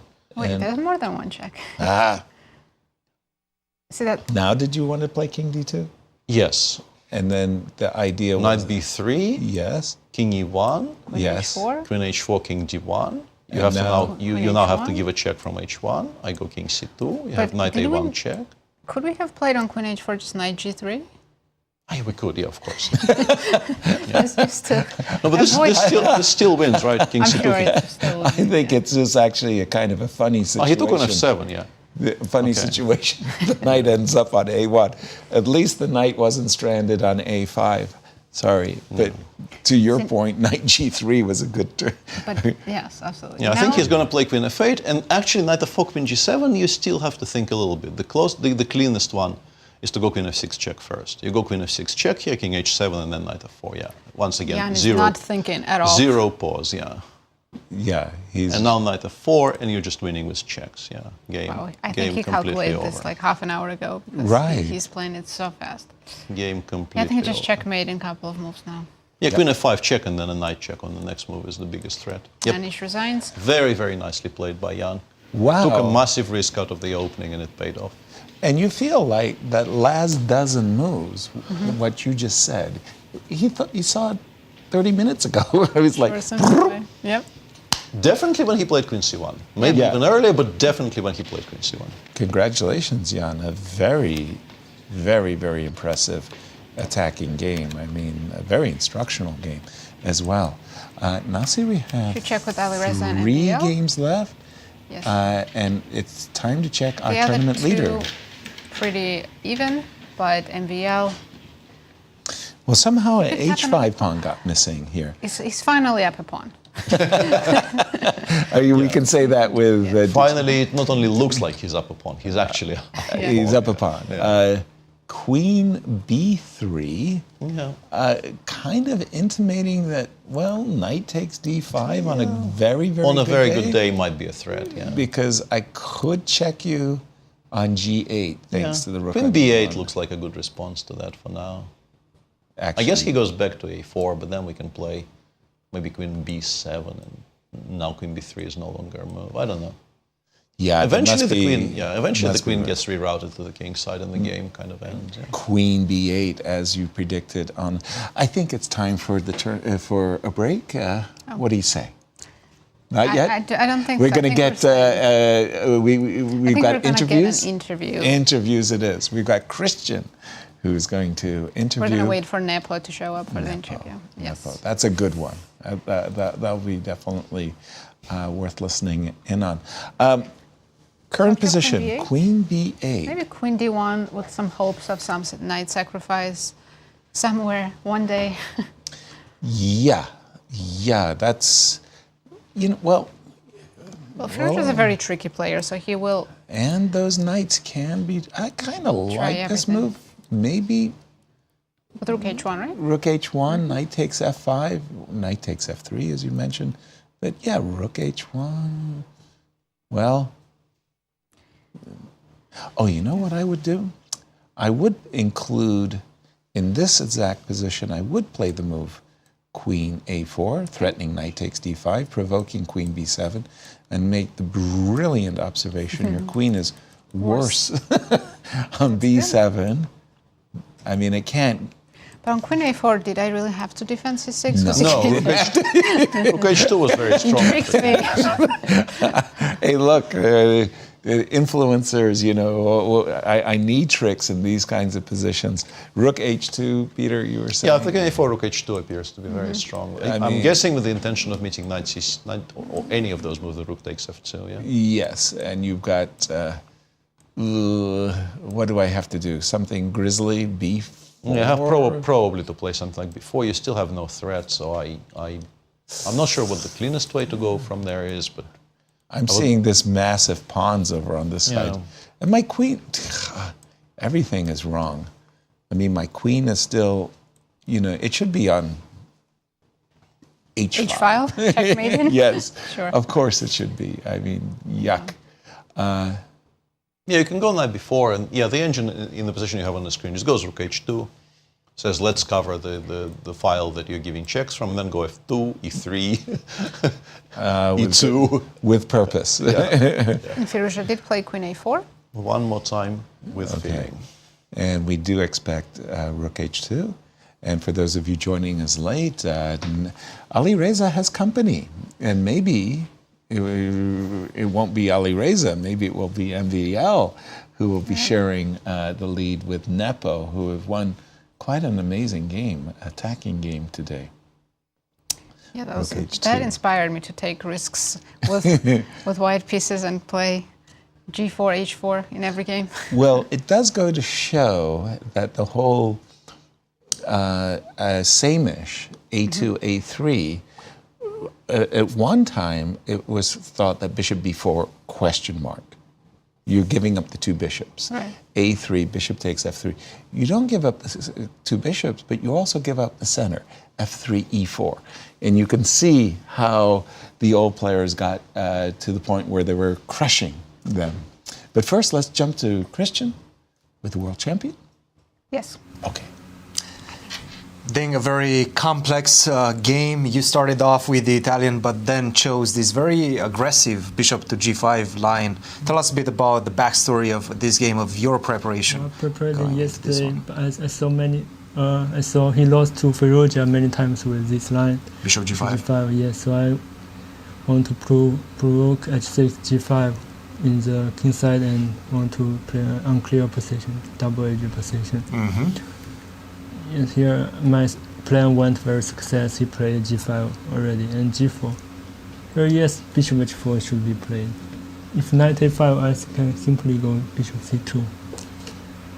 Were you still in your preparation? No. Or? And it should be very dangerous. Yes, I saw this. Taking rook H8. If knight G3, H5. If knight E3, maybe he can play bishop E6. Yes. It's not easier. It seems like he's still holding on. Yes, I haven't prepared to check at any time, but maybe no more. Here, king F8 or king H7? Where would he? Both work. Both work. Yeah.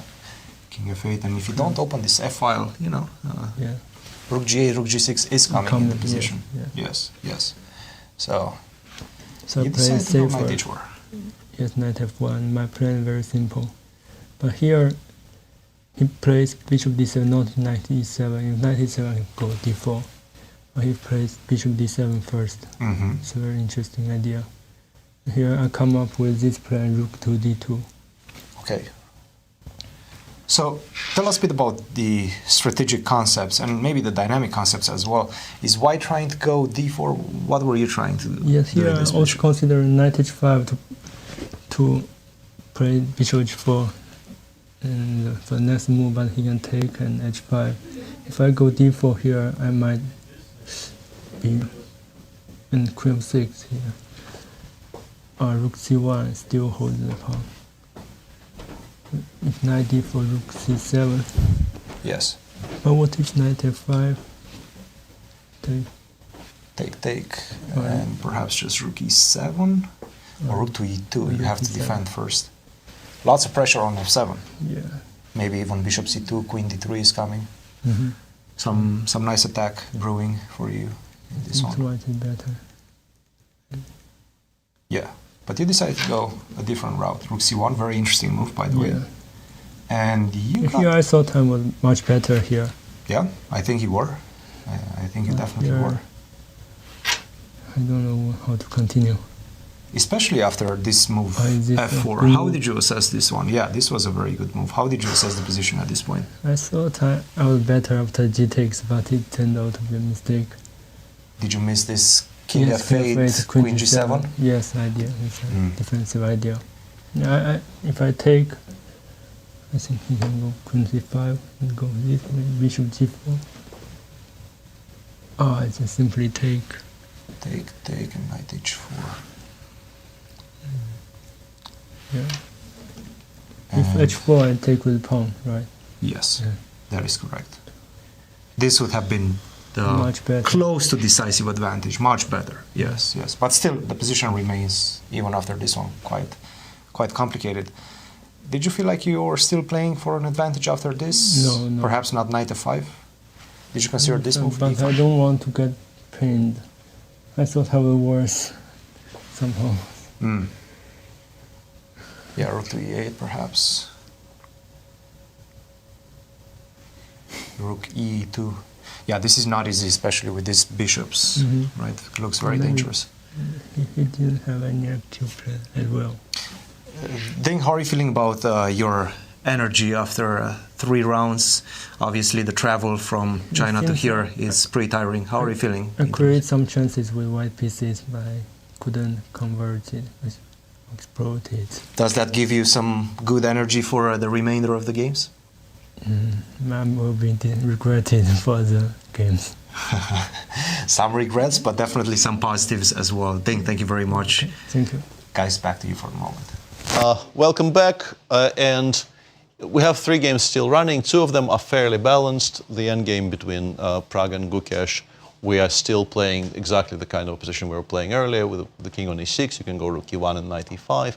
If anyone is slightly better, it's white, but it should be very level. It's slightly heating up in the game between Fabi and Nodirbek, where Nodirbek pushed h7, h5, and after h3, now black could once again start including c6. In some positions, even this seems to be possible with the ideas of fighting for the h-file, but generally speaking, this is still very much within balancing range. And then we have this game where MVL is taking so far a very cautious approach. He repeated already once with queen b8 back to c7, queen b3. We've already seen this position once. MVL is winning on the board and in full control on the clock as well, with 45 minutes against 10. So he doesn't really need to hurry with anything, but eventually he will have to calculate a way through here, a way to convert without, let's say, allowing the knight takes d5 check. We'll wait on his decision, but for now, immediately another interview. We have Christian with the victor of his very nice game there, Jan Nepomniachtchi. Jan, first of all, congratulations. Obviously, quite a crazy game, a crazy middle game, and some intriguing opening preparation from you. You have a lot of experience in these structures. Tell us a bit about it. Well, thank you, but first of all, I don't think I have any experience in these structures, yes, so I think it's better to ask Fabiano, who played this line for quite a bit. F3, E4, so I think I spent quite some time checking this line before their match in Astana.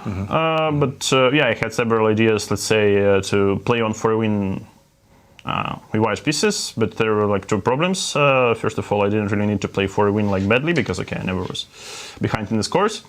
And the second thing that I think in the first game, Dink played like in the second white game, yeah, like he played, he opted for Queen's Gambit instead of the Nimzo. So yeah, this basically didn't happen there, you know, then, back then. So yeah, I was going like to play this line several times, but okay. Normally people don't go into Nimzo, yeah, so okay, this line is fun, yeah, okay, objectively I think black is fine. But maybe there is like psychologically, okay, you know, you're a bit of annoyed with, okay, these pawns marching towards your king, and yeah, like this road for the rook a2, g2 is, you don't see it too often, yeah, but I was quite worried about knight h5 here. After h1? Yeah, because knight h5 would change like the pace of the game, so probably I'll go king f2, f5, takes, bishop d3, and I wasn't sure like which move should I start with, because the problem, I mean, knight e6, queen e8, I didn't check this particular move order, because the problem was I wanted to go g4 here, let's say, but g4 I was quite unhappy with e5. And let's say if I play knight e2, I think ed, cd, knight e4 is quite nice for black, and basically I cannot even get a transposition. So maybe that's why if I want to get to this position, maybe I should start with rook e2, but I wasn't sure as well, yeah, like rook e2. Maybe it's like the cunning move order, yeah, like to combine like rook e2 and then g4, h4. But fortunately for me, after h4, he didn't play like knight h5, yeah, and he opted for another move. And this, I think, like structure-wise, is quite a decent game for white. Yeah, I mean, okay, this white has some simple plan. Okay, of course, h6, knight h7, f6 is always an option, but it's also like it's like comp shows like black is perfectly fine. But I mean, like, okay, there's g4, f4, g5. I mean, everything is marching forward. So, well, and basically the interesting thing is, okay, pawn on c4. Anyway, we abandon the queen side, more or less, and the pawn on c4 maybe won't be, you know, you wouldn't count this pawn until the endgame. What's the real truth to this position? Obviously, the engine right now is showing a slight advantage. I think it's quite balanced. I think it's quite balanced, yes. So, I mean, it's strategic. I mean, it's like, it's impossible to analyze this position here because I think it's about like 5 lines of zeros, so about around zeros in every position after every move. And this is with strong. This, not with this one. Yes, with this strong one. So here I wasn't sure, like, should I start with g4 or rook e2? So, but I don't know, rook e2, like g4, and here, like, I didn't really check the queen c6, maybe because more precisely, like g4, g5 to invite knight on d7 first, so queen doesn't go. But I think I checked this position with queen on d8 and knight on d7, slightly different one. So I cannot really understand, like, what's the big difference here, because, well, I mean, as you know, mistakenly said that I'm a big expert in these positions. Yeah, because I'm not. I'm still not sure if I'm mistaken. Yeah, so here exchanges on knight e2. So basically, yeah, it's maybe it's not such a big problem for black, but okay, at least optically, you know, this g5, g6 is a bit annoying. And the thing that if you take on c4 with the knight, let's say, yeah, with the knight.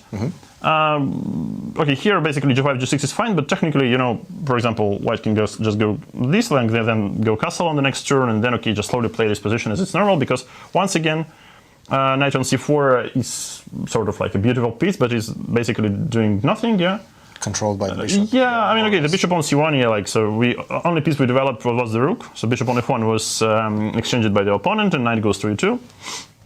Yes, and then, okay, in many positions, white just castles and then just plays like, it's like knight g3, g5, f4, and so on. I mean, I don't know what's the truth here, but yeah, at least it's like... It looks practically very... It's fun, nice. To play for white, like, unlike many other lines, yeah, when you're sort of like... I mean, okay, normally you don't want to get a bad position with white out of the opening, but sometimes why not? Yeah, so here knight d7, g5, e5. I wasn't sure what to do because, well, if it would be like queen on e8 and knight on c4, I would surely like go something like, yeah. I don't think we can. You cannot draw an arrow. No, yeah? no. So let's say queen on e8, knight on c4. Probably I would just make a castle, knight g3, f4, and so on. Yeah, knight on c4. So probably then I castle because, okay, attack never really works. But here I felt like, okay, maybe my attack should be quite decent. So I played g6. And here, okay, h6, but I'm not sure that h6 is that good. I mean, at least like h6, you need to be really, you know, cold-blooded to play like this. So takes queen c1. I think it's like a big mess, but I think white is normally enjoying this. Yeah, like king g7. I didn't really consider h6 as an option here because of this, but maybe it's like the position is, in fact, is fine. So king just runs to d8 and to c8, like step by step. I was analyzing. But this is a bit too cool, yeah. I mean, like with mirror, this looks not like a practical. I don't know. This black. is doesn't seem too simple, but okay, this clearly deserves some attention. Yes. Yeah, but what he did was also quite reasonable. So takes, rook takes f3. So here I had plenty of moves. Like first of all, I wanted to go bishop h6. So I provoke him to take it. Here I play, let's say, bishop d2. But also I wasn't sure about a king f7, and also like queen b3. Basically, he comes to b1, and he's just in time to create counterplay, so I'm not sure it's super good. And after gh, king f7. So I didn't like this way. So then I also... I mean, this could be a move, but the problem, okay, knight f8 it says. Okay, knight f8 I would never consider as a move, but maybe it's also good. But I was calculating like this line, rook f8, rook g1. And here, let's say knight f6. Now, okay, knight f6, I go, hang on, here I go rook h4. Yeah, so that's like rook f6, and then here I have to go bishop h6, takes. I probably have to go queen d2. And here, okay, rook f4, he says black is okay, but I thought like rook h3 and black is also doing fine. I should take here, then probably queen e6 or some kind of a move. Okay, here d5. Here at some point I already lost. These are was lost in my calculation. Mind-numbing variations, yeah. Yeah, but that's why, okay, I mean, I had this option like takes and rook g1 and bishop h6 basically winning some material. Yes. So luckily, fortunately for black, he has like this rook f7, otherwise it would be like quite unpleasant. Yeah, maybe some queen sacrifice would be necessary, rook f8 to f8. Yeah, so here, I was very curious about this position. So first I thought like queen c6, rook e7, queen e4, rook takes c7, and here I stopped my calculation because, all right, like, I mean, an exchange up, knight on a5 is quite poor. And yeah, also I restrict both knights with one rook, so it probably should be good. Though here maybe knight b3 was a good move, like to sort of like restrict my queen a little bit, so I don't have this queen c1 ideas, but maybe rook g3, then queen d3 is coming. I mean, practically even like the endgame doesn't prevent me from playing for some mating attack. Yeah, so let's say rook g3, queen d3, then knight g3, knight f5. So I thought like it's a bit more pleasant for white to play. Yes. But suddenly he went for knight f6, d5. Okay, knight d7 would be like insanity. Yes, yeah, knight d7 I would be, like. Only if you realize what. Yeah, but okay, knight e4, but knight e4 looks like, looks like not enough because his trick probably was like rook g8, rook f1. Isn't it a draw? And this game just finished, sorry to interrupt, Alireza versus MVL, unbelievably ended in a draw after such a complex draw. Opening. Yes. What? Exactly. Exactly. Well, exactly. I mean, we had a competition with Maxime for the best pawn structure. So first I was very optimistic about my one, but then okay, his pawn structure prevailed clearly. Like, I never seen anything like this. Yes. That's quite a crazy one. Yeah. So I calculated something like this, but maybe king f7, what, king g2, here, king h3, queen f3. I wasn't sure about this position. Here, king h2, rook g2. Yeah, okay. So this also would make some sense, but queen c1 I think is just stronger, basically. Yes. Yeah, but knight d7 here deserves probably a big round of standing applause. Yeah. So here I calculated it basically till the end, like the whole line which happened in the game. Because it's like, it's quite straight and quite forcing. Yeah, a6. Yeah, queen g7 was another try, but also bad. But here's, I mean, like at this point I calculated like till basically the position he resigned. But I mean, it's not so difficult.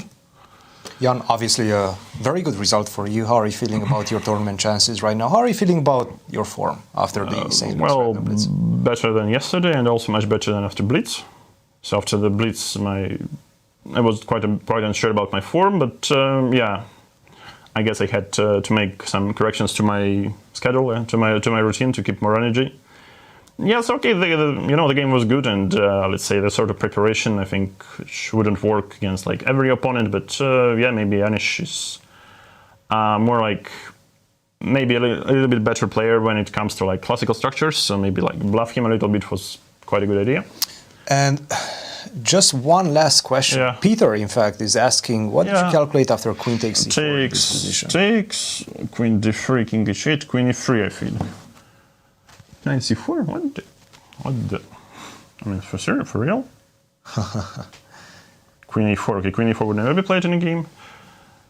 So it's a big idea, like. Queen a4, queen g4. But queen f8, let's say, then queen e4. So Okay, because, I mean, like, what I calculated was, hang on.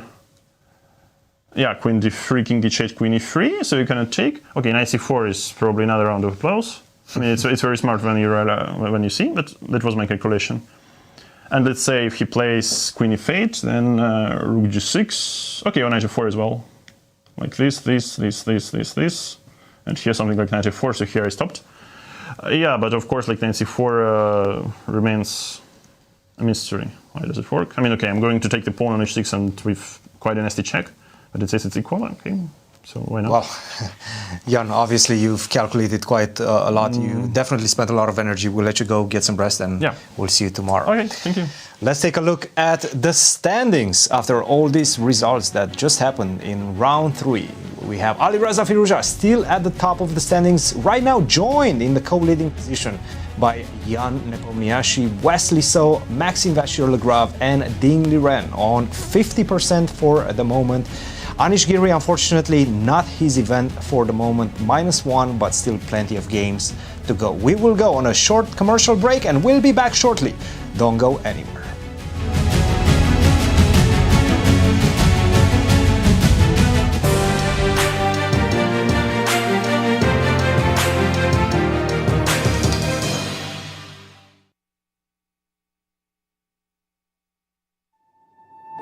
In our game, we see echoes of warfare.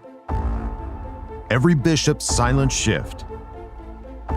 Every piece finds its place. The clocks are ticking, and every second matters. Legends will rise, and champions will fall. Give it everything you've got, and ask for more. This isn't just a game. This is it.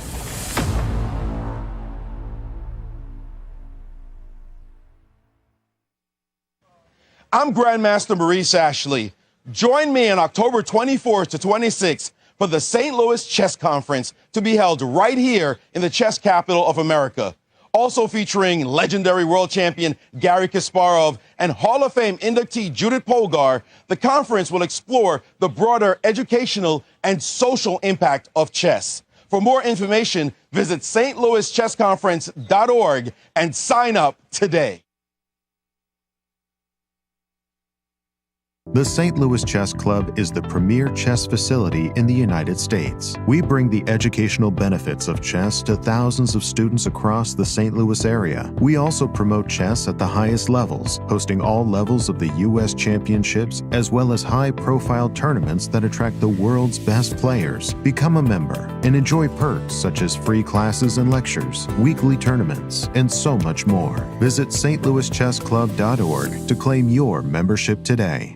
The St. Louis Chess Club Scholastic Program brings the educational value of chess to kids in schools across the St. Louis area. Active in over 100 schools throughout the St. Louis city and county, the St. Louis Chess Club has been able to reach over 85,000 students in both in-school and after-school programs. We view chess as a valuable educational tool. Learn more about our scholastic programming by visiting stlouischessclub.org/education.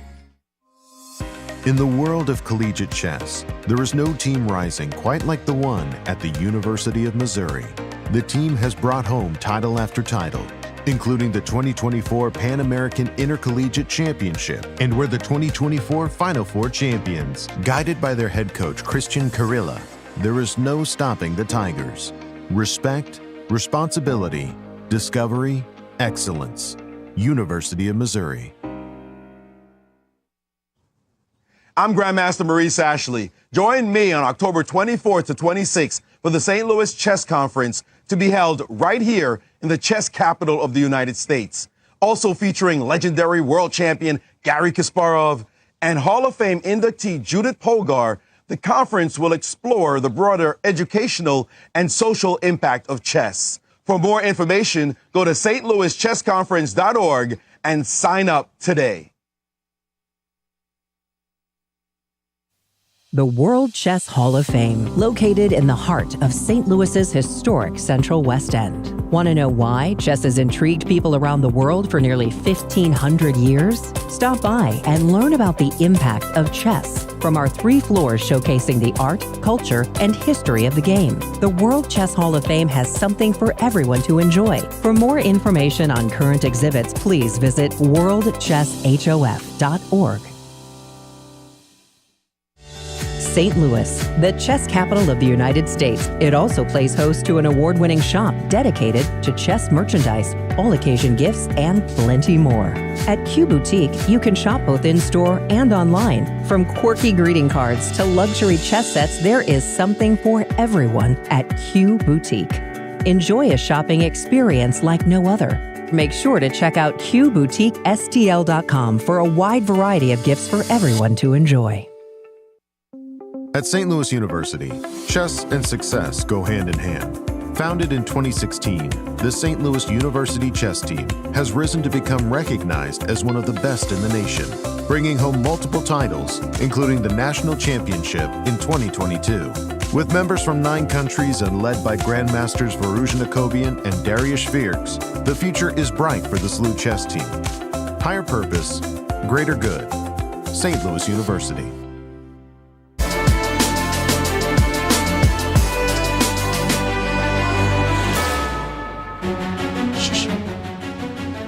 Welcome back, everyone. Let's take a look at our current standings, as we do have some results. Very eventful games, I would say. We have 2 draws, but then a huge win by Nepomniachtchi against Anish Giri.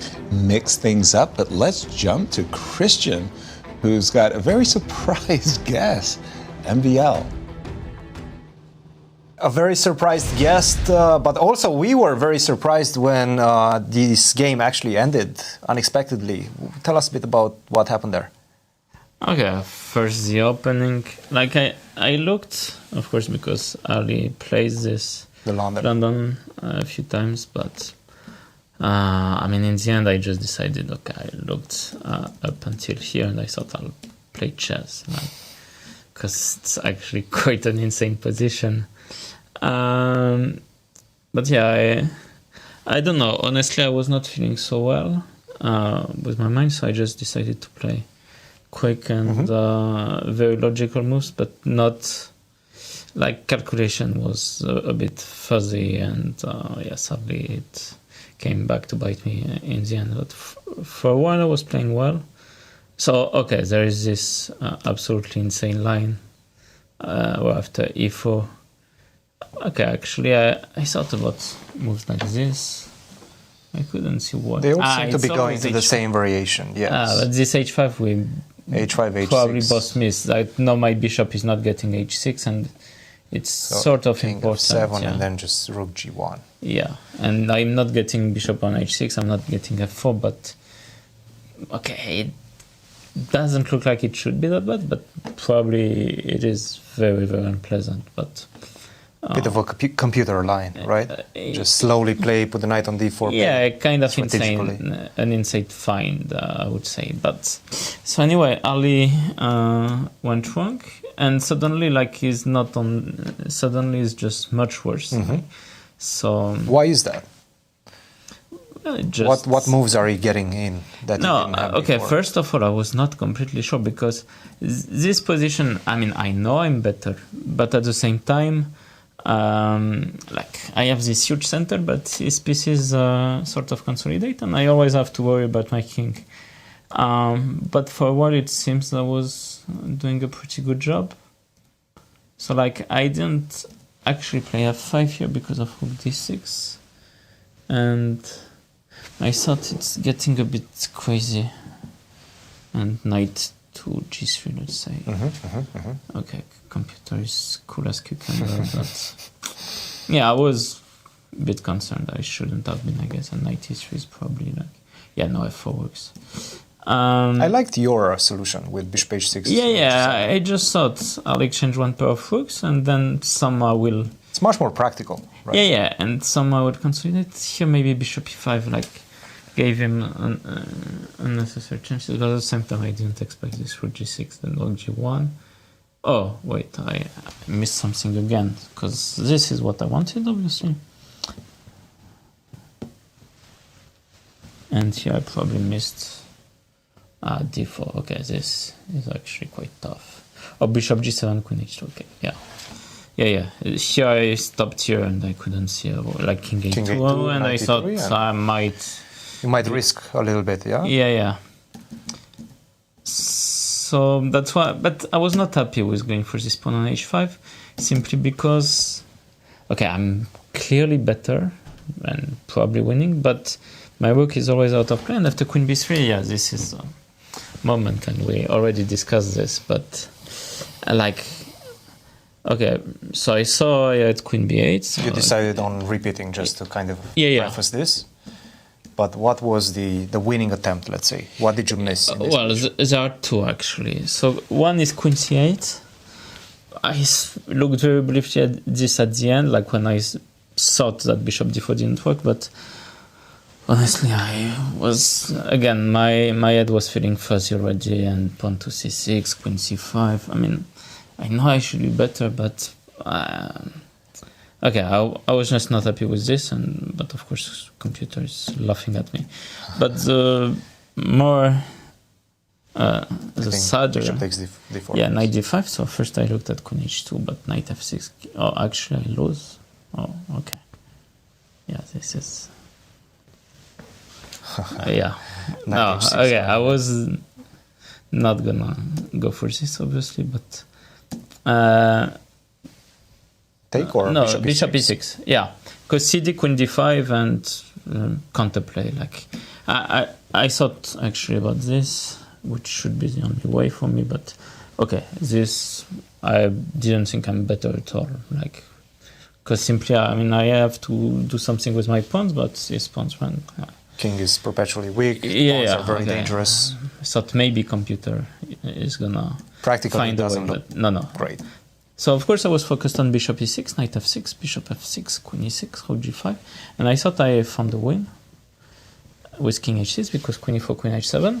Then I noticed queen e6 check, and this is where I stopped. Yeah, after king h5, queen e4, that I'm losing one of the pawns. But yeah, here computer bites me, and simply there's no check. Yeah, this is what I missed. Yeah. This is a real miss, because, okay, queen c8 I saw right at the end. I was, like, not convinced, but this is extremely convincing and really painful. Maxime, you said yesterday 21 draws. Okay, now 22. Sure what do you need to do, Maxime, to win a game? You're getting close. I'm getting extremely close. I'm getting positions. I think I'm missing something right at the end, and of course, when you haven't won for some time, of course, at some point it comes to bite you, like when you have to push that last level of resistance. But yeah, this one is especially painful because even if my calculation felt a bit fuzzy, I did more or less everything right until like one move, basically, like this bishop h4 that I miss. Well, Maxime, things seem to be clicking for you. Still plenty of games to go tomorrow. You will have the white pieces. We'll let you go, get your preparation in, and we'll see you tomorrow. Thank you. Guys. Thank you, Christian. Very, very frustrating miss. And taking a look at our standings, we'll immediately understand why. Because with a win, MVL, he would not be in a tie for third. No, he would be tied for first with Nepo. Right? Yeah, with Nepo. Exactly.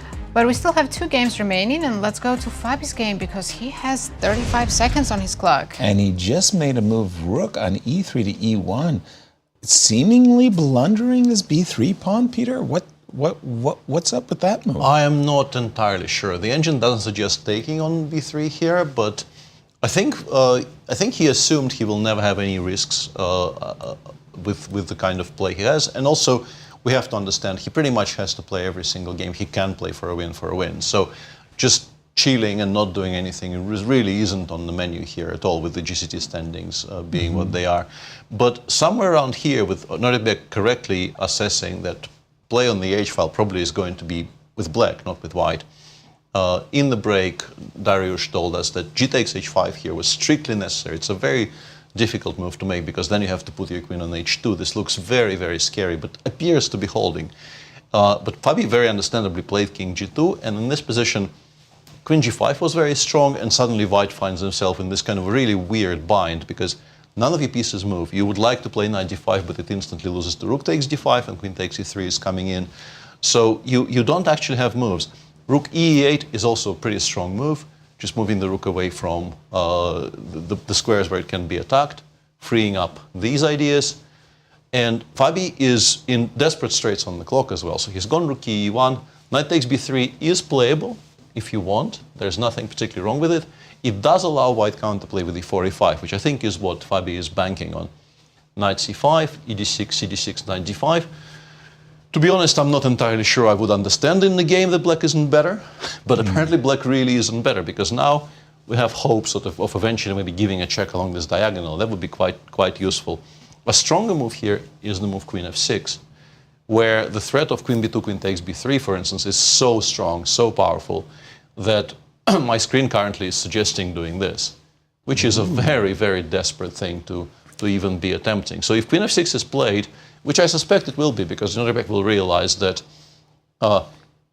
when you're playing against somebody who is in a tough situation and is also very, very low on time, giving him precise targets to calculate out of is a mistake, generally, like in practical terms. It's a thing you learn very quickly, I think, that keeping all the pressure in the position and all the tension in the position and giving as wide a choice to your opponent as possible is by far the most unpleasant thing you can do to somebody who is going, for the rest of this game, going to be playing on increment. So Nodirbek, of course, knows he can take on b3. He understands the idea has to be e5, otherwise the movement makes no sense. And I think queen f6 is just a very, very logical way to play against somebody who is in desperate, desperate straits on the clock. Yeah, Fabi could end up losing a second game with white in this tournament, which is not something you say about him very often, like once every 3 years, maybe. Right. With the white pieces. With the white queen pieces f6, in particular, yeah. As you predicted, Peter, on the board. And rook h1. Rook h1 played instantly, and now we can cash in knight takes b3. e4, e5 is no longer a threat, so we can absolutely cash in our knight takes b3 chip and be safely much better with black. And why aren't we doing exactly Check. as you prescribed a moment ago? Queen check? Well, after queen f2, you probably still have to trade queens. I don't think we're allowing queen d4 check, although we could maybe consider queen takes b3. Why aren't we playing queen takes b3 here? Knight d5 is pretty strong. And now queen d4 check really is a very, very strong threat. Gotcha. Queen b2, queen f2. And the difference is by including rook h1. Yeah, we stopped rook h2 check. This is very, very important. And yes. this is the point. We've got queen check and knight d5 in case we take with the queen. And the knight, and we could take off the queens, we could take off a pair of rooks. Yeah, we take on b3, or take on h1 and take on b3. I guess white goes knight d5 first. And this is where you see drawing chances, because if you have to play rook c8, you now have to worry about g5, knight f6 counterplay. Although we always have rook h8 there in the end, right? That's what I wanted to ask you. And excuse me, I've got an a pawn I would like to talk about. Yes. Yes. Absolutely. So no, this is not good for white. Exactly. The fact that the black king is still not entirely safe on g7 is maybe a reason why. Strange decision by Nodirbek. c6. I mean, not strange. He doesn't want knight d5. No, I think it's played in exactly the same spirit I was just describing. He is trying not to give Fabi a move Fabi calculated. Right. But this is not great, because now after g5, it seems like all the same endgames are now more manageable for white, because your structure is actually a bit softer. Right, with the pawn on c7. And the pawn on c6, suddenly your weakness is not going to be on c7, it's going to be both d6 and b6, because I think in many cases, if once you take on b3, white will be able to play rook b1, attack that knight, and then the b6 pawn is now unprotected. Gotcha. Nazi, I heard that Fabi was in time trouble. How much time does... 13 seconds right now. Knight h3 is one of the decent moves. 13 seconds when he played that move. And Nodirbek has 23 minutes, plenty of time. So things have definitely gone wrong in this Hungarian defense for Fabi. Oof. But what should black play here? Let's say I just play rook. Let's just say I chill and I play rook to d8. I mean, why are we so happy about leaving our queenside structure on Paris? And The knight is weird. Weird. Yeah, you can play queen b2 check, and then after queen f2 you can play queen e5 to put the queen in a better square, push the white queen a little bit You don't further like the away. move Rook of d8 the is also completely fine. check. Yeah. And queen to d4, you're just kind of... Yeah, queen e5. b3 is still hanging, you still have to worry about losing the b3 pawn. I think black ideally would very much like to play knight e6. Actually, in terms of playing against somebody on a minute, Maybe you shouldn't getting the trade knight to queens, e6 right? and then locking down the knight on h3 forever Yeah. and just playing Not against bad. everything, yeah. Yeah, not bad. Is not a bad idea. Good. Yeah, Yeah, you're talking me into it. But I must say, I'm not even sure what... I mean, when your opponent's drowning, sometimes you just let him do whatever. If I played rook d8 here, is Fabi going to play knight f2 in an instant? You have to play g5, queen b2, and then knight f2 probably, and hope you have some counterplay against the king if you take on h1. G5, knight f2, rook h1, and Rook takes h1, and if you now queen h4 becomes something you at least need to pay attention to. Agreed. We still have if we take on b3 with a knight. Have knight d3 here also. Our queen covers h8. Yeah, and if you play queen h4, we can go king f8, king e7. Yeah. I still feel like this is kind of reasonably seriously better for black. Exactly. But you at least have to calculate something now. Mm-hmm. Wow. Well, this would be huge for Nodirbek. And the combination of those two results as well, Alireza not losing that game and Fabi losing this one, pretty much, I think tomorrow Ben Underwood will give us a sheet on which it will say probability of Alireza winning the GCT 101%. Well, his predictions, his probabilities coming into today's round were really confusing because he was giving Nodirbek really high probabilities, and apparently he was right. that's the crazy part. I mean, how did he figure that out? How did he know that? Should we check? He has the technology. The And other Pragg game? is now quite seriously better. Ooh. Yeah. Let's I just assume this is check still a in. draw, but Pragg is now very much in the driver's seat in the All-Indian clash.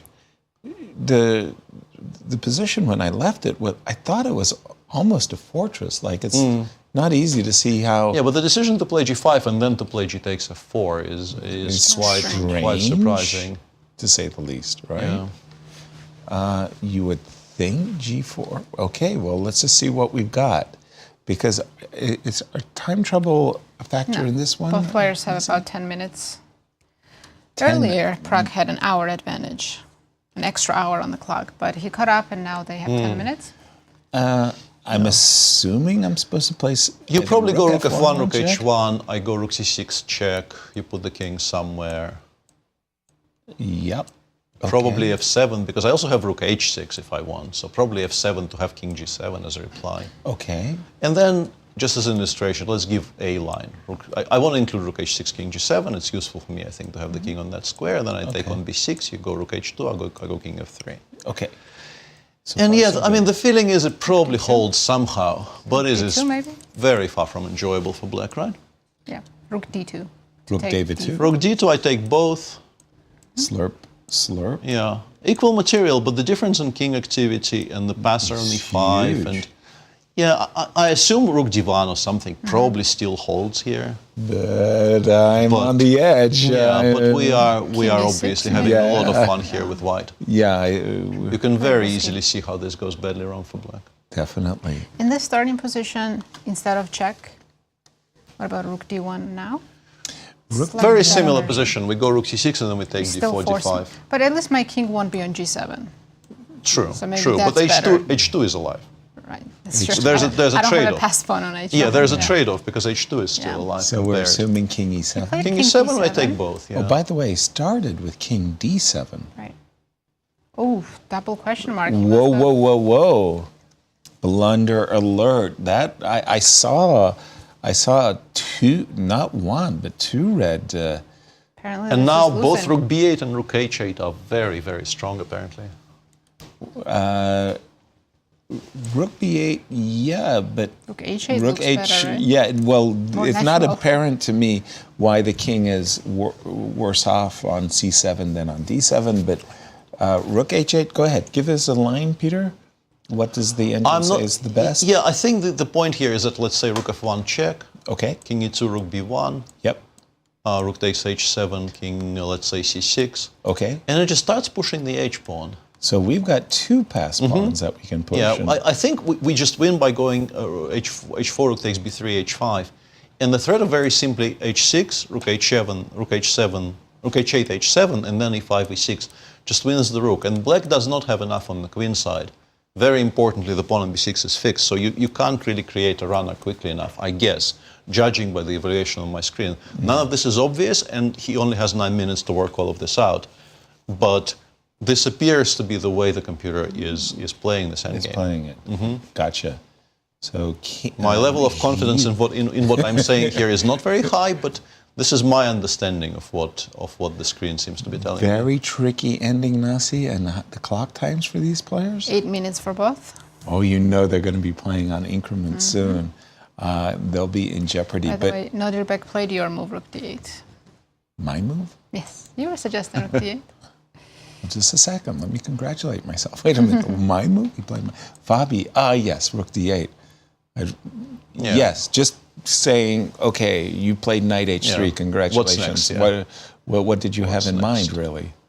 And Fabi frankly, he's down to 16 not... seconds, He played g5, which is the right approach, though. Fabi is running exceedingly low on time every single time he has to make a decision, but he is making good moves. But you told me that the queen on e5 is finely posted. I was also thinking about that. Why not just queen e5 here? I assume if we take, we just lose a pawn, right? Yeah, well, I assume we still do something like knight f2 here. Knight f2? Yeah.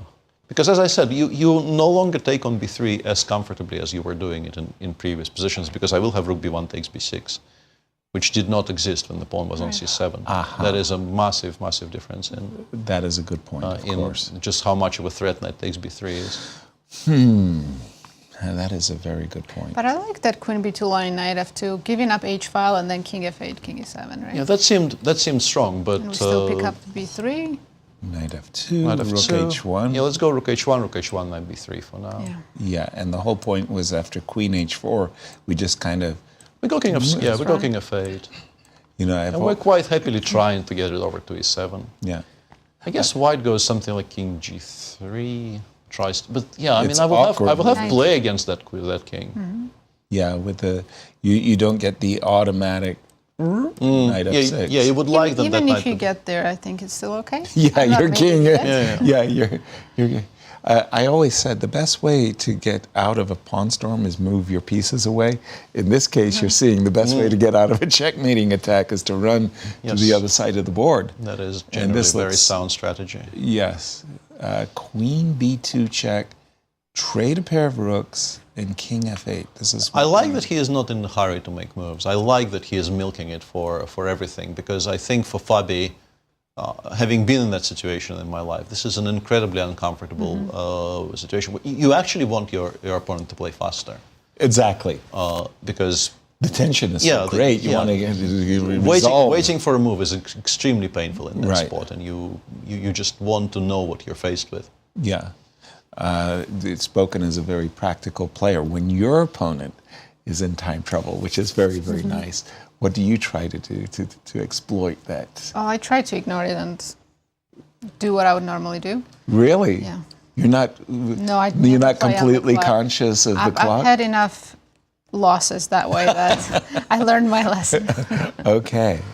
I'm very, very conscious of my opponent's time shortage, and much like Peter's suggesting, I enjoy playing the position. It shouldn't impact your decisions greatly, but it should sort of factor into the kinds of choices you make. If, let's say, you have 2 or 3 choices which are all in your mind similar in strength, you should probably be choosing the one that gives the most choice to your opponent, the one that is the most surprising to your opponent. If no such thing exists, you just make the strongest move. And Nasi is absolutely correct. In general, just playing as if this is not a factor at all is very healthy and is to be applauded. But if you have choices, then maybe this factors into your calculations. Exactly. Trade. I just noticed that in this position, this very, very specific position where your white pieces are a little bit gummed up. I'd like to play knight d3, but after queen h4, I'm afraid I might be trading queens.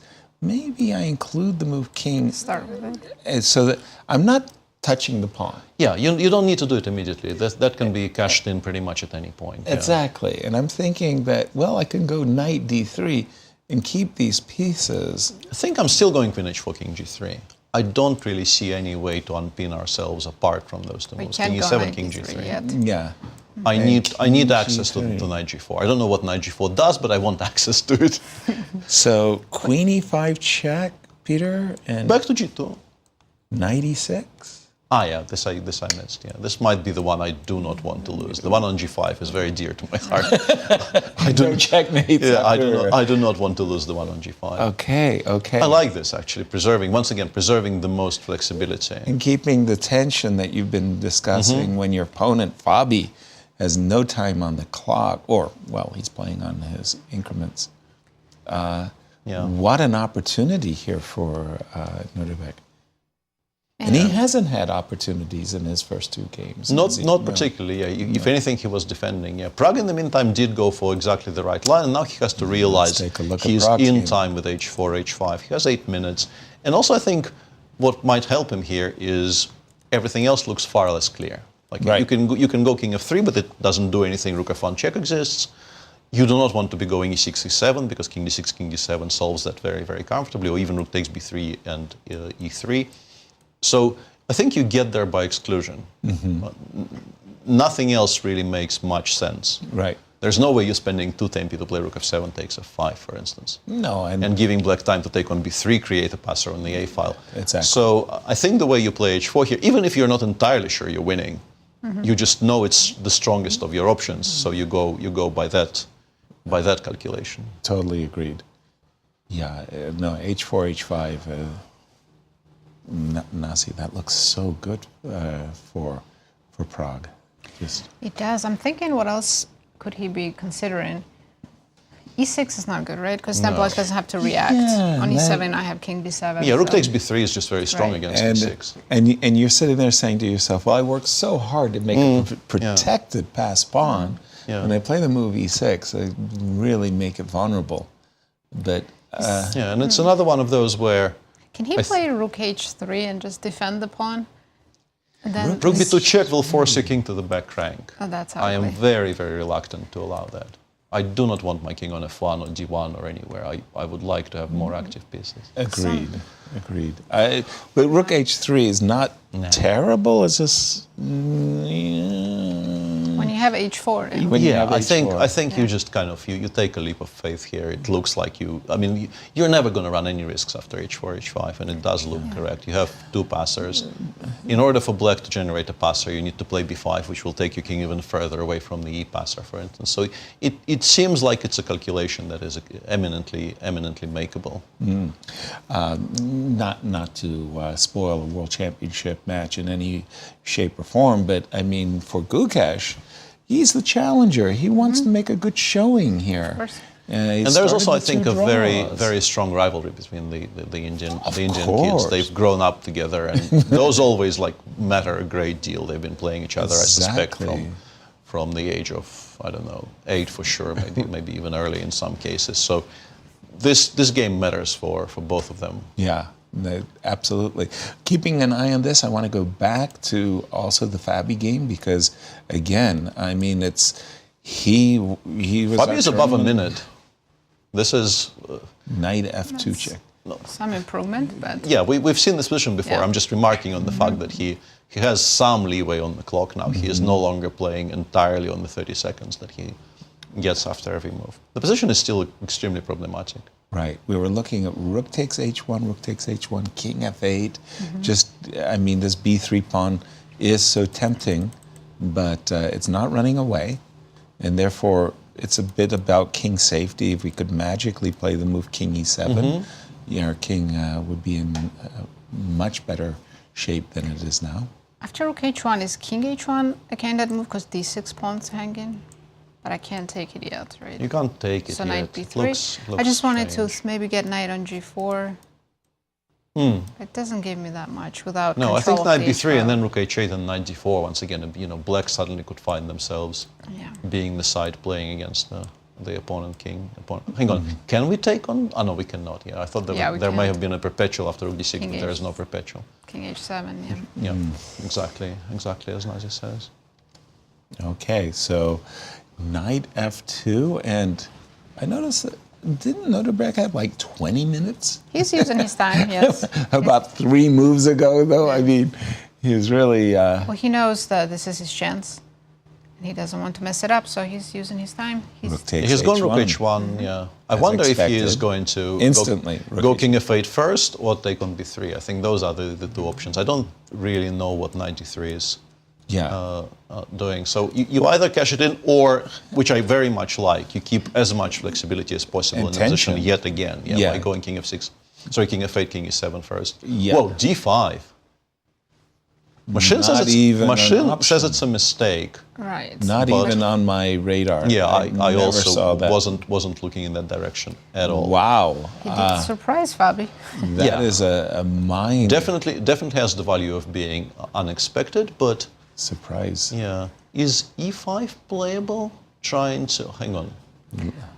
So e5, you want to play queen f6 check. e5 knight d3, maybe your move becomes much. Although knight d3, f4, maybe.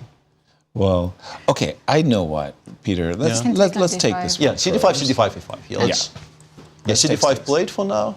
My point is, I want to play queen h2 now, and I get to maybe land that queen on f6 then, because we've interrupted the connection between the queen on b2 and the queen and the h8 square. That's huge, by the way. That is a massive development. I mean, you have rook h8. Like, if we want to safeguard the king, we have rook h8 here.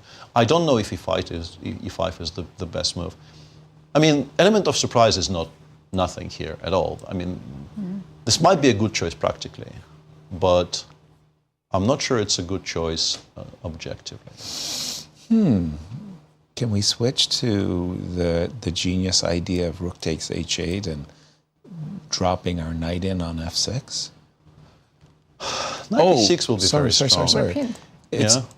It's still illegal until you take the pawn on b3. He's gone rook d1, which the engine appears to be in agreement with. Yeah, the evaluation did not move. This seems to be a strong move. So c takes d5. Actually, exceptional situational awareness from Fabi. You had a rook on h1, and you have all these mating ideas. Yeah. And he's switching to playing against the black center. I really like this move actually, because the moves that I was fearing, d5 takes e4, no, and d4, no. I've got queen e5 check you cannot allow that at all. So I like rook d1. Yeah, you stopped pretty much everything that you were afraid of, apart from maybe knight takes b3. And after knight takes b3, we can go rook d5 quite safely, I guess, because we're not even down a pawn. We might have a passer if the rooks get traded off. No, this is suddenly very alive. Yeah. Yeah, on a good day. This is very, very alive. Knight takes b3, queen c7 might just go south on us, right? Because this is this is a very interesting idea. Yeah. Ooh. No, Fabi is kind of back in it. I mean, he does have a minute against 8, which is not in his favor, but I think Nodirbek overcooked it a little bit with d5. Yes. He could have played He missed simpler. the d1 probably. Yeah, I have a feeling this is just what happened. In the meantime, Pragg did play h4. He repeated a couple of times to, quote-unquote, game time, although you don't actually game time on this time control very much. And now played h4. And yeah, Gukesh has to go for those races, but they appear to be losing. Yeah. I've been trying to calculate them. It's not that easy, but they appear to be losing. In my day, we didn't say we gain time. We moved closer to the time control. Yes, but you're not actually. But what I always thought the repetition was about was to demonstrate to the audience who was in control, who was pushing things. Did something strange. He what gave happened? The check first. Gukesh actually allowed the white king to f4, and this now just kind of looks like it's winning. Instead of immediately rook b3, he gave a check. Yeah, just a second. Let me switch. We went h4, which we expected. That was unexpected. Yeah. Check by Gukesh. Well, this helps a lot, doesn't it? And now he's probably going to play either rook b4 or rook d3, which I assume are leading to very similar positions. Okay. I assume we're just rook b4 played. Yeah, but they have to be running much faster than the black passers. Pardon me, rook b4 in the game. Maybe give rook h6 check first. Yeah, you can include rook h6 first. Then take on f5. It's always nice, right, to drive the king a little bit backwards. So I'm assuming we. But don't they all come to the same. If you go to d7, king f5, you can't even take on d4. Right. So we. Yeah, I think it has to be c7. Yeah, we take on f5. They take on d4, I assume, because the rook really needs to be connected to what's going on. Otherwise, you might lose on the spot. Yeah. Right. And now, I mean, something has to be winning here. It just like looks h5. winning. I just like h5. I think White's pawns are simply. I think it's still Okay, possible to rook misplay it, in h8. particular on 4 minutes. Rook h8 maybe with e6, e7 threat also. Also, love it. Yeah, I mean, far more active king, faster pawns. But it is 4 minutes against 6 in this eternal time trouble, and it's not going to be easy. You can still absolutely make a mistake somewhere and drift into a position which is no longer winning. But it absolutely does look winning, with equal material, White having two very dangerous passers, and Black absolutely on the defensive. Black will not have any counterplay. Again, shocker that it's equal material. I'm torn between which game am I supposed to watch. I mean, Fabi's game is on a razor's I'll edge. let you know when Nodirbek makes a move. He's still thinking. This endgame is, well, favorable for White, but I mean, it's one of those games that can easily, a tempo can... As you can see, the eval bar says it's completely winning. Yeah. Right. Yeah, in more than one way even, I suspect. But in practical terms, it's not really... So Pragg should win by king f5 or h5. Yeah, king f5, rook d4, and then something. So Pragg, I suspect there's more than one way to get home from there. Now, they started with 8 minutes against 8 minutes. How are they doing now? 3 against 6 now. Who's got the 3? Who's got the 6? Pragg. White first. Okay. Pragg. Oh, is that the way? Okay. That's how I say it. Right. Okay, so we're expecting h5, rook takes d4 check, king There's f5. rook still on h7 in the current position. Yeah. Oh, yeah. Oh, I'm including rook h6 check. I apologize. I don't think it matters a great deal, but I think I would, yeah. I think I would put the king on c7, yeah. Just to keep things tidy and not give any options of king c5. So we get here, we're going to play rook to h4, and we're going to bank our hopes on the d-pawn. I think this probably loses very simply to check on d6. By the way, he didn't include the check. Yeah, I mean, h5, okay, so something similar. Takes. Yes? Yeah. Rook h4? Rook h4. h6? I'm not sure about h6. Rook endings. Rook endings. So difficult. And we could, okay, so my whole point was that I was banking on this guy. Maybe I can make an argument for like e6, d3, rook d7 simply. e6, d3, rook d7 simply? Yeah, rook h6, rook takes d3, and claiming that because you still don't have a passer on the king side, my e7 threat is just way too strong. Yeah. This probably wins, honestly. It's just not far enough. I think this wins. e7, rook e8, king e6. I'd be very shocked if this doesn't win. b5, rook d6 check even. Like I can maybe even do that, right? And yeah, rook d6. But also rook Oh yeah, our king is close. Our king, I think, is close enough here. Well, this, I mean, ba4. This I'd be By the worried way, about. I don't want to give you two. Nodirbek made a mistake, and Fabi is now slightly better. What? Oh my gosh! Yeah, that would be a massive turnaround if Fabi somehow ends up winning this game. Wow! And they are much closer on the clocks now as well. Fabi has 2 minutes suddenly, and Nodirbek is down to 4. Rook d1, knight takes b3, and after king g8, apparently White is just straight up winning. And king g8 blunder king g3 alert. and knight g4. Yes, that was we've been dreaming of this for quite some time. We've been wanting this for a very, very long time. And king g8 actually makes it stronger because also knight h6 check threats are winning additional tempi for White. I couldn't agree more. King g3. And by the way, that move is so obvious. It really plays itself. The problem with the desirable d6 is we do give up the square e6. He's but king g3? King g3. Fabi knows that now he's like, Fabi wow. enjoying an absolute new lease on life here. And by the way, Nodirbek was the one who had all the time. Yeah, d5. Everything went But wrong for Rook d1 Nodirbek. is missable. I will say that for the decision to play d6, d5. Rook d1 was very, very missable. Absolutely. Because you just don't Yeah. consider the fact that the rook might just leave the open h-file when you have a king on g7. Okay, I'll go with you there, but king g8 looks egregious. Yeah, but what do you do? I think that's more panic move. Yeah, at that I point. think it's just the completely changed circumstance that threw him off. Wow, wow. Oh my So we're goodness. about to have two We more could decisive see, results. right, it was a drought there. There was Yesterday. no decisive games, 1 out of the 10 games played. But this round in particular had a feel that maybe all the games were Yes, going to be absolutely. decisive at one time. Yeah. We thought Liren might win against Wesley at a moment. MVL was close. MVL was, well, that was the one we were the most sure about, actually. Right. Yeah, MVL will be very, very unhappy with that. Exactly. By the way, he complained about something that has affected every chess player. Sometimes your head's a little cloudy. Yeah. You're just not calculating with that freshness. Bad days absolutely do exist. The Yeah. days when you feels like your brain is struggling through trickle and like everything needs to be calculated 5 times against of 1.5. you know, Exactly. It's just like really, really slow days. They absolutely do exist. For an American audience, treacle, the British syrup. Your head feels like you're just in molasses. Yeah, I think we would use that expression more. King G3, exclam, and No, this is a long Yeah, pause. he's struggling to make a move, and it's understandable why, because he is now equal material, and he is the one absolutely getting mated.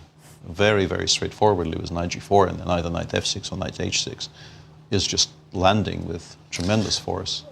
Okay, let's just see how bad is it, Peter. Knight to d7, Knight knight to g4. Is g4. queen c7 also? Oh, you have queen e5. Okay. Sorry. Now queen c7 is the threat. Yeah, rook f8. He's gone knight b7. Yeah, Knight no, this never holds. b7. This never Okay, holds. I was trying to. Okay, knight b7. So he wants to bring his knight to And if queen c7, what does he do? queen c. How does he save the piece? Maybe That's he a doesn't. very good question. Maybe the answer is just he's not. Yeah, it's one of those cases. Queen But we also might have made. Honestly, like knight e4 looks like it might be made. So knight e4. Not allowing knight d6 and then Exactly. we just play knight f6, rook h1, and we just get there. And it's our old But honestly, extra piece is also pretty good. I'm not going to say no to an extra piece in this position. Just queen c7, take on b7 next move. Very, very solid choice as well. Sometimes the KISS principle is strongest. Yeah, and I think he's gone queen For c7. the material. King g7 instantly So take. he wants queen e5 check and then rook h8, but this is still going to be only a couple of checks. This is why, yeah, I would have preferred to actually give mate so that I don't have to calculate checks from my opponent, but this Also, has he to doesn't be have lost. to take on b7 Yeah, yet. you can go rook e1 first, can maybe make to stop one. queen e5 check. Prophylaxis move. Or rook h. No, I don't want rook h1. Any Come on, takers looks for better. knight g4? Yeah. Sure. That's Stopping queen e5? Yeah. Absolutely, yeah. Maybe on a good day, knight Yeah. h. There are so few checks even possible to the king on g3 that I actually quite like knight g4. Knight g4, queen e2. Rook h1 maybe. Seriously, there are no checks to this king. Yeah. I will just give mate on the other side of the board. I was about to say, it might be just mate there. Yeah, I'm especially certainly on rook takes h7, d5. yeah. Rook h7. That would just do it. Wow, and Fabi does go knight g4. g4. What were we talking about? Keeping the tension when your opponent's in time trouble. And there we saw knight g4, not queen takes, which probably wins. Was winning, yeah. I'm pretty sure it was winning. I agree. But knight g4 might be strongest of all. How about queen b3? Just so if you move your rook, I have queen d5. But queen e5 check first and then rook h1. This is, you can't. Oh, you can't now I leave, made it. You can't leave the long diagonal. Now it's over. You just cannot leave the long diagonal at all. The queen has to be on those squares at all times. Yeah, I mean, that felt like the third rail. You get electrocuted when you leave that diagonal. What a turnaround! I mean, that's just a shocking turnaround. And This is so winning for Fabi. I will petition to switch to the other game. All right. So winning. We might even see a handshake so winning. Close to, I think. It really is very, very close to being completely over. So, yeah, for Pragg is down to a minute against 3. He is still winning, but it's one of those where, like, the checks from behind begin, and you have to start wondering where you're supposed to hide your king. Right. And, like, it's very easily hidden, well, let's say, on the e7 square, but then the d pawn starts running. So I'm still not entirely sure. I mean, my relationship with the rook endings is very fraught, but I'm still not entirely sure I win this with white. It's not been the best friend No, over the years, the rook endings have, and I have done them dirty as well. Honestly. Like it's, How's your relationship with rook endings? Just like Peter described. Fraught with dangers and.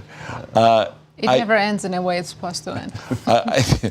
I must say, I want to play. But he's already played e6. Oh, sorry, he's already played e6. We can't make 2 in a row. We would very much like to play rook a7. I very much endorse that idea. Yeah, so that we can play e7 and then just queen one of them. Yeah. Yeah, that would be just simple. Queen one of them. So you have to give a check. Yeah, you have to start giving checks King here. e5, rook e1, king f6. Yes. Maybe d4 right now. No, we wanted to Right. chase your king into hiding. Okay, king e7 now. And now we'll go d4. d4. Yeah.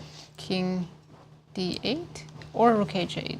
The engine suggests e6 maybe isn't the cleanest, but we should still be winning.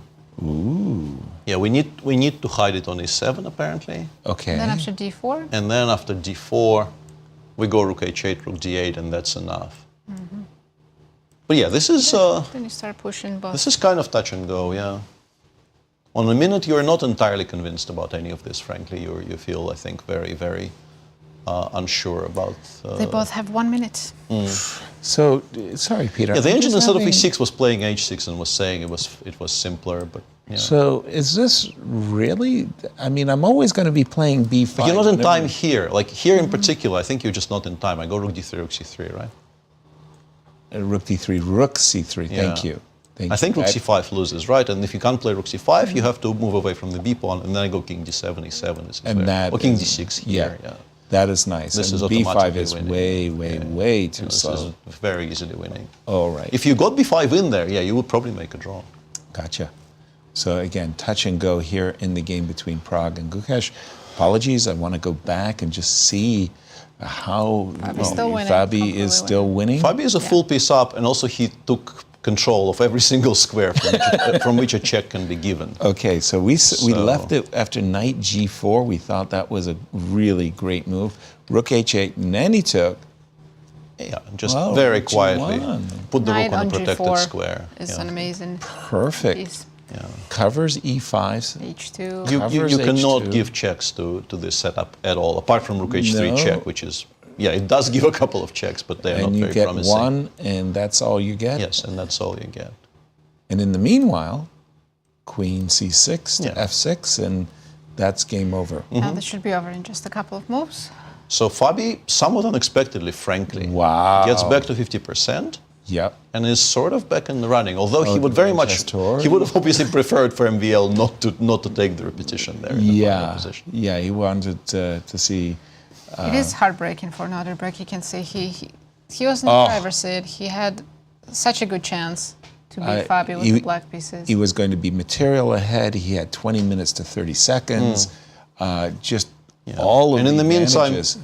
Pragg probably has one move that wins in this current Just position. want to say that he's down to seconds is Nodirbek at the moment, and I don't think he's moving. 2 seconds. Well, he made played a queen move g2, but it with doesn't 1 second actually. It's 31 right now. Queen He takes did it with b6. 1 second on his clock.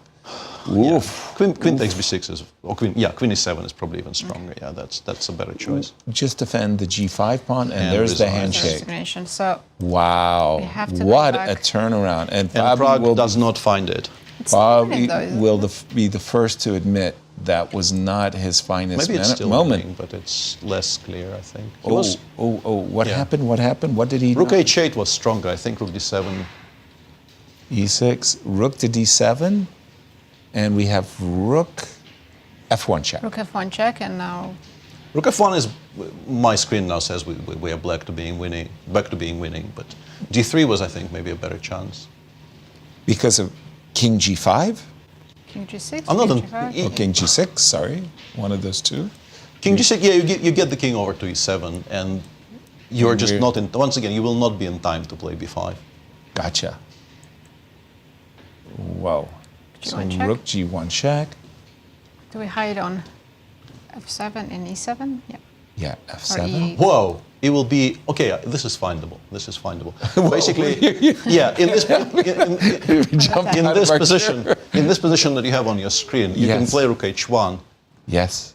No, okay, rook f1 check, of course, first. You need to stop e7. And then king e7, rook h1. Not king e8. No, king e7. King e7.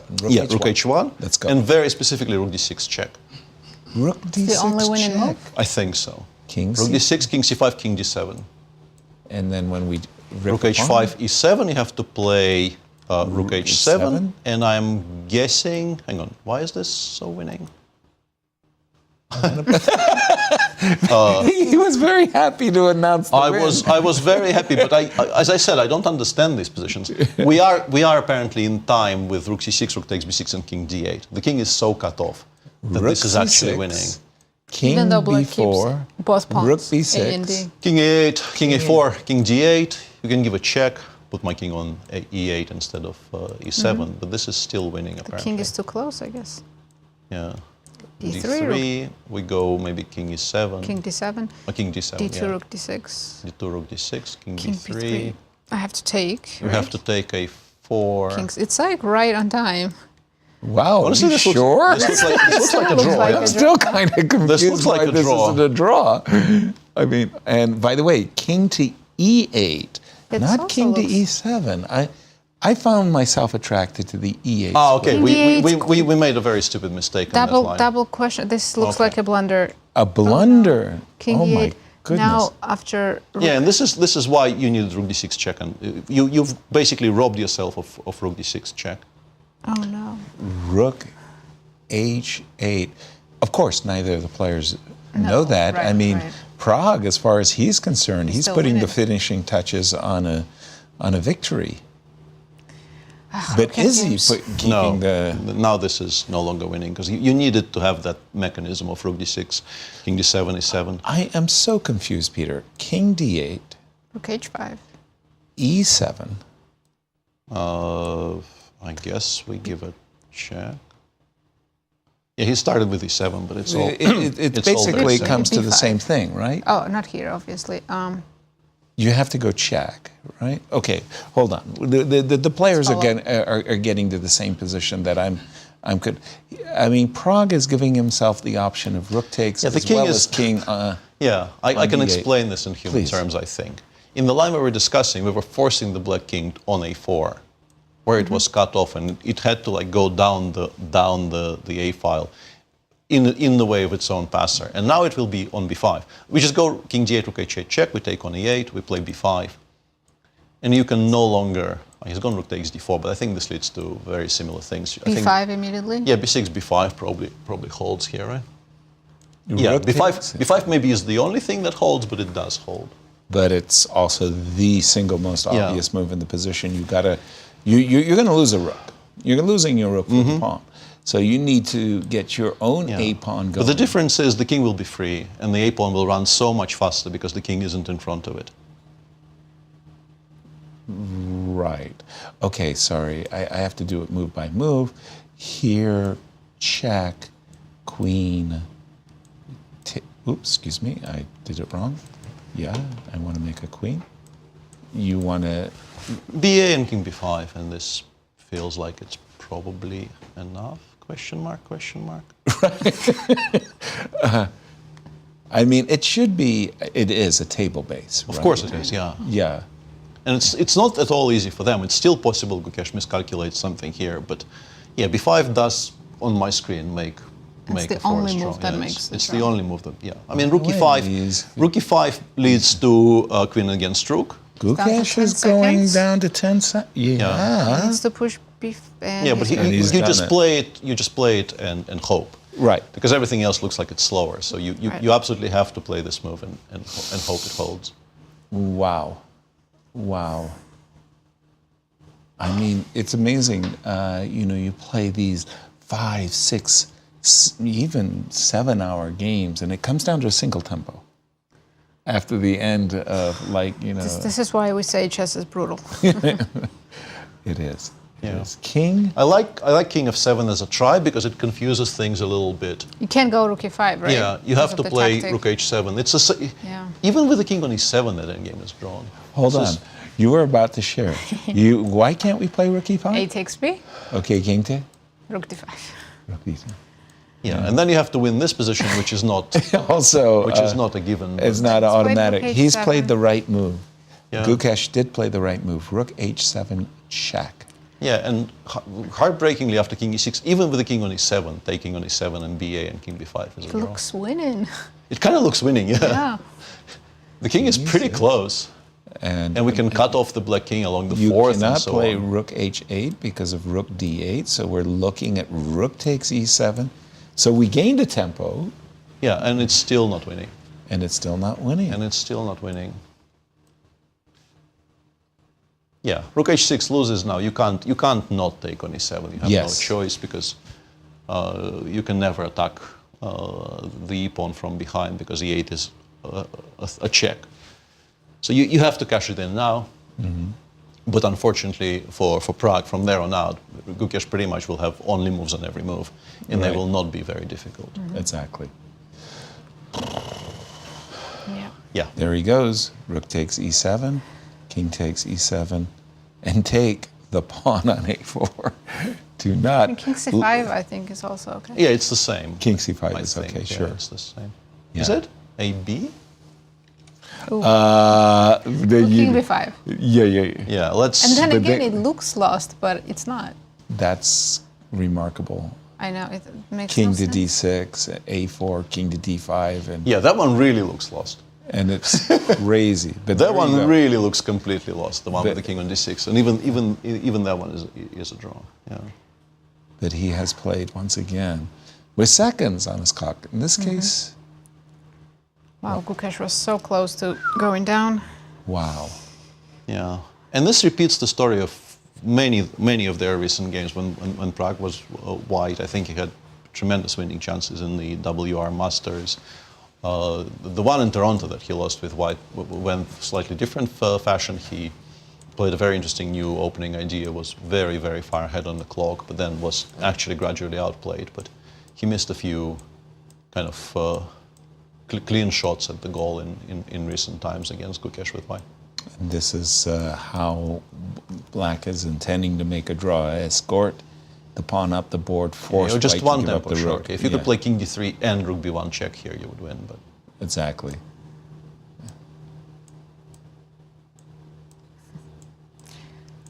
Okay, 4 king b5. Yeah, this is the dream position.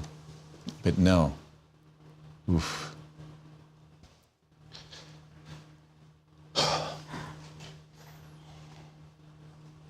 Yeah, of course, both players know now that it's a draw, but yeah, king looks so close. Yeah, I It's remember. still hard to believe. I had a similar, rook ending. I had a rook ending against Luc van Velde in Olympiad, where he, Luc, had calculated that my king was a little bit too far, and that he was making a queen in time. But I had one of those tempo gaining mechanisms that won the game. It was like, oh. So he felt like a cold shower? Yes, exactly. Suddenly this shock realization of that, oh my goodness, you know. By the way, important to note. Until the very end, Pragg thought he was winning. Yeah, important to note, if the rook was on h5 and the king was cut off, this is a win. Then rook h3, right? Then rook h3. But in this case, close. yeah, even though you're cut off, a2 is going to force your rook back, and you then cannot play rook h1. Yeah. So rook h2, a1, rook a2 doesn't actually win the pawn. Win the game, yeah. Because it is no longer a pawn on a1. Correct. Correct. Oh. Yeah. Rook H1, Rook H2 was played. Yeah, King C4, I guess, for culture. Yeah. Yes. I was going to ask. Shouldering the king away. Yeah. I don't think it matters. Still a draw, yeah. I don't think it matters here, but yeah. But culture. Yeah. Aesthetic. You play King C4 here. Yeah. Yeah, and now Pragg knows. Yeah. He probably has known for a while, but after King C4 in particular, there's an emphasis there. Yeah. It's on his face. Is there any way to get one of those? I force you to promote to a knight. No, moments. Not anymore. No. Not anymore. No. Okay, it is annoying that when they do promote to a knight, it's still a draw. Yeah. Well, here if it was the corner knight, maybe not. You would win with these are actually sometimes winning. Yeah. But no, you can't even get there. So the idea. You can't even get there. King B5.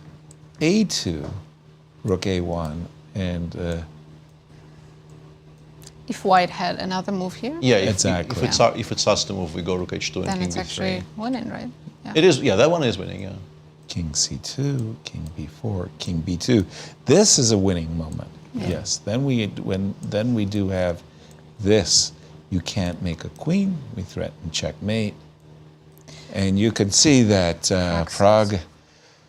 Really he feels like, oh my gosh, he let one go.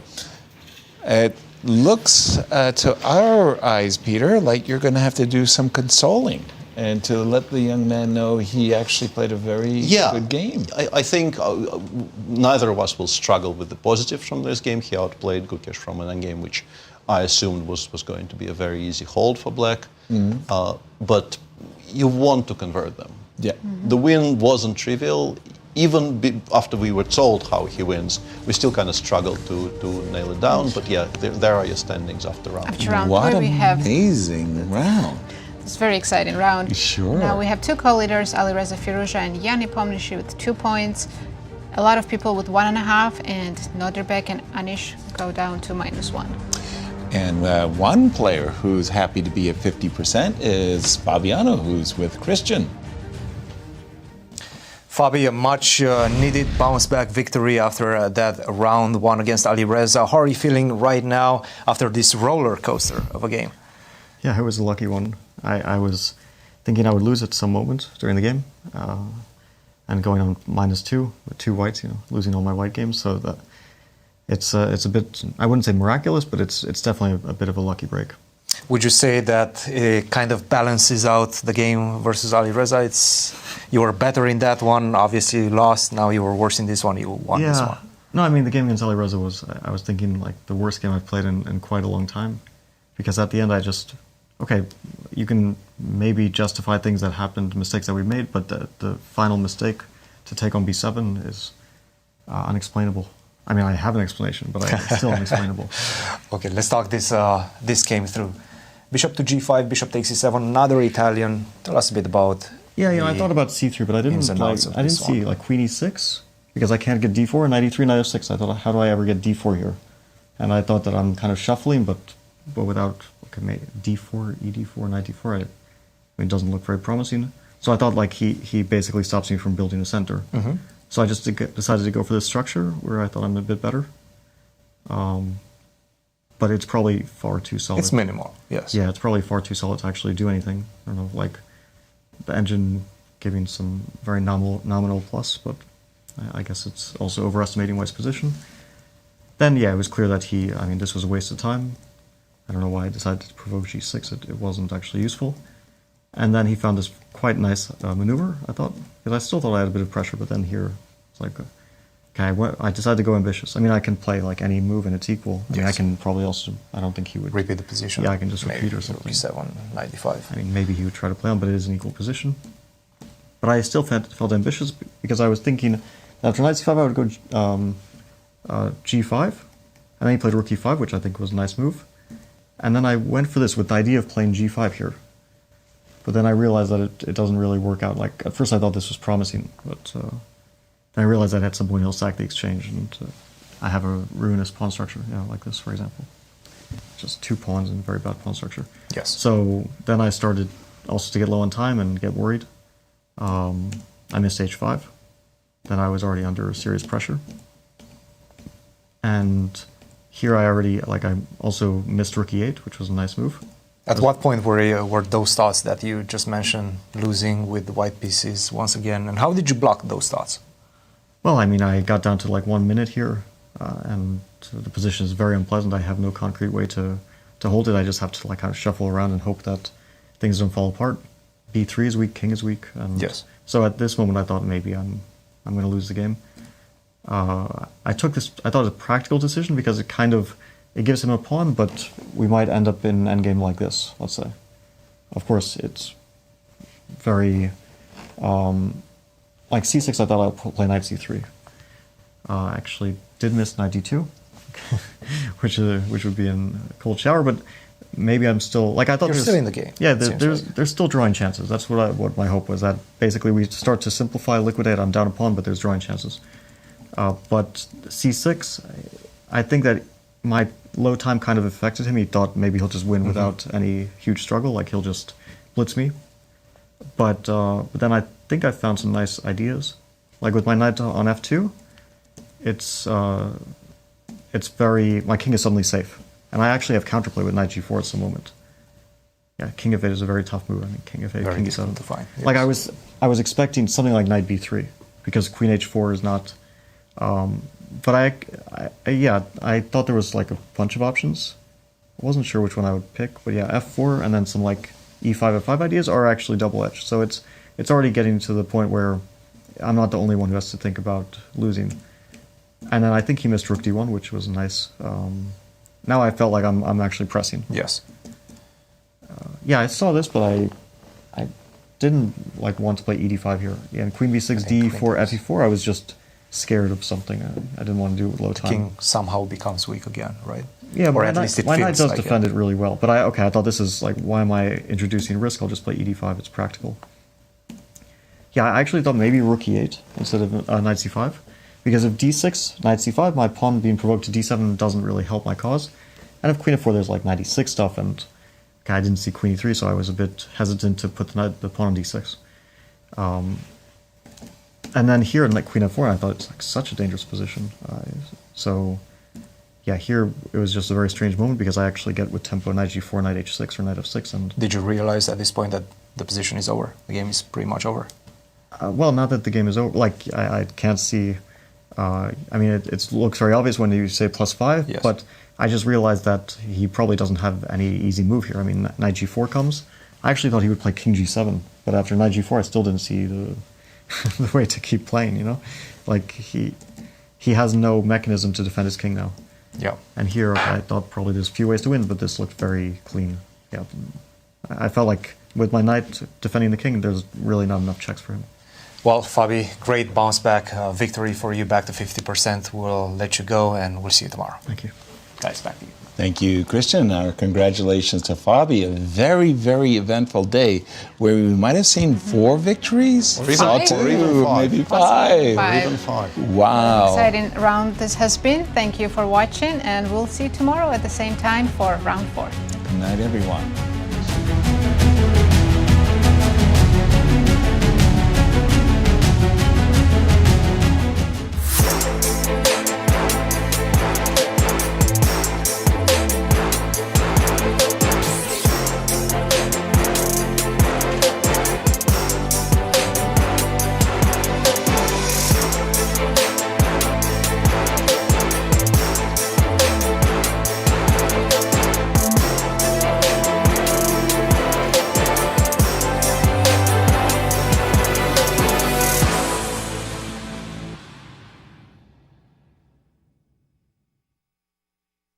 This has been a presentation of the St. Louis Chess Club.